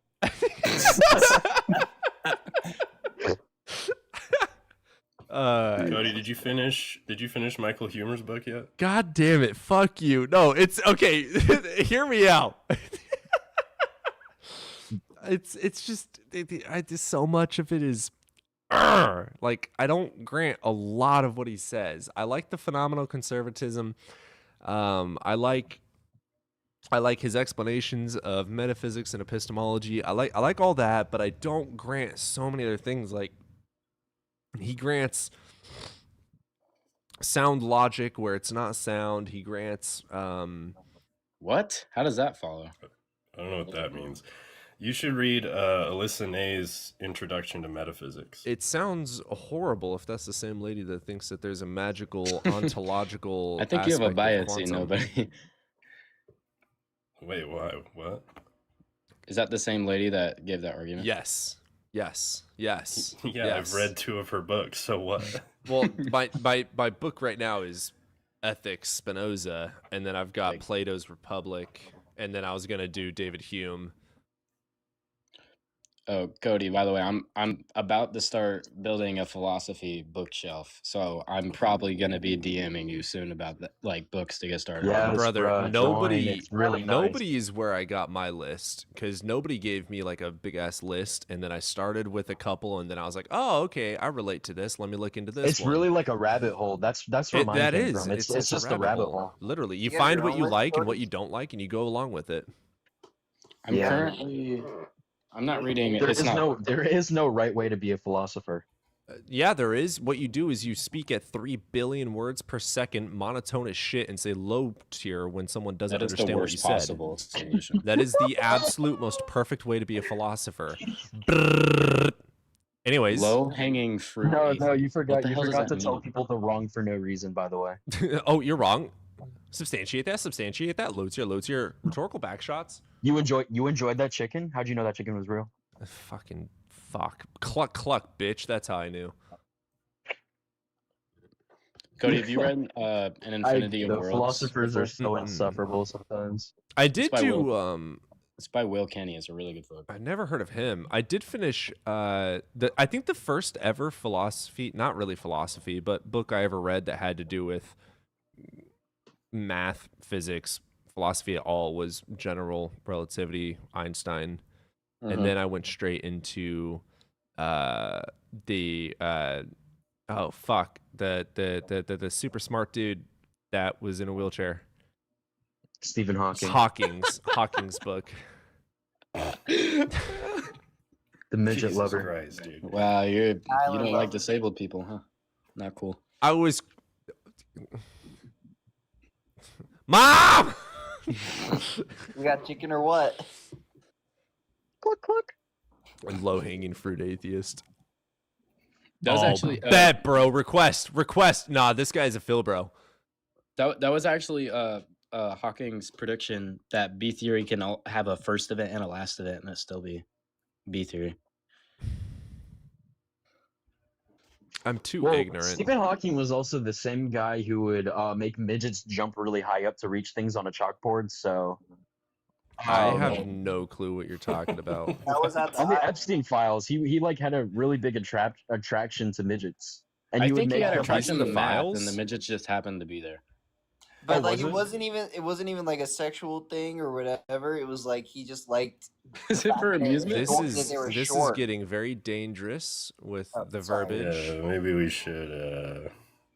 Yeah, let's loved Epstein. Yeah. Steer away. Love you guys. All right. That is a very good topic though for non-TikTok. Midgets? To talk about. No, the Epstein files and like all the other stuff. I think a lot of the shady stuff in there could help, could help. Certain conversations that we've had. Guys, so here's the deal. My entire childhood, conservative, hardcore Christian. Okay. My last real job was for the Army. My entire experience is in some sort of security-esque position. I have had a dirty, potty mouth, ableist, racist mouth my entire life. Deconstructing, I have been learning as much as possible and realizing how horrible and wrong I have been, especially with my verbiage. I still struggle, and I still say really bad stuff, and I still say I wouldn't say I say racist things anymore, but sometimes I get way too close to saying very bad things. So with the channel, with the YouTube and TikTok, A, I want it to be a safe place. B, as I'm learning, I want everyone to learn as well. So I want to be as quote unquote politically correct as possible. I want everyone to be as comfortable as possible. I don't want to piss off any specific groups, etc. I want everyone to feel comfortable being able to be around. Cody, so let's stop talking about the height divergent, please. That was very good way to say that. Oh, I shouldn't have said midget, should I? That was kind of rude. Jesus Cody, Christ, Cody, I appreciate that about you as much as that might turn people off. It's kind of bullshit because we gotta nowadays try to filter ourselves and society and we have to limit what we say. That's one of the reasons why I keep coming back and watching you every day. I don't think that you are a disrespectful person, whatever. I think that you have sentence enhancers, is what I would call them. Sentence enhancers. I do say a lot of words like I've been called out quite a few times, but is that? I mean, I think it's really honorable that you can say something like that too. I agree with Dan. That you can own up and admit to that. Oh, I know that I've been a piece of shit. 1,000%. I think Cody's just really inclusive. I don't think he's No, I agree. You are. Yeah. Anybody who says that he doesn't, like, I heard people who have like got upset with you for saying, whatever, could just fuck or whatever. I've said a few things. That's one of my favorite words. Yeah, but when it comes to fuck, I'll never stop saying interesting. that unless someone provides like an actual reason that it's like stupid or wrong. There is no reason. It's literally a sentence enhancer. Like there's not like very Christian. I'm still right, exactly. I'm a good not on my good Christian Minecraft server. I still tend to say things like curse words. There's still certain words that I should not use, and I agree that I should not use them. But then This is a dangerous topic. I'm very young in my deconstruction, so there's still like some. If I'm in the moment, I'll like say something. Yeah. I have to say personally, my own beliefs. Steven Universe. I myself don't believe in race or religion that basically segregates people. I don't believe in segregation whatsoever. The only race I believe in is the human race. Yeah, I agree too. We're all different. Well, you know what? I'm better than you. The only one I believe is the one that Usain Bolt ran. Oh yeah, well my belief can beat up your belief. My dad can. Well, my dad's bigger than your dad. How do you solve the problem of the one and the many? Hey, by the way, I want you to know that little joke that we just made is the reason why 95% of the wars that happen. How sorry? So? Yeah. How so? When I was like, my belief beats up your belief. Oh, And yeah. Christianity had nothing to do with that. There were never crusades.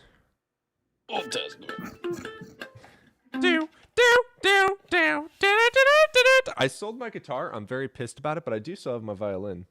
Dude, that just got me thinking about guitar. That's a fun song to play on guitar. Nerd.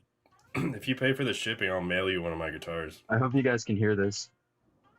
Don't fucking tempt me. I can slightly hear it. I can kind of hear that. Is that Very it's slight. not plugged in? It's like no, it's not plugged in. It's my electric, but it's not like plugged in. Can you hear this? Were you playing a Fugazi song?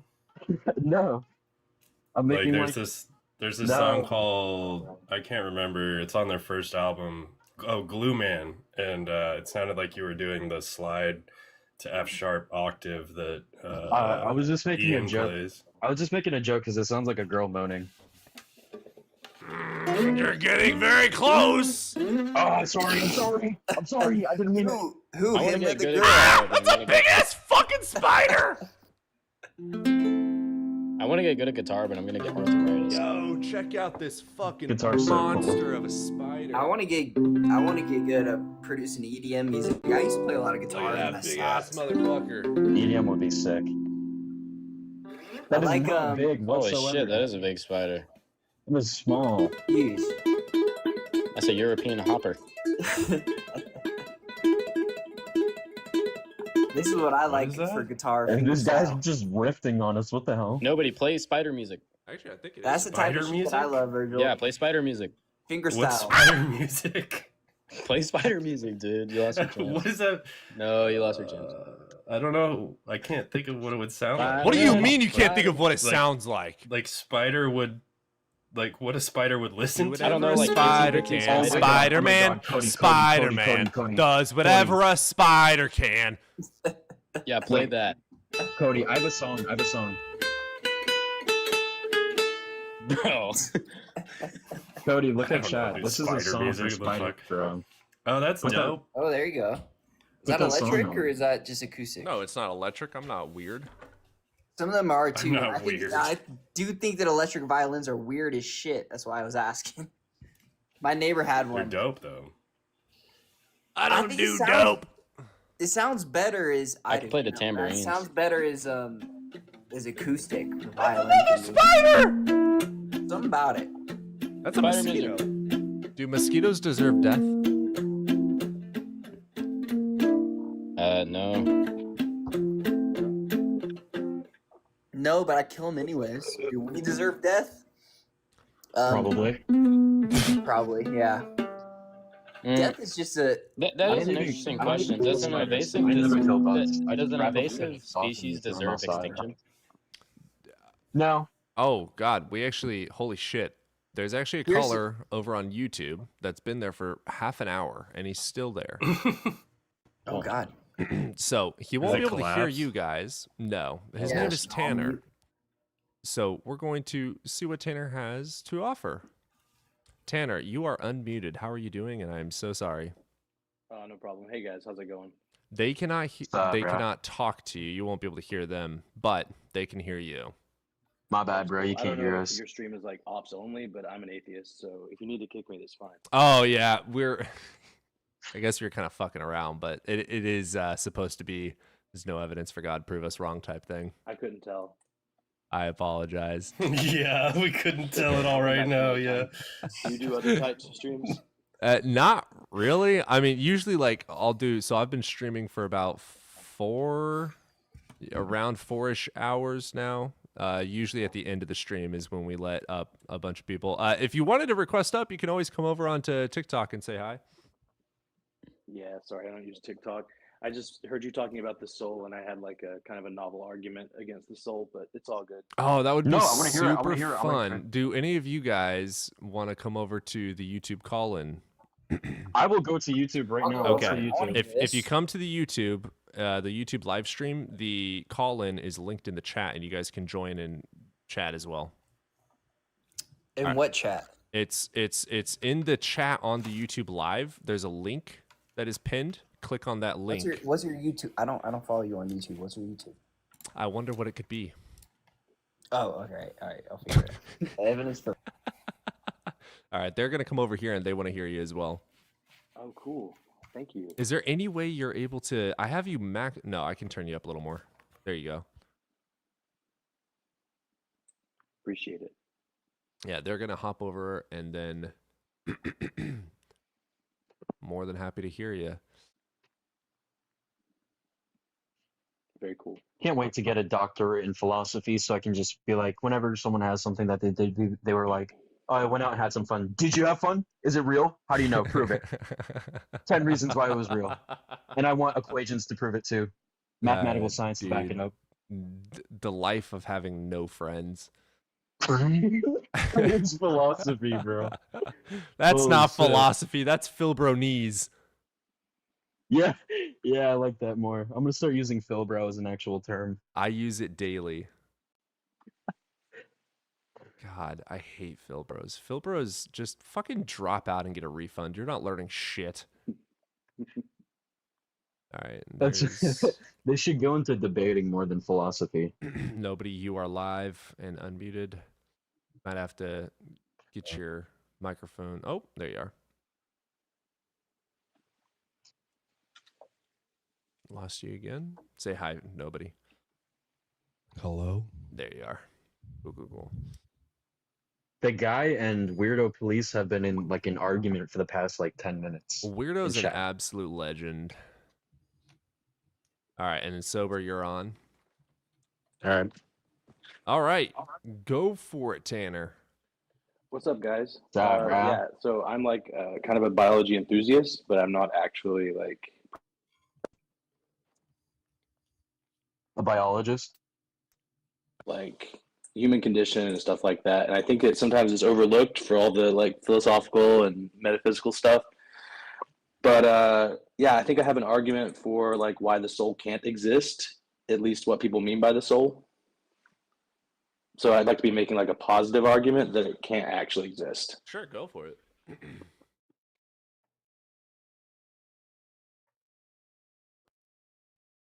Of like human chimeras and twins that are like incompatible with like an indivisible soul.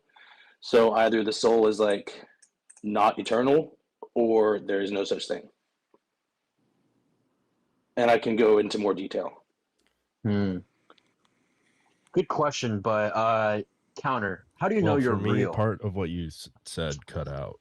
Maybe. Okay, I'll restate it. Yeah, I didn't hear. I need to hear again. Yeah, I'll restate it. So basically, every definition of the soul I'm aware of is like eternal or like indivisible, and the existence of human chimeras and the existence of different types of twins basically either like rule out a soul that's eternal or like rule out any concept of a soul.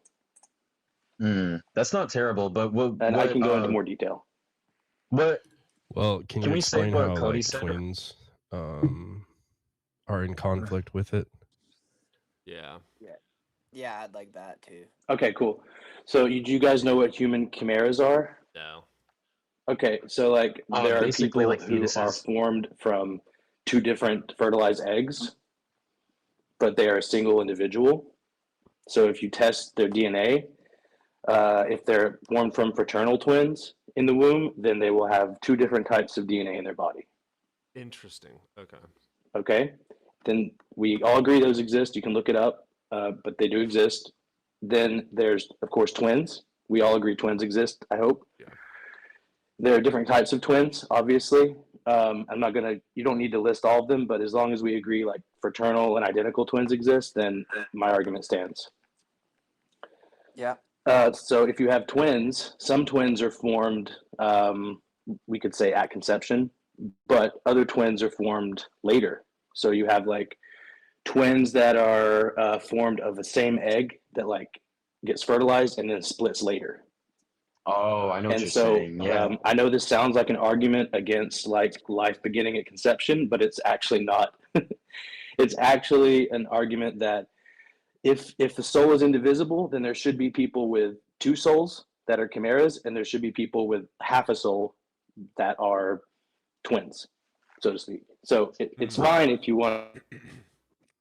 I feel like an argument against that would be that we could still have souls being formed and created.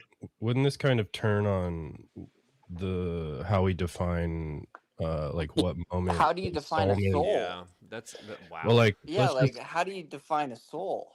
Yeah, I haven't seen any definition of a soul that wasn't like eternal or indivisible. So maybe if you have a definition of a soul that is divisible, then it doesn't work for that. I've never heard about a soul being divisible. Why? I would go into that further. Why is the soul not divisible? Well, then it wouldn't really have anything to do with you as a person. It wouldn't be personal, or it wouldn't be your identity. It wouldn't have anything to do with your identity if it's divisible, or like you could transfer it or something. I think where it wouldn't have nobody was anything to do going with is you. where in the fetal development does the soul begin? Yeah, like when is the attainment of the soul or the ensoulment? When does that happen? Well, by this definition, it could happen in multiple parts. It could happen at conception, or it could happen later when a fertilized egg divides. But if it has multiple parts, then it can be divided in multiple parts, just like you're saying. So then there you go, it can be divided. Just even and then it's not, and then it has nothing to do with your identity. When the cells divide, it can be divided. There you Sure, go. and then it isn't like unique or personal. Then there are people with half souls that don't have full souls. Well, there might be, but how do you measure? How do you measure? There are people without souls. No, you don't need to. Glass. It's just like there's glasses. Is the glass half full, a glass half empty? No, you don't need to. You don't need without souls. Philibros exist. Okay. Yeah. Well, the important thing. It sounds like that this is actually like an attack on. Can I just say what me, Cody, and nobody were talking about? Like before. Oh, sorry. What does God say in the Bible? It's like He knew you before the womb. Yes. Yeah, something like that. Like I definitely see how this is a problem. Yeah, one of the weaknesses of my argument is that there could be people who believe like some other thing about souls that isn't like dogmatic or doesn't like line up with what the dogma is, and that's fine. I'm fine with saying that my argument is useless there, but I think that's like a really small group of people. So well, yeah, this is more like a pragmatic argument. That's valid. Yeah, I mean, like you make arguments about like ideas that were espoused, like whether you support them or not, right? And like I definitely think that this helps eliminate certain types of souls. Yeah, it's just like an accounting problem. Like if you think like souls are eternal, then it kind of is implied that they're like unique or like personal. Do you mean eternal or everlasting? Because those are kind of different, right? If it's at like a point in time, like I don't know, at birth, for example, right? From infinite future, that soul is real, right? But if you say eternal, that means that soul always was. Oh, I see. Yeah, I mean, I guess I'm not. The argument doesn't really like address whether souls can be created. It's just like once they are created, then from then on, because the whole point is that they persist after death. Well, that's about. So I guess I mean eternal, like persisting after death. Yeah. Tanner, I have like two things to say about Well, what I would you even said. say, One of like, them to being clarify that eternal only means for all time. Like, there could still be a starting point of time. I will say, Tanner, I Yeah, will say and I about would say that's your all about oh energy. my It's just god. like you're saying your soul, and somebody can tell you they have a different opinion of his soul and whatever. And it's how do you measure a soul? How do you quantify a soul and whatever? I'm not gonna go too far down to this because Cody will kick me the fuck out of here. But I could say that DMT is a form of God your damn it. soul. Fuck you. I could, but this is where I'm making a point, just to make a point, and you guys can also come in and even further on this, because I know you will. But I could say that DMT is your soul coming in and out of your body, and I could say that plants have higher concentrations of DMT. That plants, God. in a way, can live through DMT and have their soul and their consciousness through that, and nobody can necessarily, nobody can define that. There's a reason why I brought this you are up. correct. Rocks are conscious. Panpsychism is true. I would Tanner, say let me give that. you an example. Like, let's I would say rocks are conscious. The toilet you poop in, it knows you're let's pooping in assume it. that there is a God for the situation, right? Like, I Sure. don't believe, but let's assume. I think under that, souls would kind of be predetermined, right?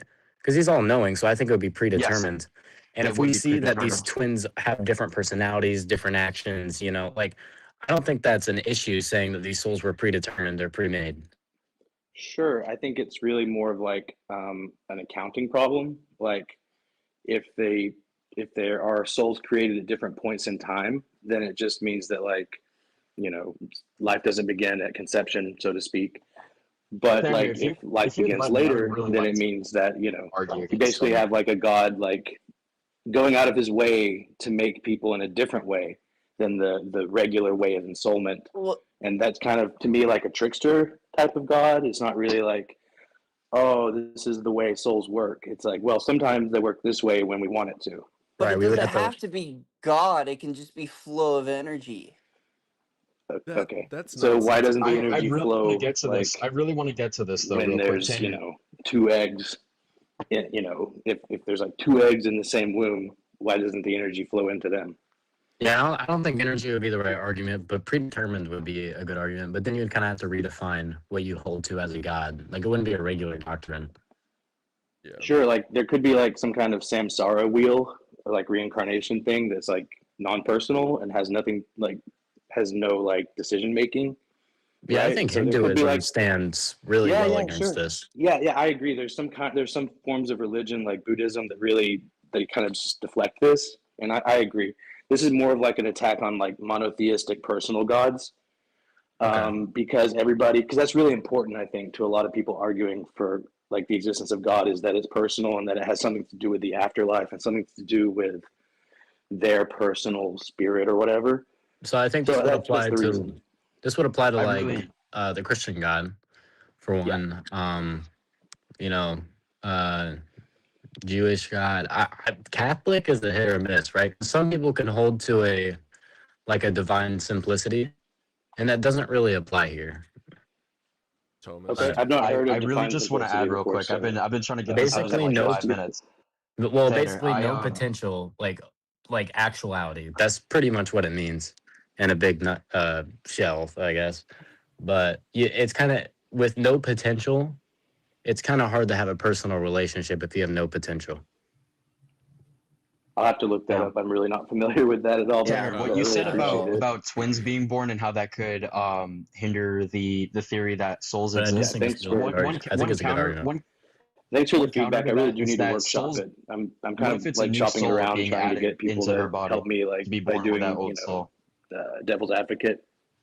When we were talking earlier about how souls could be eternal, some could be created later on, and that's why we have a larger population nowadays instead of as much as we did back then. New souls are being created, because if we were recycling the same souls that we've had for long ago, we would not have billions of people. We'd probably souls still are only have a super few hundred. strange. There are like atheists who argue for it.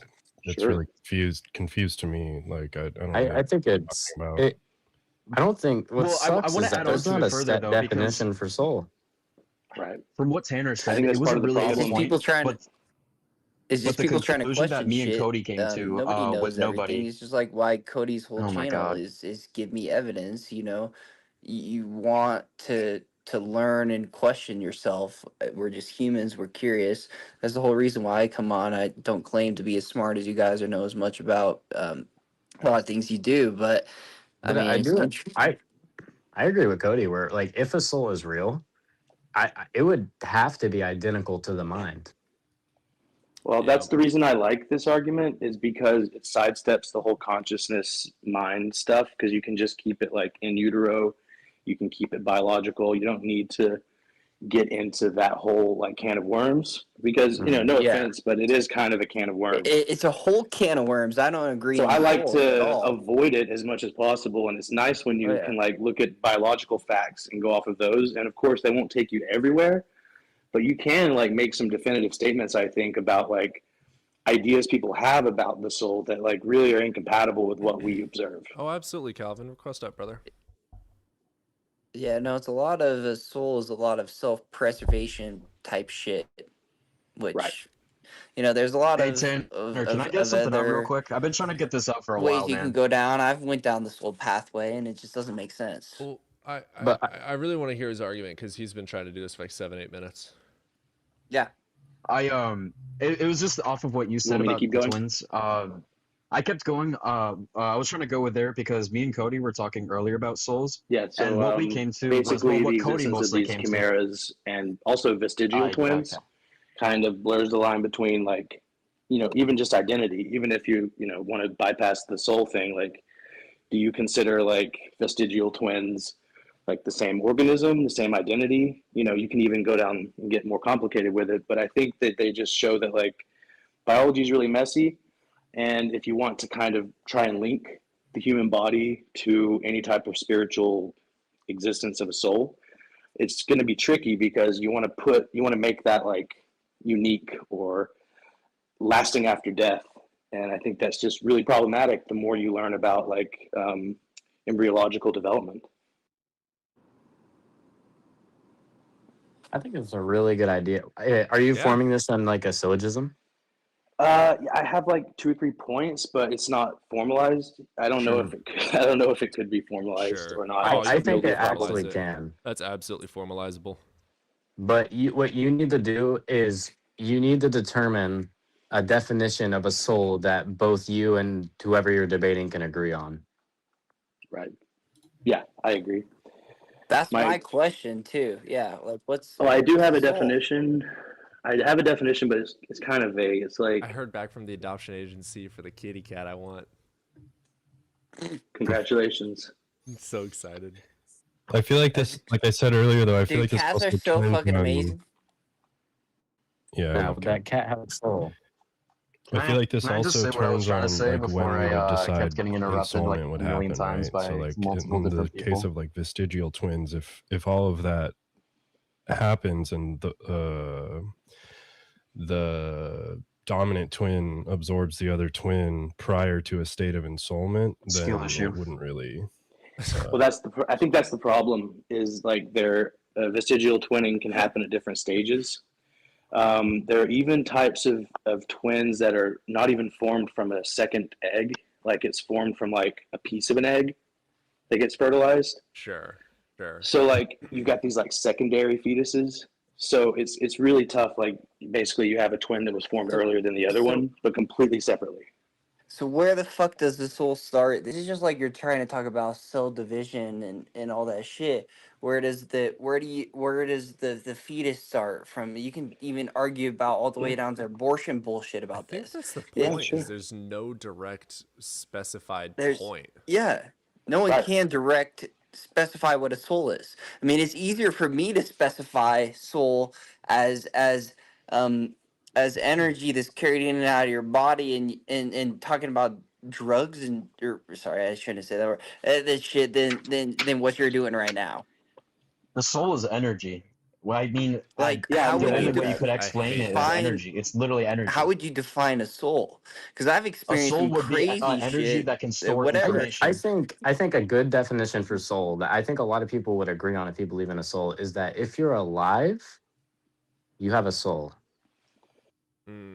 But I think a a lot of people soul is agree to supposed to that. be more than life and death.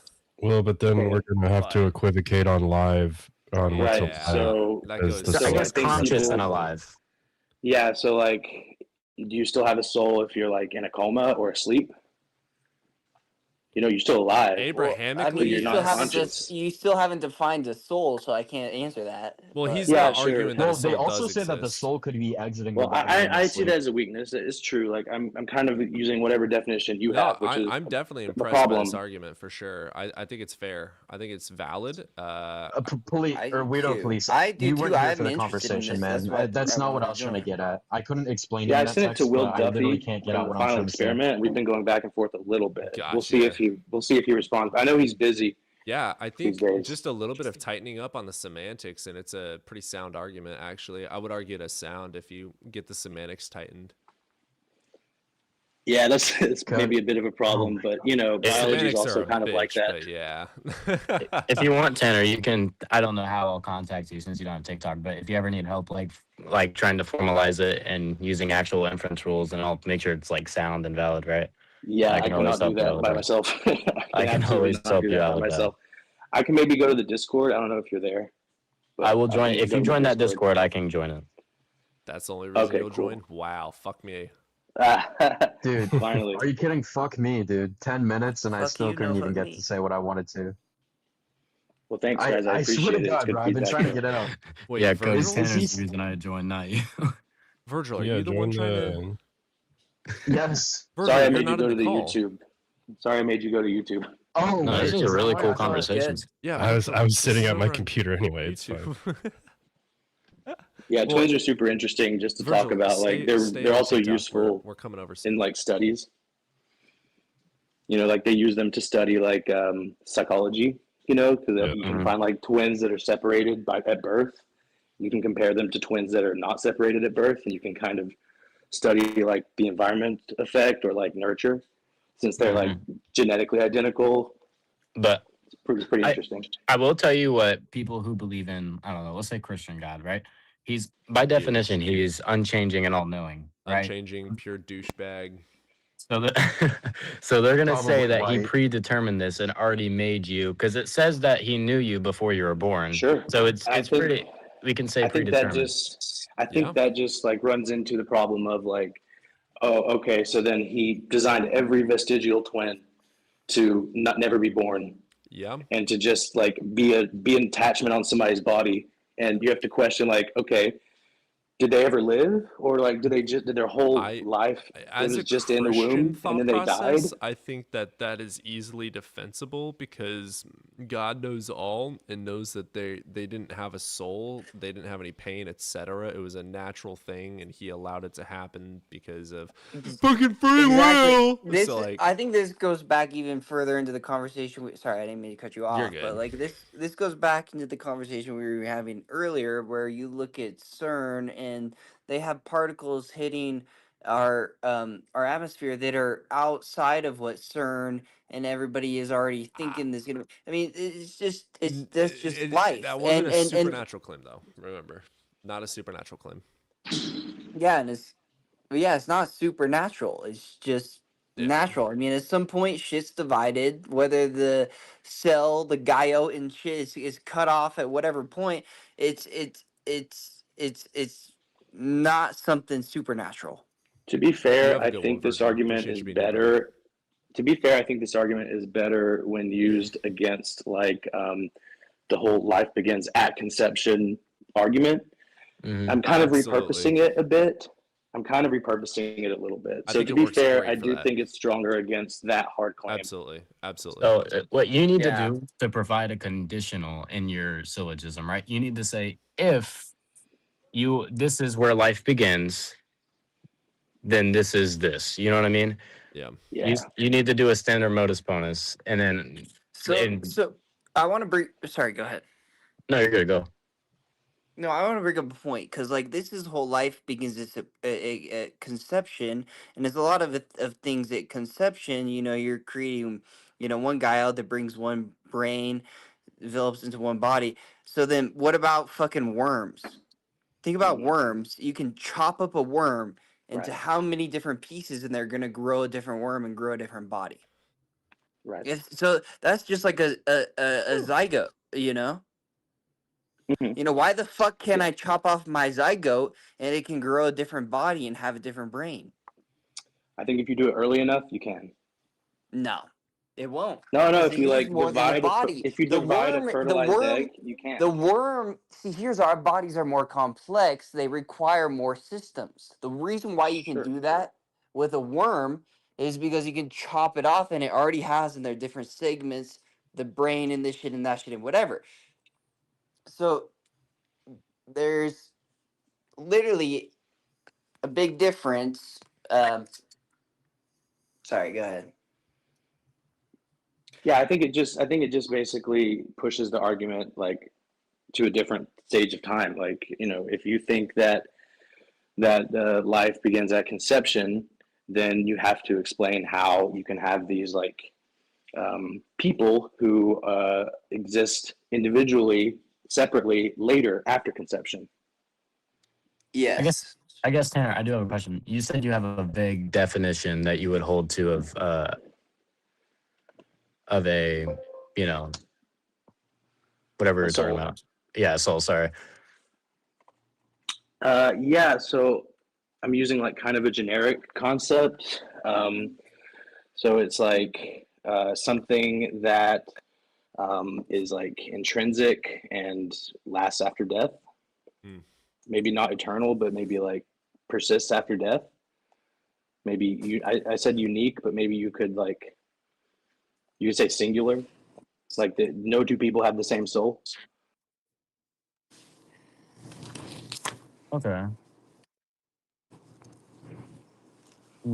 I say you definitely want to make that a tighter definition, because that leaves so much room for people to just throw in what ifs, right?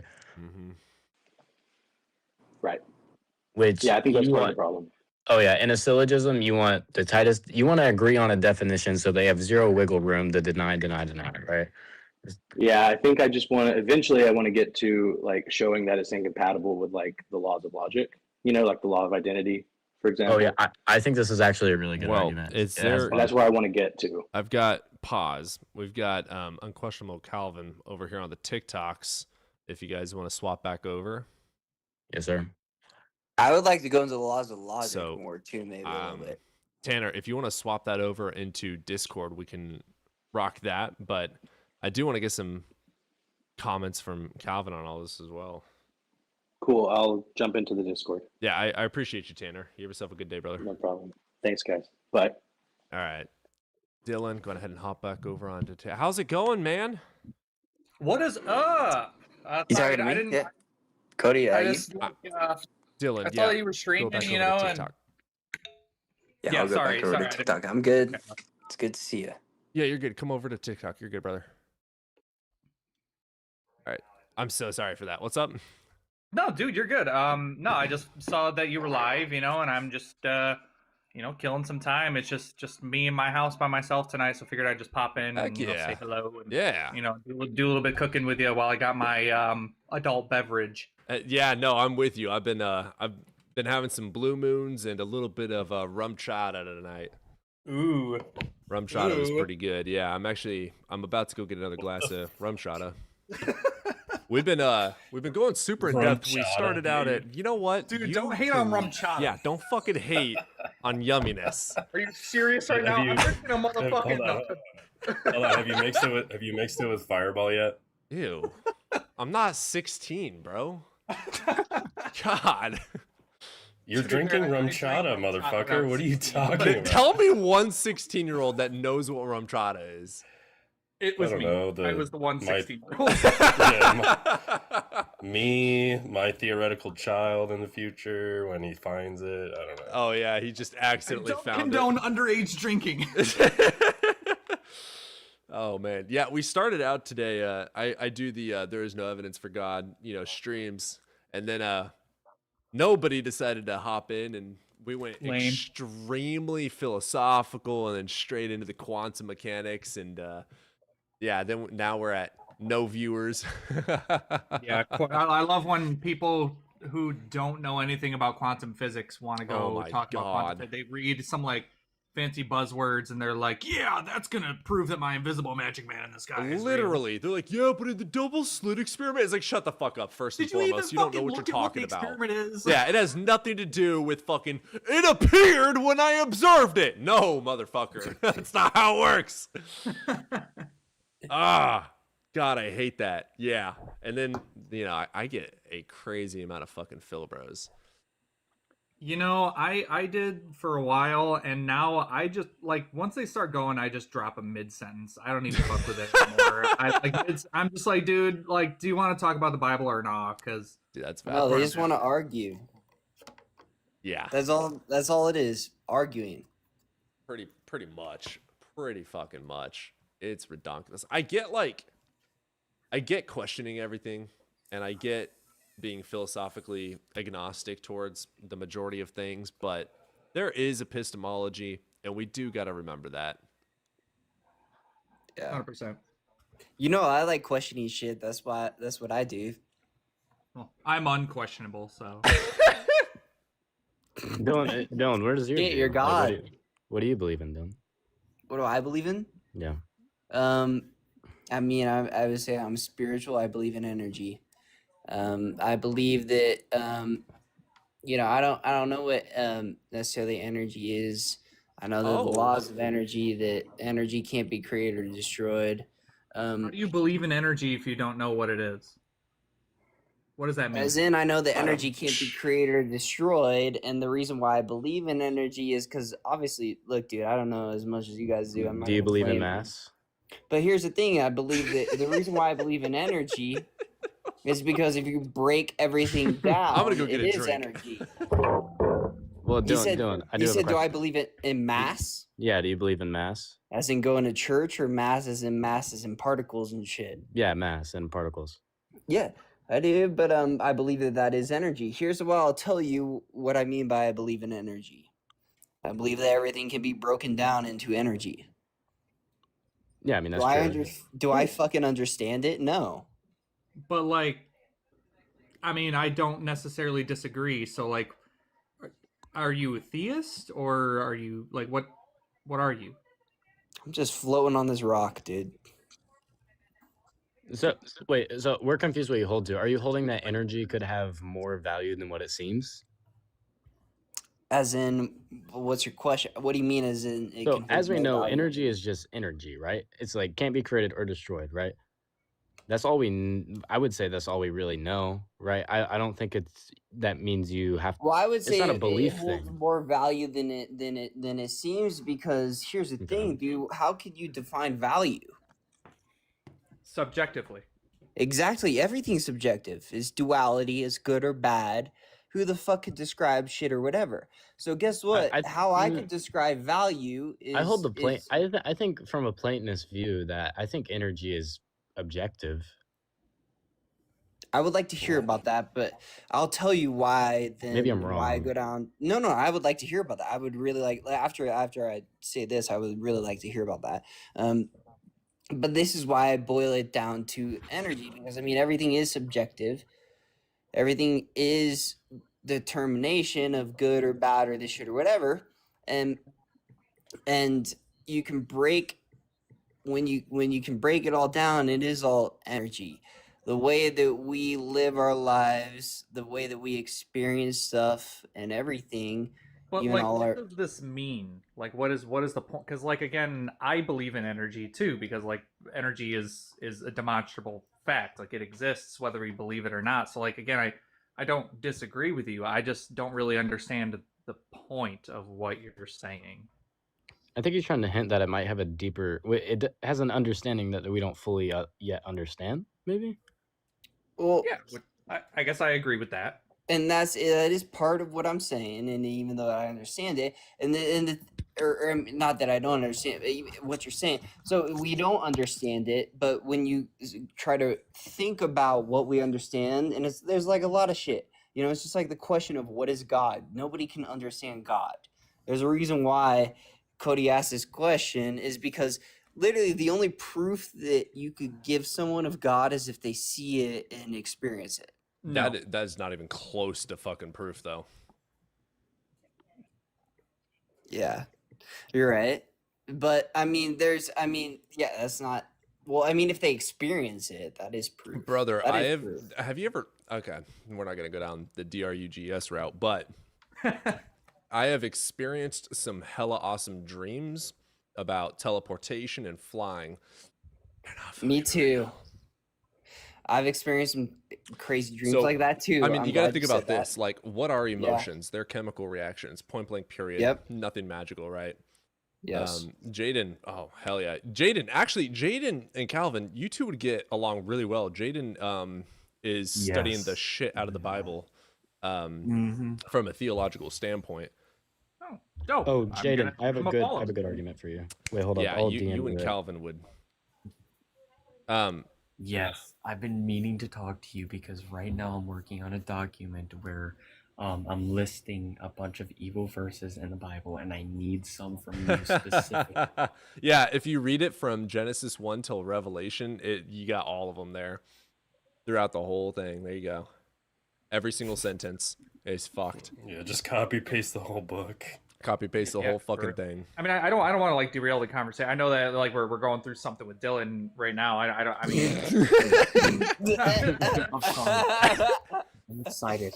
Yeah. Thanks for being here for me, guys. Dylan, here's the problem with that thought process as someone who practices witchcraft, right? From an atheistic standpoint. I want that shit to be real, but there's absolutely no justification for it, right? Like even, Various, he works at NASA, brother. He uses quantum mechanics on a day-to-day basis. Him sober, everyone, there's no attestment, no evidence, no justification at all that energy can hold memory, that energy will hold our consciousness, etc. We work with global workspace theory, not IIT. Panpsychism is horseshit crap from psychedelic bullshit. Like, energy is awesome. The universe is awesome.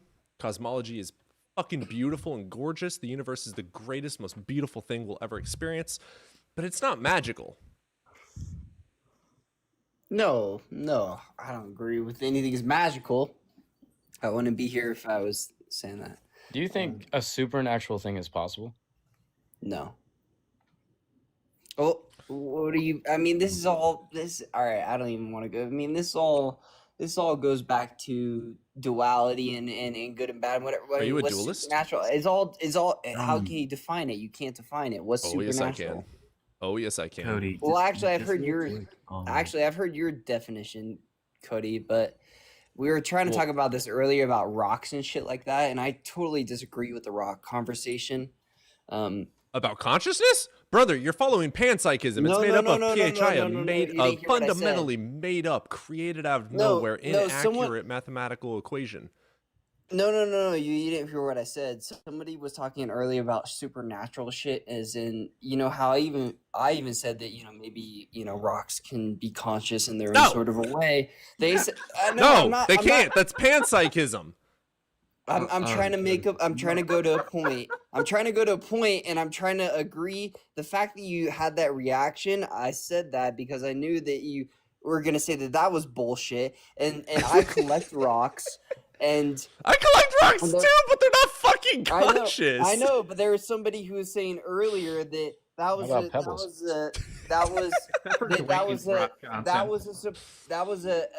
argument for something being supernatural. Was because rocks can grow in formations with shit that doesn't usually exist. But that's not supernatural. Not supernatural. No. He's going towards. You just don't understand how rocks formations work. So no. He's trying to make. We brought up supernatural, and I brought up the point that can something be supernatural if it is super rare, like super rare within the laws of physics, but unbelievably rare? Would we consider that supernatural? No, not under my semantic. I use Oxford Dictionary. I don't agree with that. I don't agree with supernatural. That's why you asked if I agree with supernatural. I don't. The definition of supernatural is attribute to some force beyond scientific understanding or the laws of nature. It is beyond nature. It is beyond the laws of physics. It is not fucking existing. Sure, but that's where the question comes up, right? I think maybe this is his point.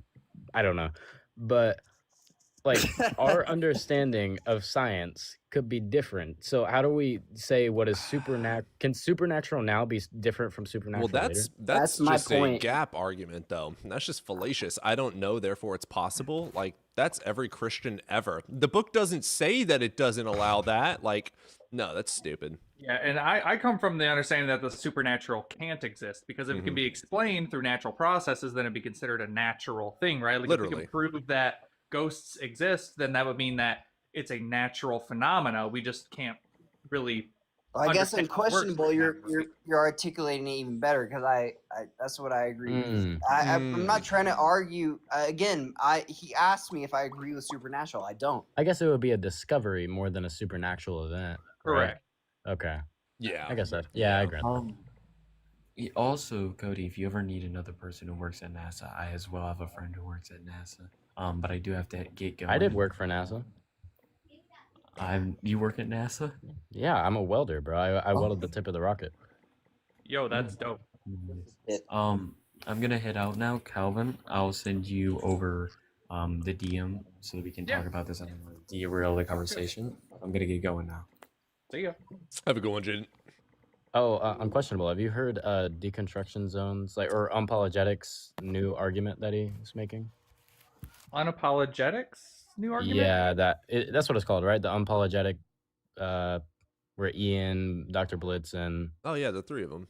yeah, they all come together. Honestly, I haven't really listened to their show. I do stuff with Deconstruction Zone once in a while. You know. Oh yeah, stuff, he pulled up a new argument for the first time. I don't think it's finalized, but it's a logical syllogism, but it only works within the Bible. So it's showing that the internal critiques in the Bible are pretty much in a logical syllogism, and it uses like verses within the Bible. Huh, interesting. Okay. If you have like a reference to where I can like listen to that, well, like if specific. Oh, like, I can write it down and send it to you. Yeah, do it. I'd be interested to take a listen. And Cody, I think you'll like it too. I'll put it in like the Discord once I join for Tanner. I still have to. I got the tabs here, but I'm still missing like so much, dude. I hate going back through this fucking thing as a deconstructing person with brain cells that actually work. Wait, jeez. I do have a question, Cody. So you were a Christian for like what, 21 years, right? Yeah, 22, 3, something like that. That's so long. So, like, have you ever claimed to have a super, like a miracle experience with God? Actually, or, like... so yes, I'm starting I just finished up my first video. I'm starting a series where I'm going through all of my experiences that were supernatural as a Christian, and then critically walking through the most likely plausible explanations. I have fucking many, dude. I mean, oh my God, yeah, so many. There was actually one time, okay, check this out. So I'm walking with my buddies. You're outside till the streetlights come on, right? It's early 2000s. And we're walking on the sidewalk, sun's down, and we hear this maniacal ass laughing to our right. And we look over to our right across the street, and in this dude's backyard, he's got a big ass fucking bonfire. I guess he threw some lighter fluid in it, because it fucking shot up like 8 feet tall. Again, this is little like 12-year-old me. I think I was like 5'10". So it looked tall as shit. And then we see a shadow of a dude maniacally laughing. His head is back, big ass fucking horns too. Immediately we thought it was the devil incarnate. It was hilarious. That's crazy. I never had anything like that, man. You're kidding me. Oh, no, I've got stories on stories. Dude, I used to, so when I was like 12 or 13, I used to like quote unquote have visions and dreams and whatever every single day. I supposedly saw in the spirit on a daily basis, where I saw like demons on it. I should probably go to a psychologist and get checked for schizophrenia, but I would see things on a daily fucking basis. Like I'd be hanging out with friends or whatever, and I would see like a fucked up person walking towards us, and I'm like, hey, do you see that fucking demonic person walking towards us? And no one else would see it. I've got so many fucking stories. I don't see shit now. Fucking dragon. You want to hear a couple of my weird kind of stories? As long as it doesn't involve energy being human. No, it doesn't involve the Dimitri. My good old friend it's not Dimitri. objective. I ain't gonna poke him, smoke him. Some of my weirdest experiences in life. My first ever memory, and you'll see it's a dream. I've got one like that too. You'll see it's a dream, but this is just weird for me. You know, my first ever memory was a out of body experience. Mm-hmm. I saw in my house that I grew up in, my family, my mom, my dad, my brother, and me, and like my family was kind of like holding me in front of them, and me and my family and my brother, and there's this light coming from behind them, like the sun, and it was like from that point, it was I was conscious.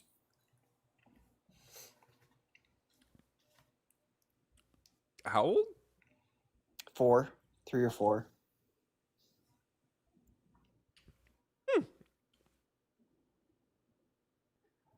And another experience too.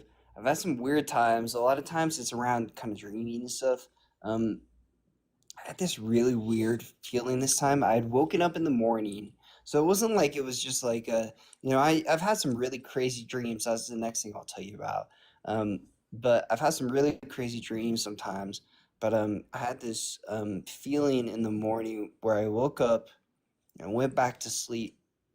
And when I went back to sleep, I was in this house, and I was like, younger, maybe like 6 or 7 or something, younger kid or whatever. But it was like a parallel universe. Like I was living a different. It felt super real. It felt way more real than, and you wouldn't understand. But like, I mean, this is where I talk about whatever. It's almost like a dream where you come back, and you have this knowledge. Something that you learned of, which I know you'll know about that, Cody. It's like almost like sometimes you have some dreams and this, you understand more than whatever, and you come back and it's like you forget. It's just like when you have dreams in general. I thought Bigfoot was an interdimensional time traveler. I thought that Hurricane Katrina was a false flag operation conducted by the Draco reptilians who were running the government, and they conducted they basically used a weather system, right? This is a conspiracy theory I used to believe in. The government run by I never thought of shit like that. Yeah, the weather machines that were being controlled by the HARP, controlled by the the Draco. Oh yeah, I know that. They were controlling the government, right? DARPA. Hillary Clinton was the head. Yeah, DARPA, that's what it was. Hillary Clinton was the head of all of it, right? And Justin Bieber was her right hand man. They were both reptilian.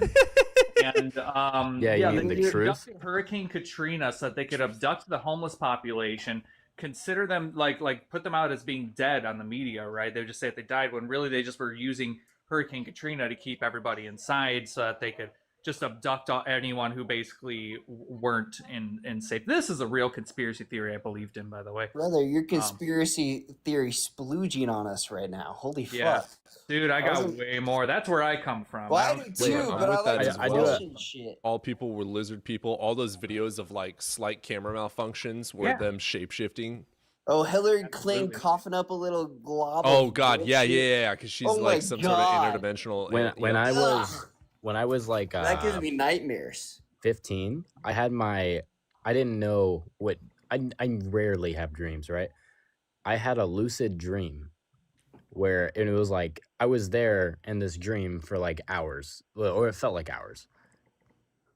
And it was a lucid dream, and I was like, yeah, God's real. And then I learned what lucid dreaming was. And I was like, "Oh, I'm an idiot." God is real. Explain more onto that, because I want to hear more about that. Well, I saw. Explain more on to that. Dude, I'm drunk, dude. Sorry, dude. I was about to say, is anyone here sober? What's the threshold for sober?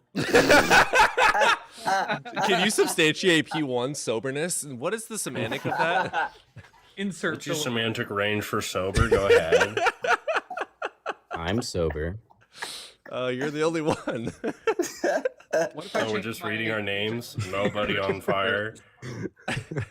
Don't worry about it. Oh wait, unquestionable. If you could look at those premises real quick and give me your opinion on it, that'd be really cool. Wait, what am I looking at? I DM'd you the syllogism. Syllogism shit. for what? Stoicism? I'm not smart enough to back out of this while it's on my phone and not leave the actual live. Oh, don't teacup. We'll lose you. No, I don't want a teacup. The transcendental argument for sobriety. Oh, okay. Valid, valid. Dude, I remember specifically like P1's true, P2 follows. 2 girls, 1 cup. No! No! Hey! It's relevant. Provide a syllogism.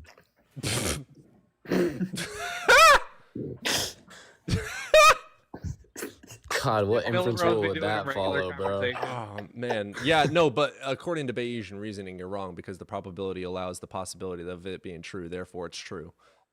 Fucking kill me. There's 3 cups. God damn it.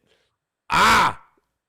Dude, I used to be so scared of saying that too. I remember deconstructing, and the first time I ever said God damn it, I cried because I thought I was officially going to hell. Wow. Dude, that's actually sad. I was in an argument with someone, and I said, "Oh my God," because I said something stupid, and they're like, "Oh, you believe?" You said God, therefore you believe. Dumbest shit. I love that argument. Oh my, you just used the Lord's name. You believe in him. All right, bitch. Voldemort, Voldemort, Voldemort. You said, oh my God, concession. You can see it. All right, moving on. Thank you for the concession. Slow tier. Elaborate. We've now converted one more for nondescript theism. Amen. Praise God. Nondescript theism. Yeah. Wait, so if I want to get philosophy book, should I talk to Cody or nobody? Don't. Just fucking don't. No. I'm already doing it, so I'm either going to be educated about it or uneducated. God damn it. David Hume, Michael Humer. You say don't and then do it immediately. You got fucking Spinoza, and then Aquinas. You obviously have to do some Aquinas to at least understand the arguments, and then you got Descartes, the dumbest arguments on planet fucking Earth. Descartes gonna help you out with never read brain none fat. of that.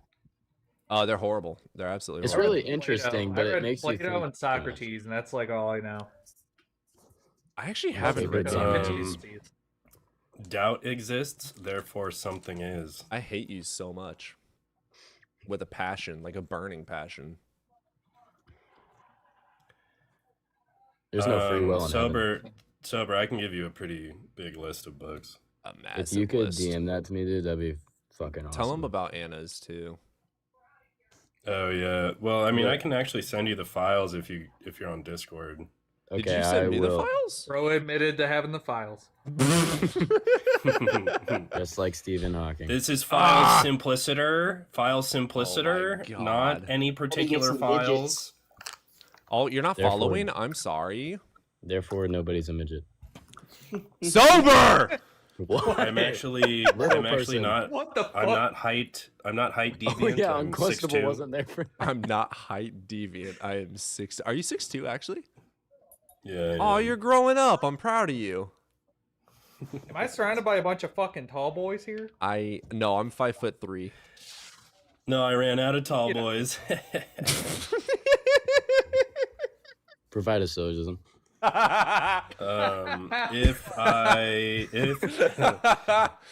If I've consumed all 3 tall boys, then I have run out of tall boys.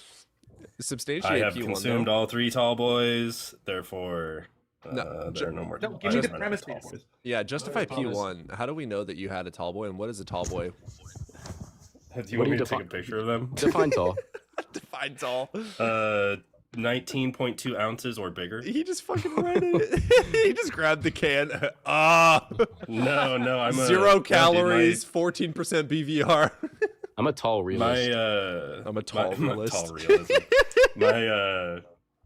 My job for like over a decade now has been in craft beer, so I know my can sizes. Ooh, okay, that's kind of hot. Bet. I don't know. That's what she said. What, hot bet or? We get any women on here ever? Malt liquor. Wow, we got really off the topic of. Yeah, that went super off. Cody, what is this? Cody, what is this super chat on your YouTube? What I the know. fuck? 279 super chat. Jepstein. Oh my god. W stream. W for the comment, but that name is terrifying. The name's terrible. I don't see the issue. Elaborate. Cody lost 12 in somewhere. Cody lost 12? What? Oh yeah, but unquestionable. I want to make it clear that is not my syllogism. I took that from deconstruction. So just let you know. Okay. All right. Fair. 12. I added like a little part, like just with the wording, but that's it. I see. I am not smart with the. I definitely do need to like hone in on philosophy and stuff like that. So, I mean, if you guys have suggestions for like philosophy, and I would be. All you need, please, my just learn the laws of is logic. to never get into philosophy. But never. No, my whole thing is I mostly just read the Bible to Christians and make them admit to some pretty crazy shit that they can know. Would you rather be stuck in a room with 10 Christians that are biblical literalists or 10 Philbros? Alex O'Connor's next video. That's like a buffet for me. Alex O'Connor. Next up on Jubilee. Surrounded. God, what a nightmare. That's, dude. The Philbro, it's tough with like Philbros because, you know, God is a very philosophical debate. So it's like, I don't like to even talk about the Bible anymore just because it's like, why would I argue fucking 2 Kings when he mauls 42 children when it didn't even fucking happen? It's like, I can use that as an argument about why your God is evil, but why would I even grant you that shit if you have no fucking evidence for your God even existing? It comes to a moral thing for me. I want to see, like, if you're claiming to hold yourself to such a high moral standard that Christianity is the morally superior to anything else, and you know, yada yada yada, my God's so great, I live my life following, worshiping a God that's just so awesome and cool and loving, why does he rape women? But Calvin, you know, but Calvin, you're an atheist, you can't have morals. God damn it. Ian actually has a new argument for morality.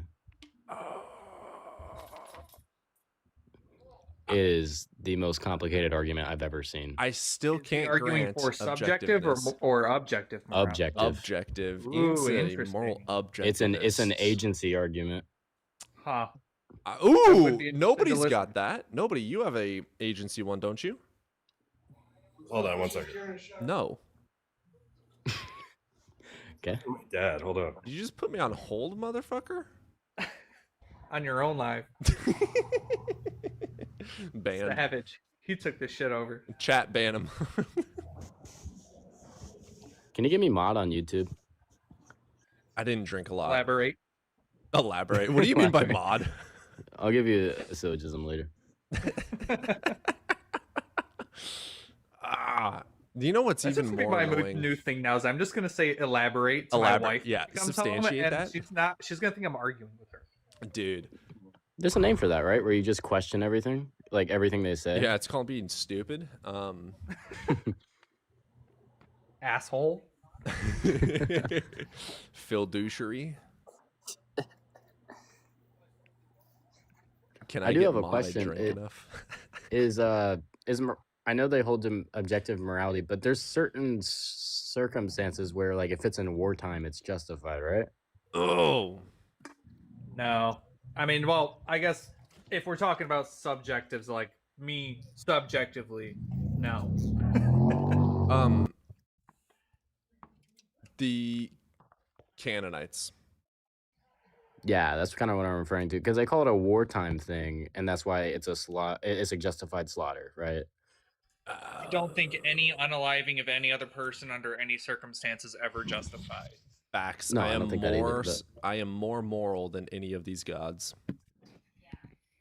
How can you compare yourself to God Almighty? Because your God's a Shit, bitch. I wouldn't start the war to fucking begin with. I wouldn't let the war happen to begin with. Sorry. Like, right? We're not Trump. Yeah. You got it. But oil. Canceled. But kick off! You know why the war was started? Nuclear weapons. Exactly. Question earlier. Yeah. You have an argument for moral objectiveness based in agency, correct? Oh yeah, I think the Gaworthian project is successful. Yes. I'm gonna need a source for that. I've never heard of that before. Substantiate P1. I didn't give you a premise. What are you talking about? What are you elaborate? Elaborate. So the goal of Gaworth is that like the aughts are actually in what it is to be an agent. And so because agents to even go towards any valued goal require freedom and well-being. That's the same argument I have. Yeah. It's just I just think Gaworth is a successful project, but that commits you to being an internalist for aughts, basically. Like that means that aughts are inside of what is. So like an externalist or like someone who thinks that there's an is-ought gap, they're probably gonna just try and like shut it down right away by saying that gap exists and making an argument for it. Like one of the arguments for the gap is that like is propositions are truth apt and ought propositions are not truth apt. Well, so that's just going to completely sidestep Gaworth. Gaworth is an internalist about where the oughts reside inside the ises. Well, mine is like a freedom and well-being argument. Yeah, that's Gaworth. Okay. Or at least it's probably like very similar at least. I think it's slightly modified to make it tighter in a way, but I'll send it to you if I...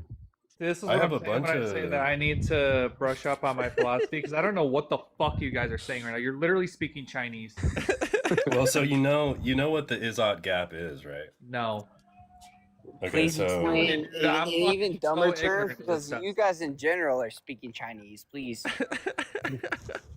So energy. Like David Hume. Elaborate. Hume's guillotine is basically like I don't even grant it. Like, well then you can. Well, I think it's stupid. Dude, you instantly lose to Gaworth if you don't. Not even a little bit. Nope. There's no is-ought gap, but you still have no. Like, I grant an is-ought for like, if it is good for us to survive, then we ought do good to others because we're social creatures and require each other for our own survival. Like, I grant that. But yeah, freedom and well-being. You still have to. Well, that's a hypothetical imperative. But you still have to have causal mechanism, and to describe something as objective still requires axiomatic, and there is no objective axiom to ground morals at all, which is why I can't grant it. Does everything need a It cause? sounds like you just contradicted yourself because you said there's no is-ought gap, but then you said that there's no axiomatic grounding of the oughts. Well, no, I don't know even what that. I don't even know what that means. But I mean, I can grant it sounds like you just of said two if it is different good things. for us to survive. Like, I guess that would be the foundation. If it is good for us to survive. But that's a hypothetical or imperative, and so the goal of Gaworth is to avoid hypotheticals so that you don't just get to choose whether you're in that framework or not. He wants to establish an objective categorical imperative, as in all agents must behave this way, or you're that's subjective. What is subjective? You bitch. Yeah, you dumbass. Like, you just say words sometimes, Cody. Behave this way is subjective. It's subjective. All this is subjective anyway. Which premise do you decline, It sounds bro? opinionated. Look. Just because all of our attainment of or our interpretations or our understandings of reality are subjective doesn't follow that therefore nothing is objective. I'm not saying that, but I am saying that anything mind dependent or changing in accordance with feelings, tastes, and opinions is therefore subjective. Right, and that's why we want a categorical imperative that applies to all agents instead of a hypothetical what about this? imperative. I disagree based on my opinion with Gaworth, therefore it's subjective. Like, come on, like, right? Okay, you can also say 2 + 2 is 5 and you're wrong. Right, but that's objectively grounded in axioms. The morality has no axiom. And the grounding of Gaworth's, I don't know if grounding's a great word for this, but the grounding of Goworth's argument is the general features of action, like what it means to be an agent that can do purposive acts for an end. Like, so this is like when you are an agent and you act for an end that you value, this necessitates you valuing freedom and well-being, and you are solely valuing on the fact that you are an agent, because that's what it means to be an agent. And so without justification to explain why you remove freedom and well-being from another agent, without justification, you're in a performative contradiction. That's the goal of the project. But isn't that still subjective? Because you can be opinionated sounds like, and they don't deserve it. Or do you agree that you ought to have freedom and well-being? No, not necessarily. What does that mean? Like maybe we should avoid the word ought. Must. Do you agree that your agency requires freedom and well-being? Ooh, that's a good one. It's the same thing, by the way, but... Well, right, but we want to, like, when we're arguing with people who are afraid of ought, we shouldn't use it. Define ought. Oh, god damn yeah, exactly. The oughts are in the ises. The oughts are in the ises. Well, ought is to I should because of. It's just a reason to do something, yeah. Right. So, like, I need to or I believe I am isn't necessarily an ought.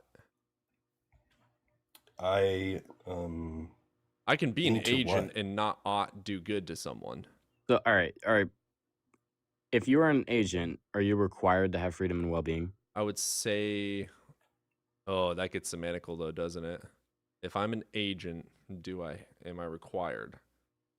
I'm gonna hop down, but I appreciate you guys for having me. Hey, I appreciate you, man. Give me your opinions on that syllogism, brother. I really want to get your elaborate. I'll take a look at it, man. I'll let you know. All right, appreciate it. Have a good night. All right, see ya. Have a good one. Good one. Love Calvin. He's a genius, bro. He'll definitely tell me if that is a good argument or not. I fucking love him, yeah.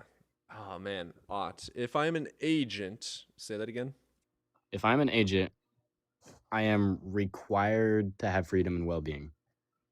Freedom and well-being, oh, God. On a morally subjective stance, I would say no. Like, you're not required it. I would say that I morally agree that all agents should. Well, no. We're trying to derive the moral oughts. We don't want to talk about whether or not you morally should have freedom and well-being. What he's asked, like, I think a good way to ask this is, does being a purposive agent require that you are free and have well-being? Otherwise, you can't make your purposive. Yes, that's better word. Otherwise, you can't make your purposive choices without the freedom to choose and without the well-being to strive for that goal, right? I would say that's an objective yes. Right. So Goworth's project is basically saying, look, you grant yourselves these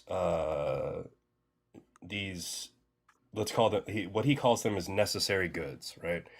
So you acknowledge that your agency itself requires this bare minimum necessary level of goods, which is what he refers to as like in general, like freedom and well-being. And what he's saying is that, like, if you were to freely, purposively choose to take that freedom and well-being from another prospective purposive agent, then you're in a state of contradiction, unless you have some type of justification, like he was about to push someone off a bridge or something like that. That's okay. You ought to not interfere. Okay, yeah. Right. The negative goods are the necessary goods are important because they're what enable you to be an agent. And then what we ought not do is what's easiest to attain in this Goworthian model. Like, so you look at the fact that you have no reason to just freely choose to do this to another agent, then that means you ought not do it. Because you rely on those necessary goods of freedom and well-being. So it seems that's fair. Actually, I can grant that. And like, and it kind of goes like, if others not interfere with your freedom and well-being, then you have a right to it. Mm-hmm. So, like, another thing to keep in mind, though, is that, like, that's good. Goworth's goal is to have, like, these categorical imperatives. They're not hypothetical, and his goal is to have them be egalitarian. And we could have, like, non-egalitarian forms of morality, but to me, that's just incredibly, like, inefficient. Like, I don't understand what morality would mean if it wasn't attempting to be applicable to all. So if it's non-egalitarian, then to me, it's just like a moral framework that is just bunk. Like, I don't understand what the goal would even be if we're not trying to be egalitarian. Wouldn't it be contradictory, though? Because the subjective arguments that I have are sound as well, but that also sounds sound. So isn't that a contradiction? No, well, not really. What I would say is that, like, trust me, everyone's at my throat about this all the time. Saying that I'm an objective, like, or I support objective morals, right? Like, particularly atheists are very combative with me about it. Yeah. And, like, I understand, like, what it seems, though, that we just, like, look at these things differently. Like, one thing about Goworth is, like, his goal is to show that the oughts are in the ises. So whenever anyone invokes Hume's guillotine, they're already assuming this, like, externalist model where they're saying, like, the oughts are not in the ises. Like, they're not truth apt, or they're not inside and derivable from truth apt statements or propositions. Well, Goworth is saying that's not the case. He's saying that the oughts are actually in the ises, and, like, a really bad example, but to kind of get the point across, is it has lightninged, so it ought thunder.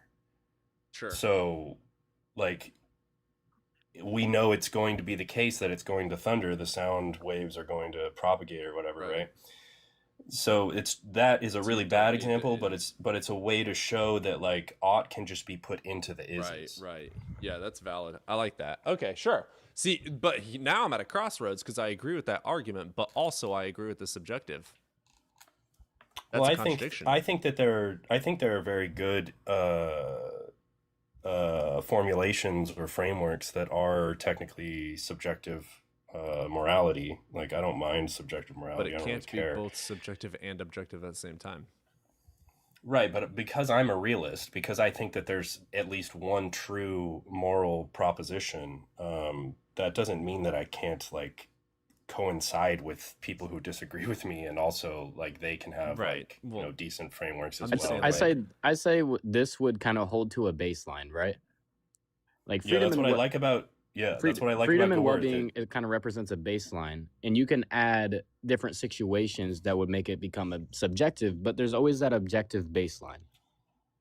Right, and, like, Goworth is a blend of a priori and a posteriori, and then you have, like people on, like, someone who's fairly popular on YouTube. His name is T-Jump.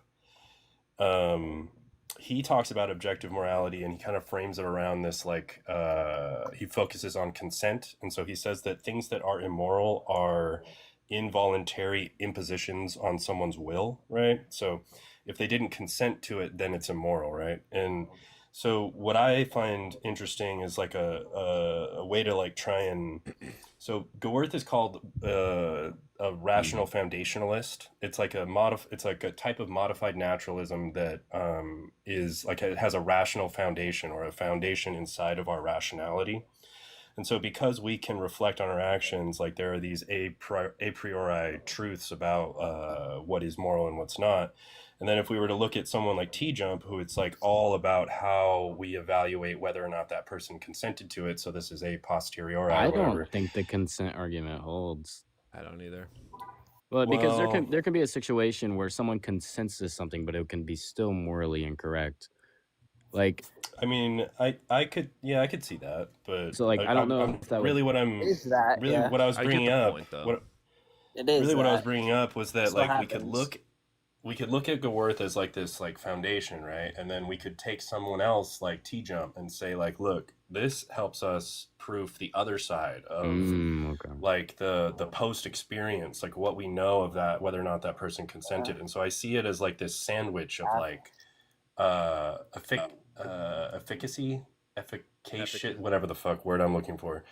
And but like the thing I like about Gaworth is like it's just like kind of neutral. It's just like all agents that are prospective agents, like they should follow this.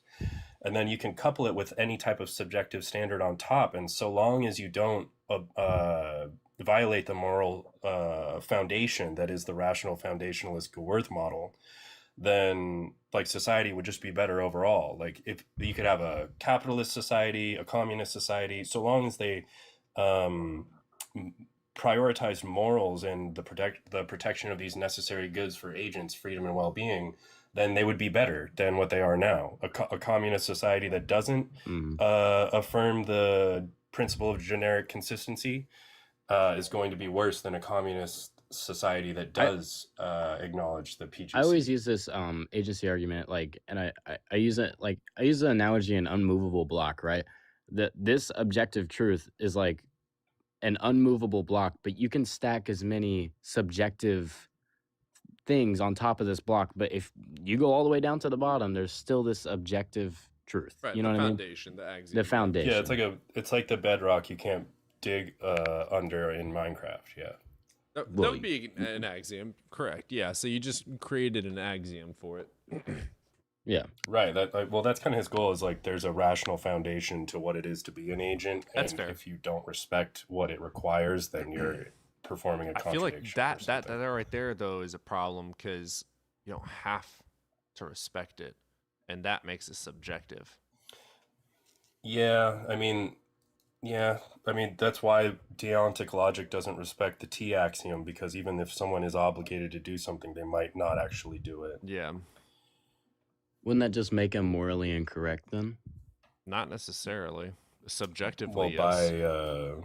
Like if someone grants all the premises, right, but still is like, well, someone doesn't choose to do that, then it just means they're. I mean, yeah, that would make you morally incorrect, but the fact that you're able to means that it's subjective and able to change. Right, but like I said, just because we have subjective interaction with our reality, and that's the only way we interact with reality, that doesn't mean that we can't find an objective truth. I agree with that. That's fair. What's up, Euro? Hey, man. You a believer? Yeah, I am. Okay, which God? Christianity. All right, man. What you got for us? Is what's his name? Is nobody on fire? Is he not talking? Is he? Well, we were just talking about morals, but yeah, if we're all atheists, so go for it. Oh, okay. Can you give me a second? My sister is calling me. Sure, you're good, brother. I'm agnostic. You're an idiot. No, I'm kidding. People call me agnostic and I disagree with them. Does that count? I believe in energy. I'm not smart enough. Brother, I God can't. damn it.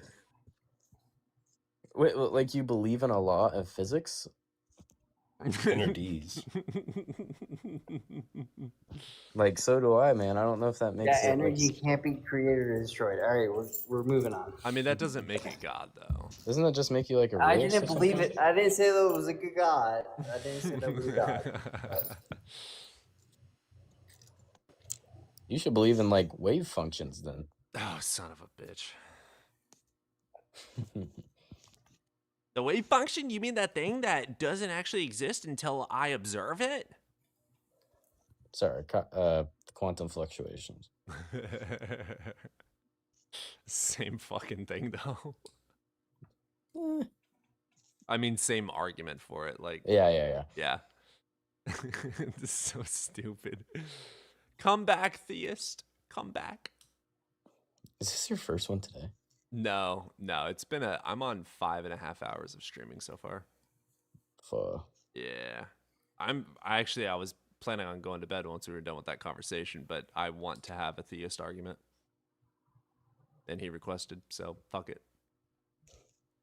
I think Christian is a losing battle. Now I know Catholic, you can win somehow, but Catholic he's smart as shit. I don't grant a lot of what he says, but I think how he says it is incredibly intelligent.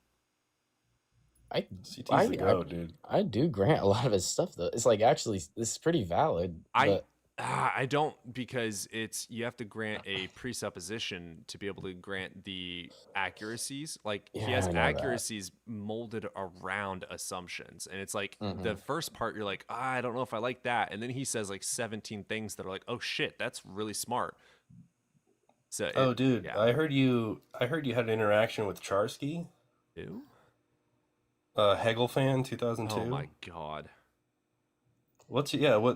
Evan talked about it like it didn't go well. What was the problem with Charsky's one of the goats too? I mean, don't get me wrong, I've never read Hegel, but Hegel. Dude, but, he was 100% stuck in oh shit, what was it? I granted his arguments from a what if standpoint, but he was very big on like oh shit, I'm trying to remember. It's been a few days. Like I know he's a theist, but it's like he knows his shit. Dualist. He was hardcore. Oh yeah. Like no, but I mean like hardcore. It wasn't just there's something else from mind. It was borderline. Was he like Euro's back? Was he talking about like idealism? It was hard. Yeah. It was. So like mind is primary, kind of. Yeah, and he's like, but you can't subscribe to anything else because there's no evidence for it. And I'm like, all right, neurology. You want me to read it out? And I would read it out, and then he'd be like, yeah, but that's not getting over the problem of qualia. And I'm like, I don't grant that as a problem in neurology. It's not a problem. And we just ran in fucking circles. Well, I mean, I don't think the world is idealistic, but I think that there are potential underdetermined facts about mentality that can't be deduced entirely from physical processes, but like that could just be like our epistemic. Well, it could just be our epistemic access to it, right? Like just because we can't. By the way. Yeah, well, nothing is ideal. It's just like look at natural processes, like what you're saying. If it was ideal, when we breathe and when we eat, you have two different fucking systems, and you can literally choke on food just from fucking. But it's all in this reduction. You can choke on in this context. In this context, idealism means that like there's like a primary mind to the world that is fundamental prior to material. That's so stupid. Well, I'm not really. I think idealism is confused, but I can't. Hella hard. Right, but I can't. Like when I say that idealism is confused, I'm not necessarily saying that dualism is impossible. I mean, if you say idealism, it's like idealism is like a God created our bodies, and your body should be ideal. Literally, you have one system in your body. I don't know. Guys, he might leave if we don't engage with him. Yeah, Euro. Yeah, sorry, man. Euro. What did you want to talk about, dude? Go ahead. It's all good. First of all, how y'all's day going so far? Man. Good, man. How about you? It's going pretty good. Okay, so Mr. Host, can I hear your Yeah, which God do you believe in? Christianity, so Jesus. Okay, cool. Is your God outside of space-time? I'd say yeah. Okay, yeah, anything without time cannot have causal relation with time. Therefore, the entire story surrounding your God is false, and he doesn't exist except for in the imagination. Christianity? You think Christianity? The Abrahamic God in general, Catholicism, Judaism, Christianity, all of it, Islam, all of it is just completely fucking false. It doesn't exist. So which God do you think exists in the time world? None of them. There's no such thing as a God.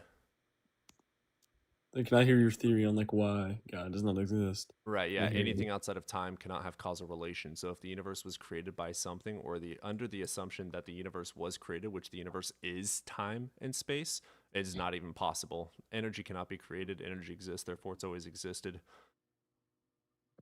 Yeah, but it has in many verses in the Bible that through all things God can do the impossible. That's an adorable special pleading claim. Well, Euro, do you agree that he can't contradict himself? I mean, well, that alone is a special pleading case. So, like, if I tell you that the one true unicorn is above your God, and you say, "Nuh-uh," and I say, well, he created your God, and you just go, no, and I just go, nuh-uh. Like, you're saying the laws of physics cannot be broken by anything except for your thing. And there's no justification to believe that is true. It's literally just not possible for something without time to have causal relation, i.e. cause and effect, because cause is point in time, effect, future point in time. You can't have that if time does not exist. Cause and effect are byproducts of time existing. So a God that doesn't have time cannot have causal relation except for in a mythological storybook. I mean, I agree, but whenever you say contradictions, do you mean his resurrection? A and not A cannot be true. So a contradiction is something like your God cannot be both evil and good at the same time. Oh no, then God is good. That's a claim, yeah, but he doesn't even exist, so why would I believe either? What he's showing is that he has to follow the laws of logic. Otherwise, he's illogical because he contradicts himself. Yeah. And the only argument around that is a special pleading fallacy of my God created logic, therefore he can do whatever the fuck he wants. There's no justification to believe that. God doesn't do that. He doesn't do anything. He doesn't exist. I mean, how do you think we got here? And I mean, there hasn't been one like historical fact in the Bible that has been proven wrong. Want to bet? I do. Yeah, Genesis 1:1 says God created the earth. In Genesis 1:14, day 4, he created the sun. That's false. The sun is older than the earth. Also, it says in Genesis that the earth is flat and there's a firmament, which means solid dome in Hebrew. That's not true either. We've been to space multiple times, including this last year. Rabbits chew cud. Rabbits literally physically cannot chew cud. It also says that snakes can fucking talk. Like, what kind of fucking fairy tale Shrek shit is going on here?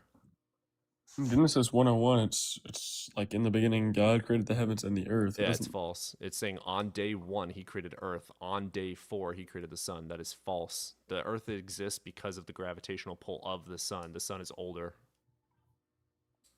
I don't think it says, they don't think it brings up the sun at all. It does. The sun, moon, and stars. Besides, day whenever 4, he's Genesis saying that, 1:14. he's talking about the world that we live in, not Yeah, no the other shit. worlds So around the us. earth, according to him, our earth that we live on was created on day 1. Day 4 was created the sun, moon, and stars. That is false.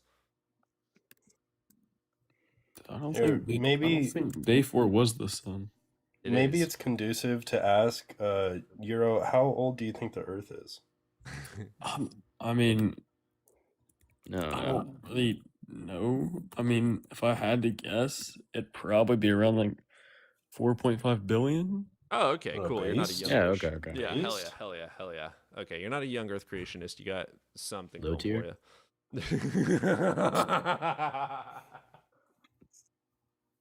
The timing of that is fucked. I mean, like, you know, there's no, like, real good, like, or really any evidence at all of Exodus, right? Exodus is literally impossible to happen. There's not enough water on Earth for it to have happened, and there's no sedimentary rock layer. It's all just. Well, I meant the Israelites leaving Egypt. I Oh, don't think yeah, there's there's no evidence. historical context for There's that no either. evidence. Yeah, there's no evidence of that number of people crossing the desert. Especially not at that time, because you can follow the begots and the timeline of which is where young Earth creationism comes from, is the begots and the lineage thereof from Adam to present. In accordance with that timeline, it literally didn't happen either. The Bible's just a fairy tale. Euro, do you believe in the Great Flood? The Great Flood? The Great Global Flood? The one that Noah's Ark? Mm-hmm. Yeah.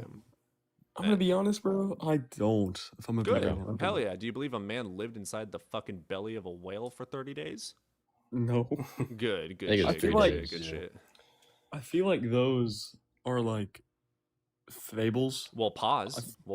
You don't believe there was a global flood. You don't believe a man lived in a whale. Do you believe a man walked on water? Jesus, yes. Explain that logic. I mean, I'm not a deep Christian like everybody else comes up here and like explains their whole thing, but I mean, it really. Well, it's not part of possible. my- Have you ever walked on water? God no, but I'm not Right. Jesus. Well, Jesus Hey, didn't lizards do. exist. I'm a mythicist as well. Jesus didn't even exist. Why do you believe anything in the Gospels? I mean, I believe that God, you know, he rose. He was crucified. He rose on the third day. Why do you believe that? I mean, it's just really just my faith. I mean, half of it really just faith. I mean, are your parents believers? No. When did you start believing? Last year, God changed my life. How do you change your life? I mean, my mom, she was really sick, and she was in the hospital, and just prayed about it, and then I just prayed, and it happened. She was fine. In the hospital? Yeah, she had cancer, and she lived. With doctors who were giving her therapy? No, she didn't have. I mean, she did it like whenever she first got there. So then, she had therapy for it, and there were doctors watching her 24, literally 7, and you are gonna give credit to Santa Claus instead of the doctors that have doctors? I mean, I've never said that. I said that, you know, God mostly. I mean, I think he just saved my mom's life. What if I prayed to Vishnu at the exact same time that she'd be healed? Who's correct? Whose God is real? I prayed to Vishnu, you prayed to the Abrahamic unicorn. Which one's real? I mean, or check this out. We both pray, and it happens that she's good. Plot twist: the people that fucking went to medical school were the ones that helped her. That's kind of crazy, ain't it? I mean, yeah. Yeah. Do you think your pray would have worked if the doctors weren't doing anything? It's not. I can't say anything for that. I can't go back in time and say that. I mean, I don't know. To be honest, I don't. I mean, you can logically deduce.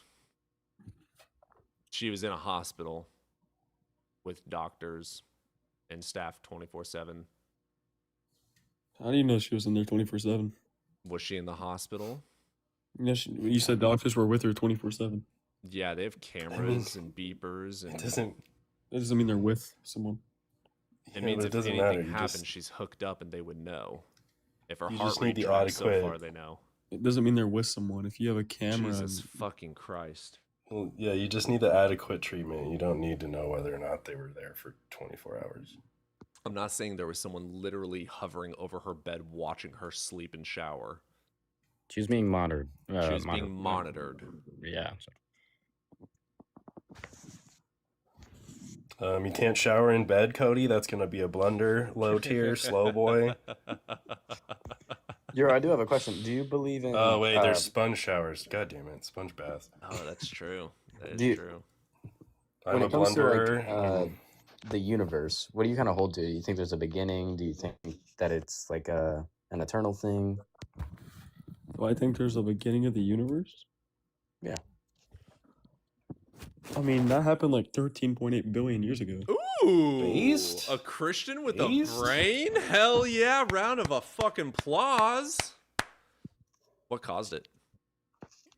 I think I don't really know. I'm gonna be honest. No, that's fair. Well, I think it was. I don't even remember, but I know there's something like Big Bang or something like that. Sure, but I guess my question: do you hold that to be like where everything began, like time and stuff like that, or do you like think that's just something that happened? I think there was definitely a cause. Yeah, I can agree with you there. I mean, the Big Bang, the Big Bang Theory, all it does is describe the evolution of our universe.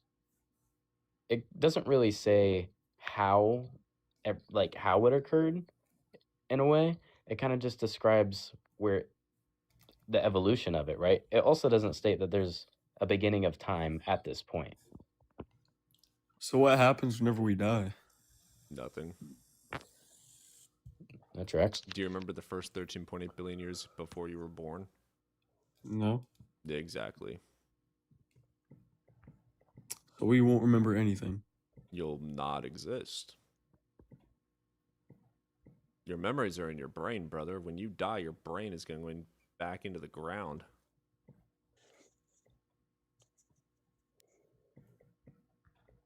Yeah.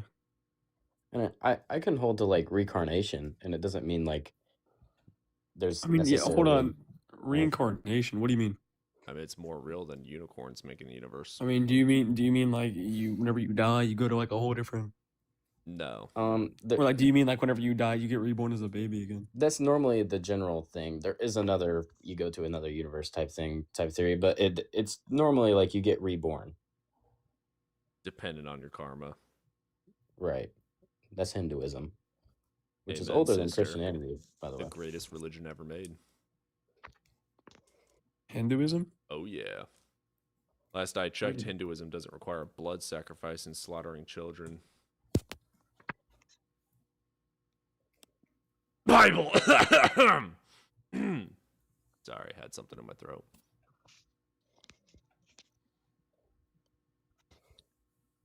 Zero, do you hold to the Old Testament? Like, you think everything in there was like just? Just what? Like justified, right? Like there was like a lot of bad things that occurred, right? So do you think that was like just justified? Oh, you've never read the Bible, have you? Me? Yeah. I have. I mean, I've read a little bit of it. Oh, like that makes a lot more sense. I mean, I read every now and then, but Cody would probably be better at explaining this than me. Yeah, that makes a lot more sense. Yeah, flooding and drowning toddlers and infants, is that morally right or wrong? Wrong. Okay, your God did it, so your God's evil. My God did it? Yeah, Exodus. And what part of the Bible does it say that? Exodus. Exodus what? The story of Exodus. No, I'm sorry. That's the incorrect one. Let me open it. Not the story of Exodus. It's the flood, brother. Where he floods. Well, he doesn't. I don't know if that applies. He doesn't believe in the flood. Oh, that's right. You believe? Oh, that means you wouldn't believe that God drowned a bunch of people. So you don't believe the story of Noah is true? Mm-mm. Good man. Good man. So there's I don't think any human being could build a freaking giant. Yeah, back then especially it wasn't possible. So if we go over to 2 Kings, 1 second. There's plenty in Samuel too. There is a lot in Samuel. 2 Kings is my favorite though. Is it the bears? Yeah. She bears. Quit misgendering. So in the book of Kings, 2 Kings, you got Elisha is walking along a path in the woods, and a couple of teenagers walk up to him and say, "Ha, you're fucking bald, bruh." And then he curses them in the name of God, and God sends 2 bears to rip them and shred them limb by limb. Is that morally right or wrong? Wrong, I guess. Yeah, your God's evil. 42 of them, by the way. 42. He slaughtered 42 children for one saying you're bald. Also, there's another, I want to say it's also in Kings, I might be mistaken on this, where 2 siblings are using incense, and they use the wrong incense or spill the incense, so God sets them on fire and kills them, and they just burn alive. And then when the parent comes in, the father, God says, if you weep for them, you're going to be next. Is that right or wrong? Yeah, I think that was in Kings 17. Something like that. So yeah, God is evil if he exists, but anything outside of time can't have causal relation. Therefore, the universe wasn't created by this being anyway.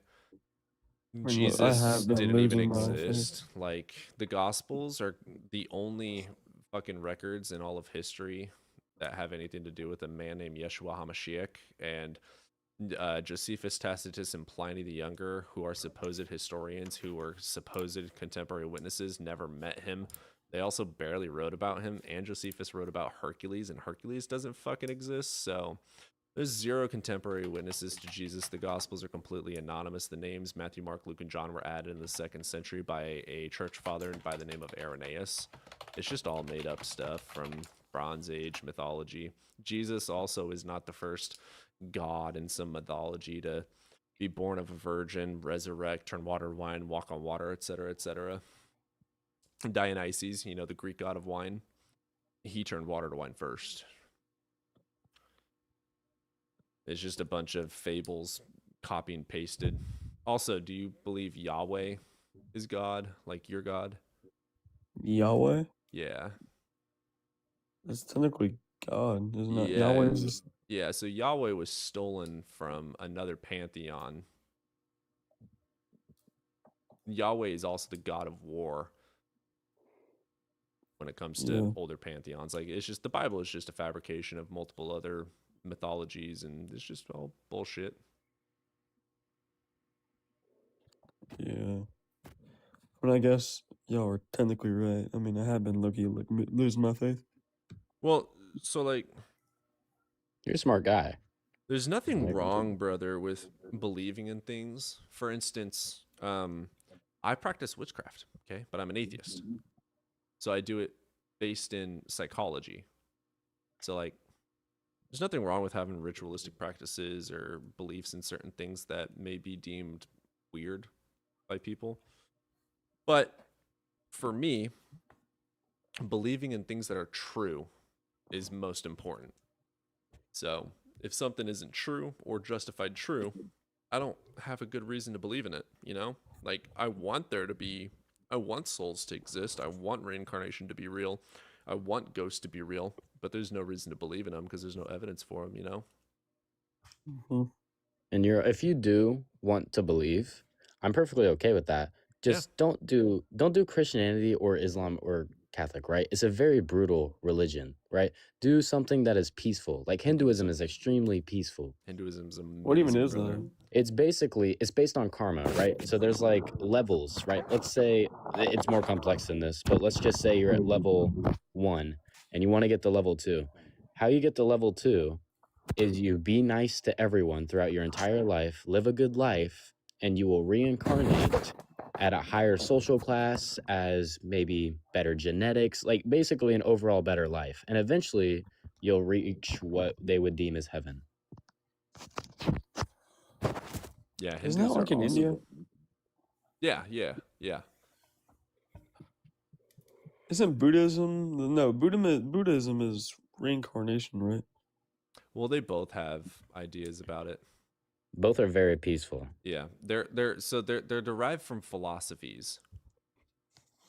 So they have a lot of overlap. Yeah, don't they worship like the gold statue or something? No. That's just Christian mythology again. By the way, Christians stole so fucking much. Like, Christmas, stolen from a pagan holiday named Yule. Halloween, stolen from a pagan holiday called Samhain. Easter, stolen from a pagan holiday called Ostera. Like, it's just all fucking Christians just went around and stole shit. Yeah. And I will say this here. I would say there is sufficient evidence to say that Jesus was a real person and that he died on a cross and was crucified.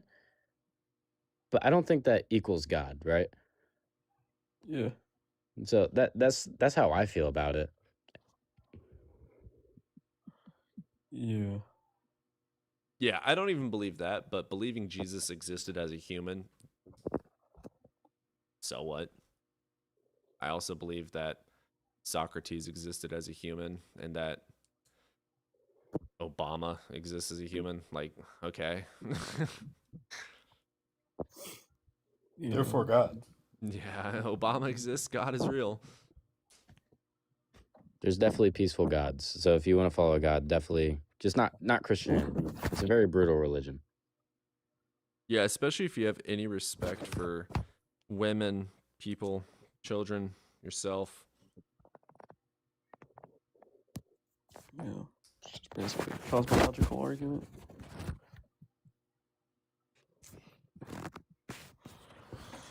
Yeah. Just kind of feel bad for bursting your whole bubble like that. Damn, no, bro. it's just like it all makes sense. Yeah, it's so the reason Christianity spread was there's many instances, but you got like things like the Edict of Theodosia, where they made it literally illegal to be anything except for like a Nicene Christian, for instance. So people throughout all of history, since the last 2,000 years, they've made it illegal to be pagan. They've made it illegal to be any other religion except for Christian. If you disobeyed, you were put in prison or just fucking killed on the spot.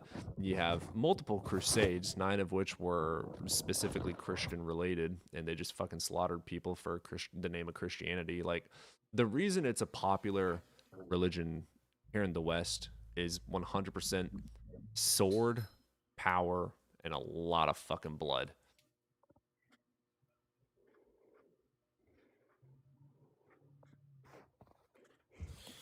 Yeah, it all makes sense, bro. Well, it's a very strong case for legendary development. You know what that is?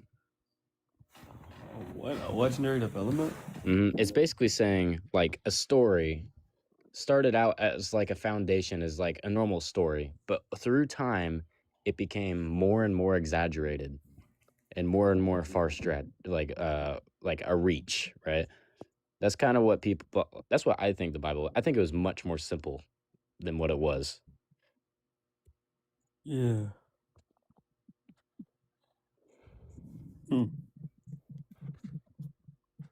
Holy. Yeah, that was a lot of information. Yeah, well, at least you're not like waiting till you're like 23. That'd be like really embarrassing. So at least you're doing it now.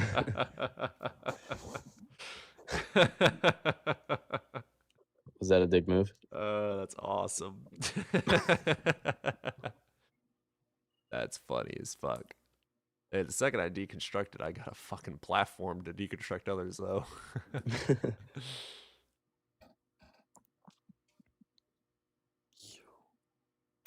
You got any argument that you think, or any question that doesn't make sense or anything? I mean, it all makes sense now, bro. Freaking holy, dude. Yeah.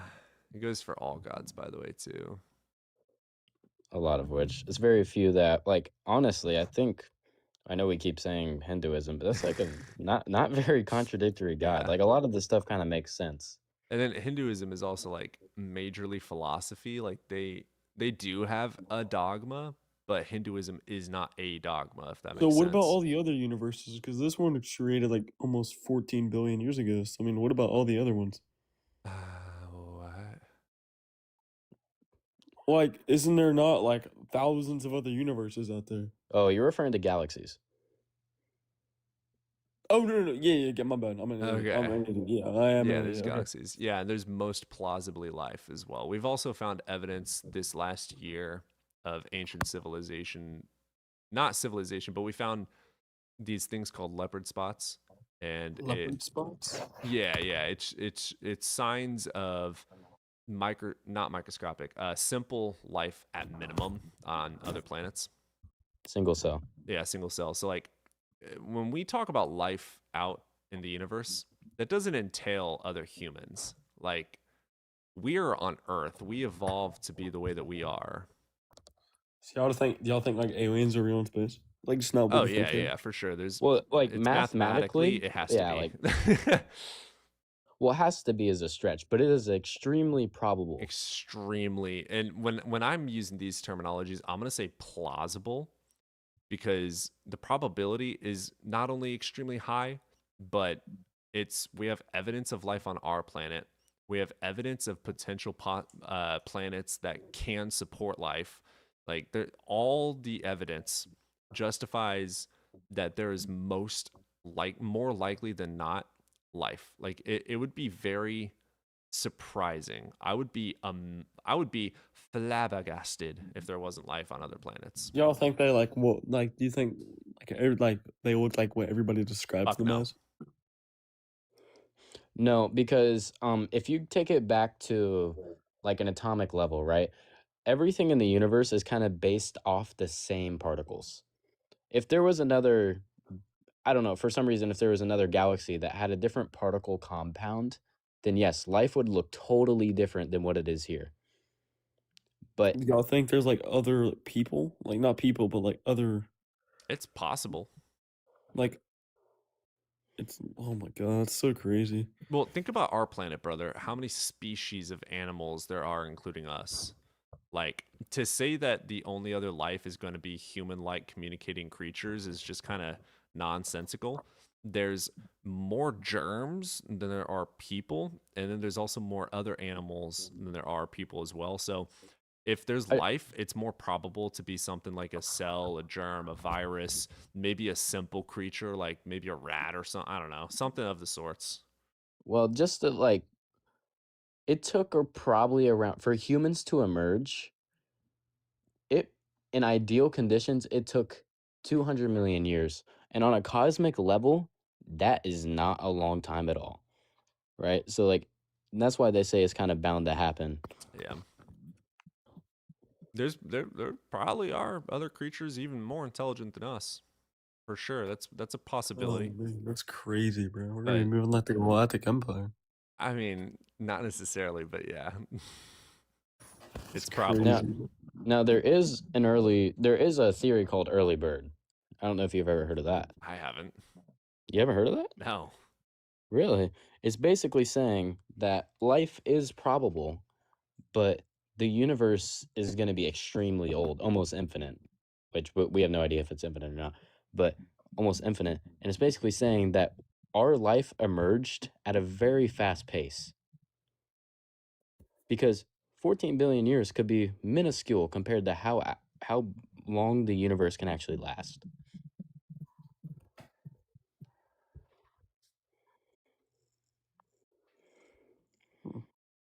So it's scary, but we might be the first life out there. Too. It's crazy. Do y'all think we were like made this way from the beginning, or do you think we like developed? Oh, brother, evolution. You're gonna want to go study that. So y'all did think like we started off like monkeys and stuff? Well, dude, you have a tailbone, don't you? Yeah. Do you have opposable thumbs? Yeah. Yeah. Same You know, we share our DNA makeup is 98.9% like of what an ape is. Like we share like basically the same DNA. And to put that in comparison, how we see DNA, have you ever done a DNA test with a relative? No. Same fucking thing, brother. What about apes? What about apes and stuff? How were we are apes, brother. Then how come they're like still? So dogs are also wolves, or in that same family tree. We're in the same family tree as an ape. A dog is still a canine. A wolf is a canine. Okay. So wolves still exist, even though dogs exist. We still exist, even though apes exist. That's just, we have different. So think of it this way: you have a kid. Your kid has a kid. Your kid has a kid. Your kid has a kid. Your kid has a kid. They're not going to be all fucking in the same family. So after so long, your great grandson is going to be, their tree is going to be very branched off, while you're still able to have kids over here. Their kids are having kids over on that tree. You're having kids over on this tree, and in the next 10,000 years, those kids could be those family trees can look completely fucking different. Like the left family tree could be, all of them are 5 foot tall. The right, they're all 8 feet tall. Like they're gonna have drastic differences over massive amounts of time. So, and if you're struggling with verses, Jaden in chat, he said he's willing to DM you and talk about it and explain anything. If you have any questions about verses still. Yeah. But I mean, I say other thing I drop want the to Bible, go to a bookstore and get some Vishnu or some Hindu works. So do y'all think we can still evolve? We are evolving. So the definition of evolution is change in allele frequency over generations. Allele is genes. So you having a baby is evolution. Your kid has a kid, they have a kid, they have a kid, they have a kid, they have a kid, they have a kid, blah, blah, blah, blah, blah, blah. Do that for 1,000 years. Are they going to look the exact same as the original? Oh my god. So it's like natural selection. Mm-hmm. In a way. Huh. And we see that with like, and that's not something, obviously it's harder to. Natural selection is more of like, it's how evolution kind of works under. It's like more like someone that is faster is going to outrun the predator better than the slower person, so the slower person's going to die and the faster one's going to live, and their genes get to keep going on. So let's say there is an environment where it's a lot of water is around and you're a person back in the day. For you, you are more likely to survive in that environment because of that. You're quicker, you're better at swimming, right? Yeah.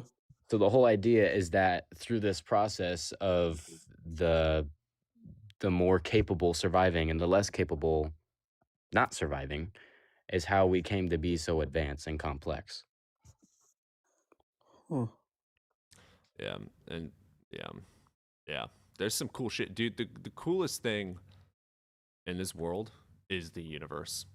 When you start looking at science and how cool it is and how bro, I could go beautiful the hours universe for is. talking about space, bro. Oh fuck yeah, it's the most beautiful fucking. So there's, have you ever heard of Spinoza? Spinoza? Spinoza, he was a philosopher. He was a philosopher, yeah. So Einstein also agreed with him on this, and many Born other in philosophers. Portugal. So they talked about the beauty of the universe. Nothing created the universe. That's not saying that it came from nothingness. It's saying that it's always existed. Okay, so that's also something called a straw man. You'll learn about all this way later. Hopefully you never learn about this because philosophy sucks dick. But so Spinoza talked about his God, which is going to be the universe, nature. The closest thing we will ever have to a God is the universe, nature. Guess what gives us life and takes it away? The sun, oxygen, water. That's referred to as universalism, by the way. Wait, what was I gonna say? Frick. Well, the sun, like, when do y'all think the sun will explode? Do y'all think it'll ever? I don't know. That's scary, dude. Some things we just don't know, sure, but that goes so much more in depth, brother. There's a lot of hypotheses for like crunch versus ever expanding, like. By the explosion. way, the likelihood that our human race makes it to that, how far that is into the future, is very unlikely. It's billions of years, is it not? It's billions. Yeah, it's we're like never gonna see that. I think it's, I want to say 5 billion from now. Yeah, by the time that happens, if our children's times infinity are alive, they're gonna be smart enough to get the fuck off of the planet and out of the galaxy. Yeah, bro. I think that time we'll have spaceships and like we'll be on different planets, bro. We do have spaceships. Like, no, we'll be like on. He's saying we'll be living on. Yeah, we'll be living on like whole different It's planets. very plausible. What sucks is that if, let's say we do get to that point 5 billion years in the future, right? We would have to be able to leave our universe to survive. Or not our universe, our galaxy to survive. I'm sure we'll do it. Is there another sun out there, probably? There's so many suns, billions brother. of suns. You see every star out there? That's a planet and a sun. It's crazy, bro. So the ratio is, bro. sun, I'm studying my ass off, bro. It's gonna be so fun. It's a cool ratio. For every one sun, there's about 100 million planets. And there's a lot of fucking suns.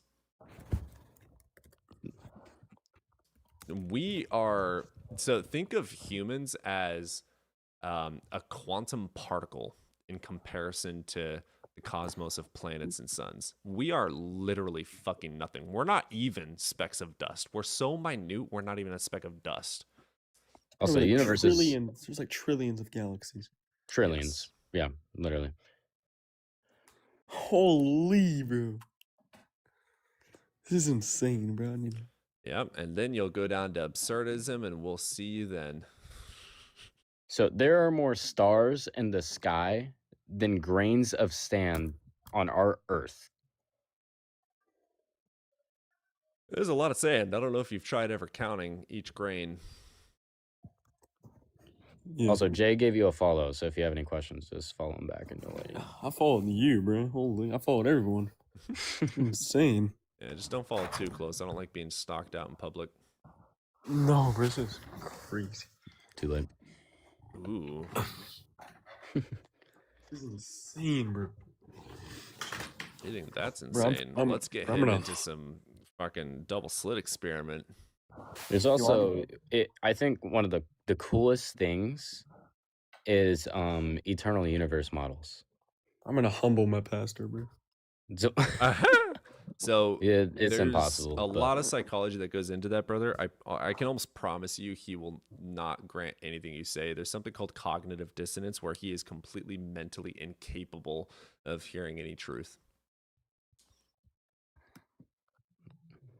It's like the part of the brain that is rational decides not to listen. Yeah, the rational part of your brain, your prefrontal cortex, is going to be your logic and reasoning. Says "fuck you" to the rest of it, because you got your amygdala and your hippocampus, which is going to be imagination and your emotions, your creativity, etc. So young Sheldon was right all along. Young Sheldon's kind of the goat. Oh yeah.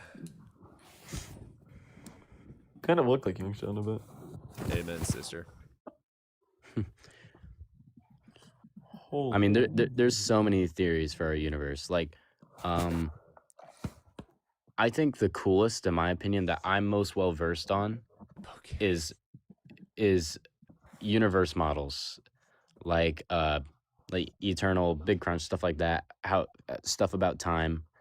So if you have any questions about that, I can help you with that. Oh.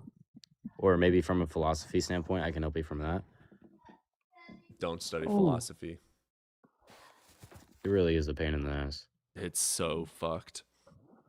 And once you start, you'll never stop. So remember that. It's really cool and really interesting, but it's kind of like Bobby Fischer going insane playing chess. Yeah. Your entire Universe mind model. Do you mean like one of those 3D models, like simulations and stuff? Well, a model we is live kind in of a like simulation, brother. No. Do you mean like whenever it's like far away and you see like the Earth, sun, stuff like that? What are you referring to? Oh, Like- you mean like an eternal universe model? Yeah, like a model of the cosmos. Sure, it is a model of the cosmos, right? So it's saying this is how the universe came to be, or if it did come to be, right? There's eternal, which means it never began, it just always was. Mm-hmm. And it'll explain which the best guess right now, which is not the best by a far margin, is what we call the Big Crunch. Yo, I'm looking at like a freaking map of the Big Bang. This is insane. Oh yeah. So I can kind of explain what that is. It goes from a very hot, dense state that people normally call a singularity. It then expands from there. And then there's something called the Dark Ages, and then you have it's either type B or type 1 or type population 3 or population 1 stars. And that basically means that those stars have less what do I say? Molecules in them, right? It has less complex particles inside of it.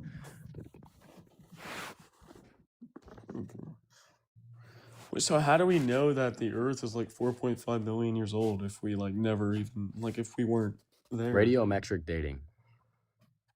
Radiometric dating. So particles, they have. Oh yeah, you're like uranium and stuff. Yeah, radium to lithium or potassium. I want to say, I forget which one, but it's pretty much these particles have a time limit on how they decay, and you can measure this with their half-life. And you can kind of show how it went from this material to this material, how long it took that, and different, I'm sure you've heard of carbon dating. Carbon dating? Mm-hmm. Carbon. Uranium to potassium, yeah.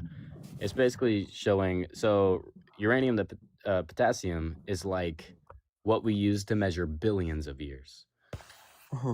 Carbon dating is used to measure like 50,000 years or below.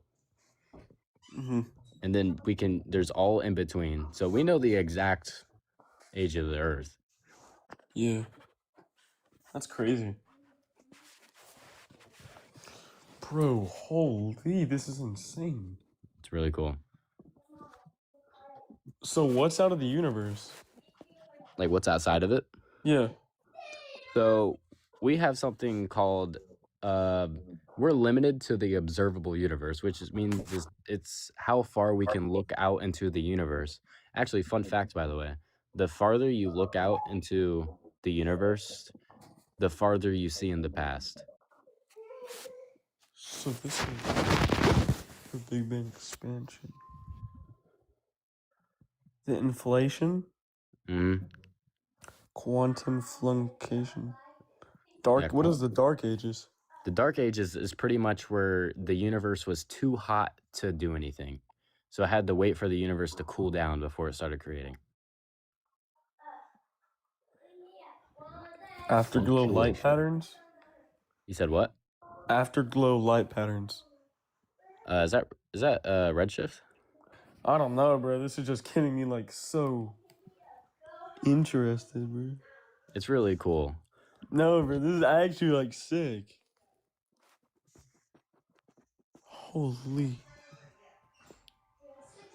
The Big Bang expansion. What is the Big Bang expansion? Expansion is literally like it expanding. And it expands like in all directions, almost the speed of light. So the universe is massive and it is still expanding.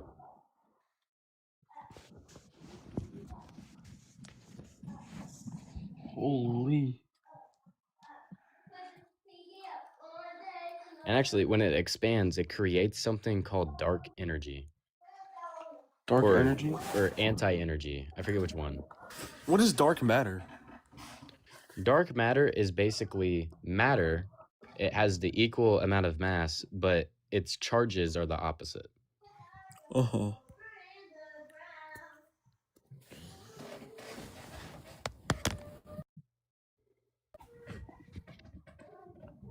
So what is outside of the universe? Outside of the universe, simply put, we don't know. We don't know. Wait, how do scientists know what's outside of our galaxy? We can see outside of our galaxy. Oh. Universe, all galaxies are within the universe. Right? And there's arguments out there that there's multiple, there's more than one universe, right?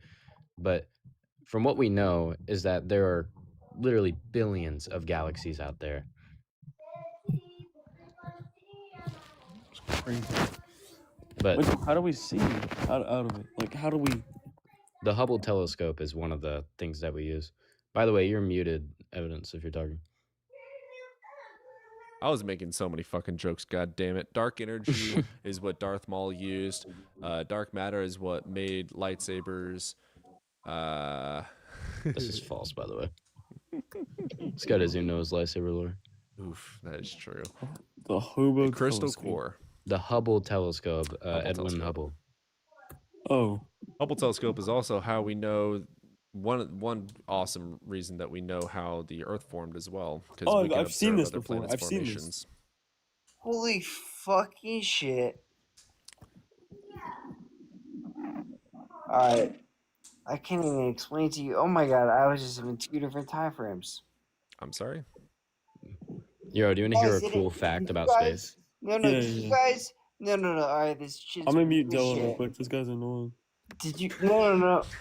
Did you guys hear me as I was saying anything for the past fucking 30 minutes or whatever? Dude, how much have you fucking drank? Too much. You're slurring like a motherfucker. Okay, yeah, I muted him. All right, what's up, sober? I know, Alright, but you guys didn't...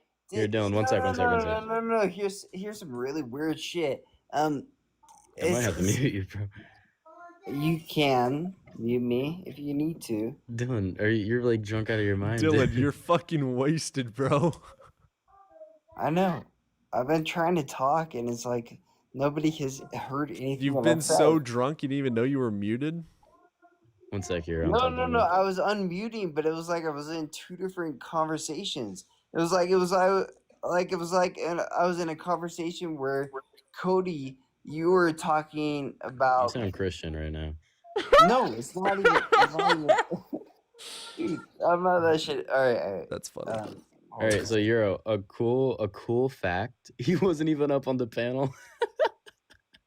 That's what I'm saying, dude. I was literally here and all right, I'm going crazy.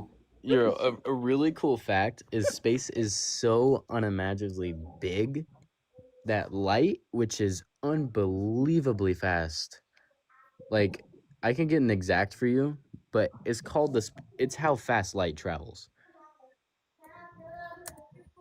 Yeah, the speed of light. Holy, it's insanely fast.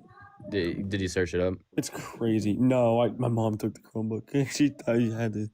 Yeah, so actually it's not speed of light, it's massless particles.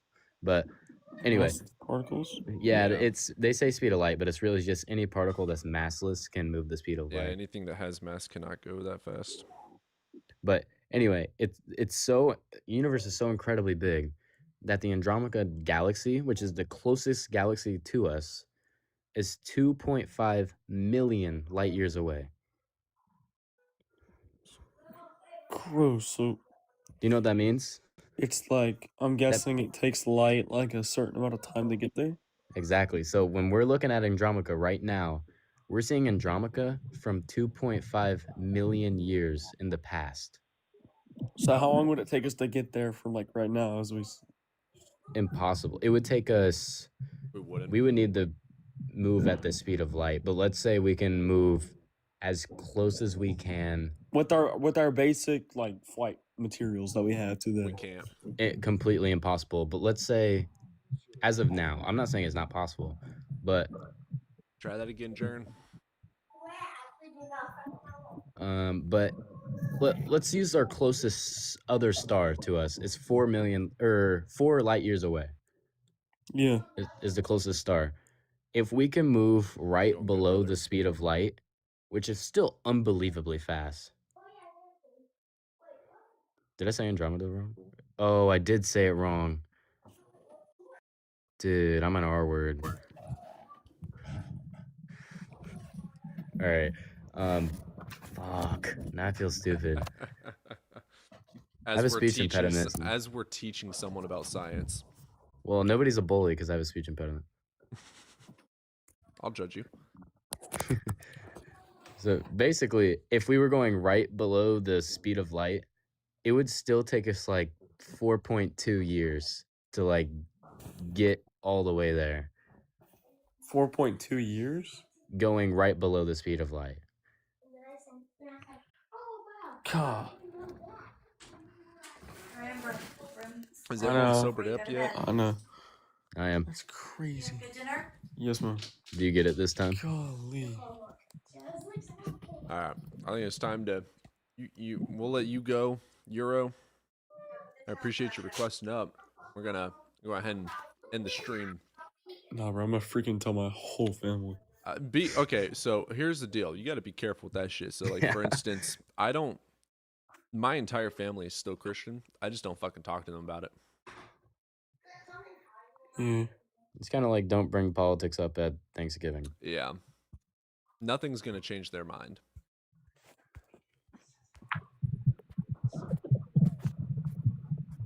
You also don't want to ruin relationship with family. I mean, I'd bring some things up. Like, me, I fucking love being chaos. So I bring it up with family. Fuck yeah, I love doing that. But I also just love to be a pain in the ass. So if you don't want to, like, have trouble, just don't. Alright, well, I'm gonna go study this crap. Hell yeah, brother. And bro, I'll probably see y'all in a month or something, because I'm gonna come back with like freaking the smart, like Einstein. Yeah, come back and explain to me what E equals MC squared is. I'll give you a cookie. Alright, bet. Andromeda. No, it's not that. Fuck. How do I say it? Andromeda. Andromeda? So I was right. Nobody's a bully for no reason. Alright, I'm gonna go study now. Thank y'all. Thank you. y'all. Yourself Thank a good one, brother. Don't forget, if you are interested bully. in Hinduism, look into that shit. It's awesome. Alright, I will. I'll see y'all. Yep, have a good one. All right, we're gonna go ahead and end. It's been way too fucking long. I've been live for almost 7 fucking hours. 6 hours. Andromeda. That's a problem. Oh, Andromeda? What? No, Andromeda. No, it's Andromeda. No. It's Andromeda. The fuck? Yeah, it's Andromeda, but a couple times it sounded like you said Andromica. I didn't hear that one. Yeah, you guys are biased and bullies. I'm leaving. Yes, 100%. I hope you like it. You drunk fucks. All right, I'm gonna join the Discord. All right, loser. I will see you guys later. Yeah. Deuces. YouTube, you know the drill. You are my favorite. I appreciate you guys for sticking around. God damn, it's long ass. Oh yeah? Oh yeah? Loud yawn from Odin. Appreciate you guys. You guys have yourselves a good night. It sounds like they're gonna be over in Discord if you guys are wanting to listen to some more conversation. But yeah, you guys have yourselves a good night. Appreciate you being here. See you guys tomorrow.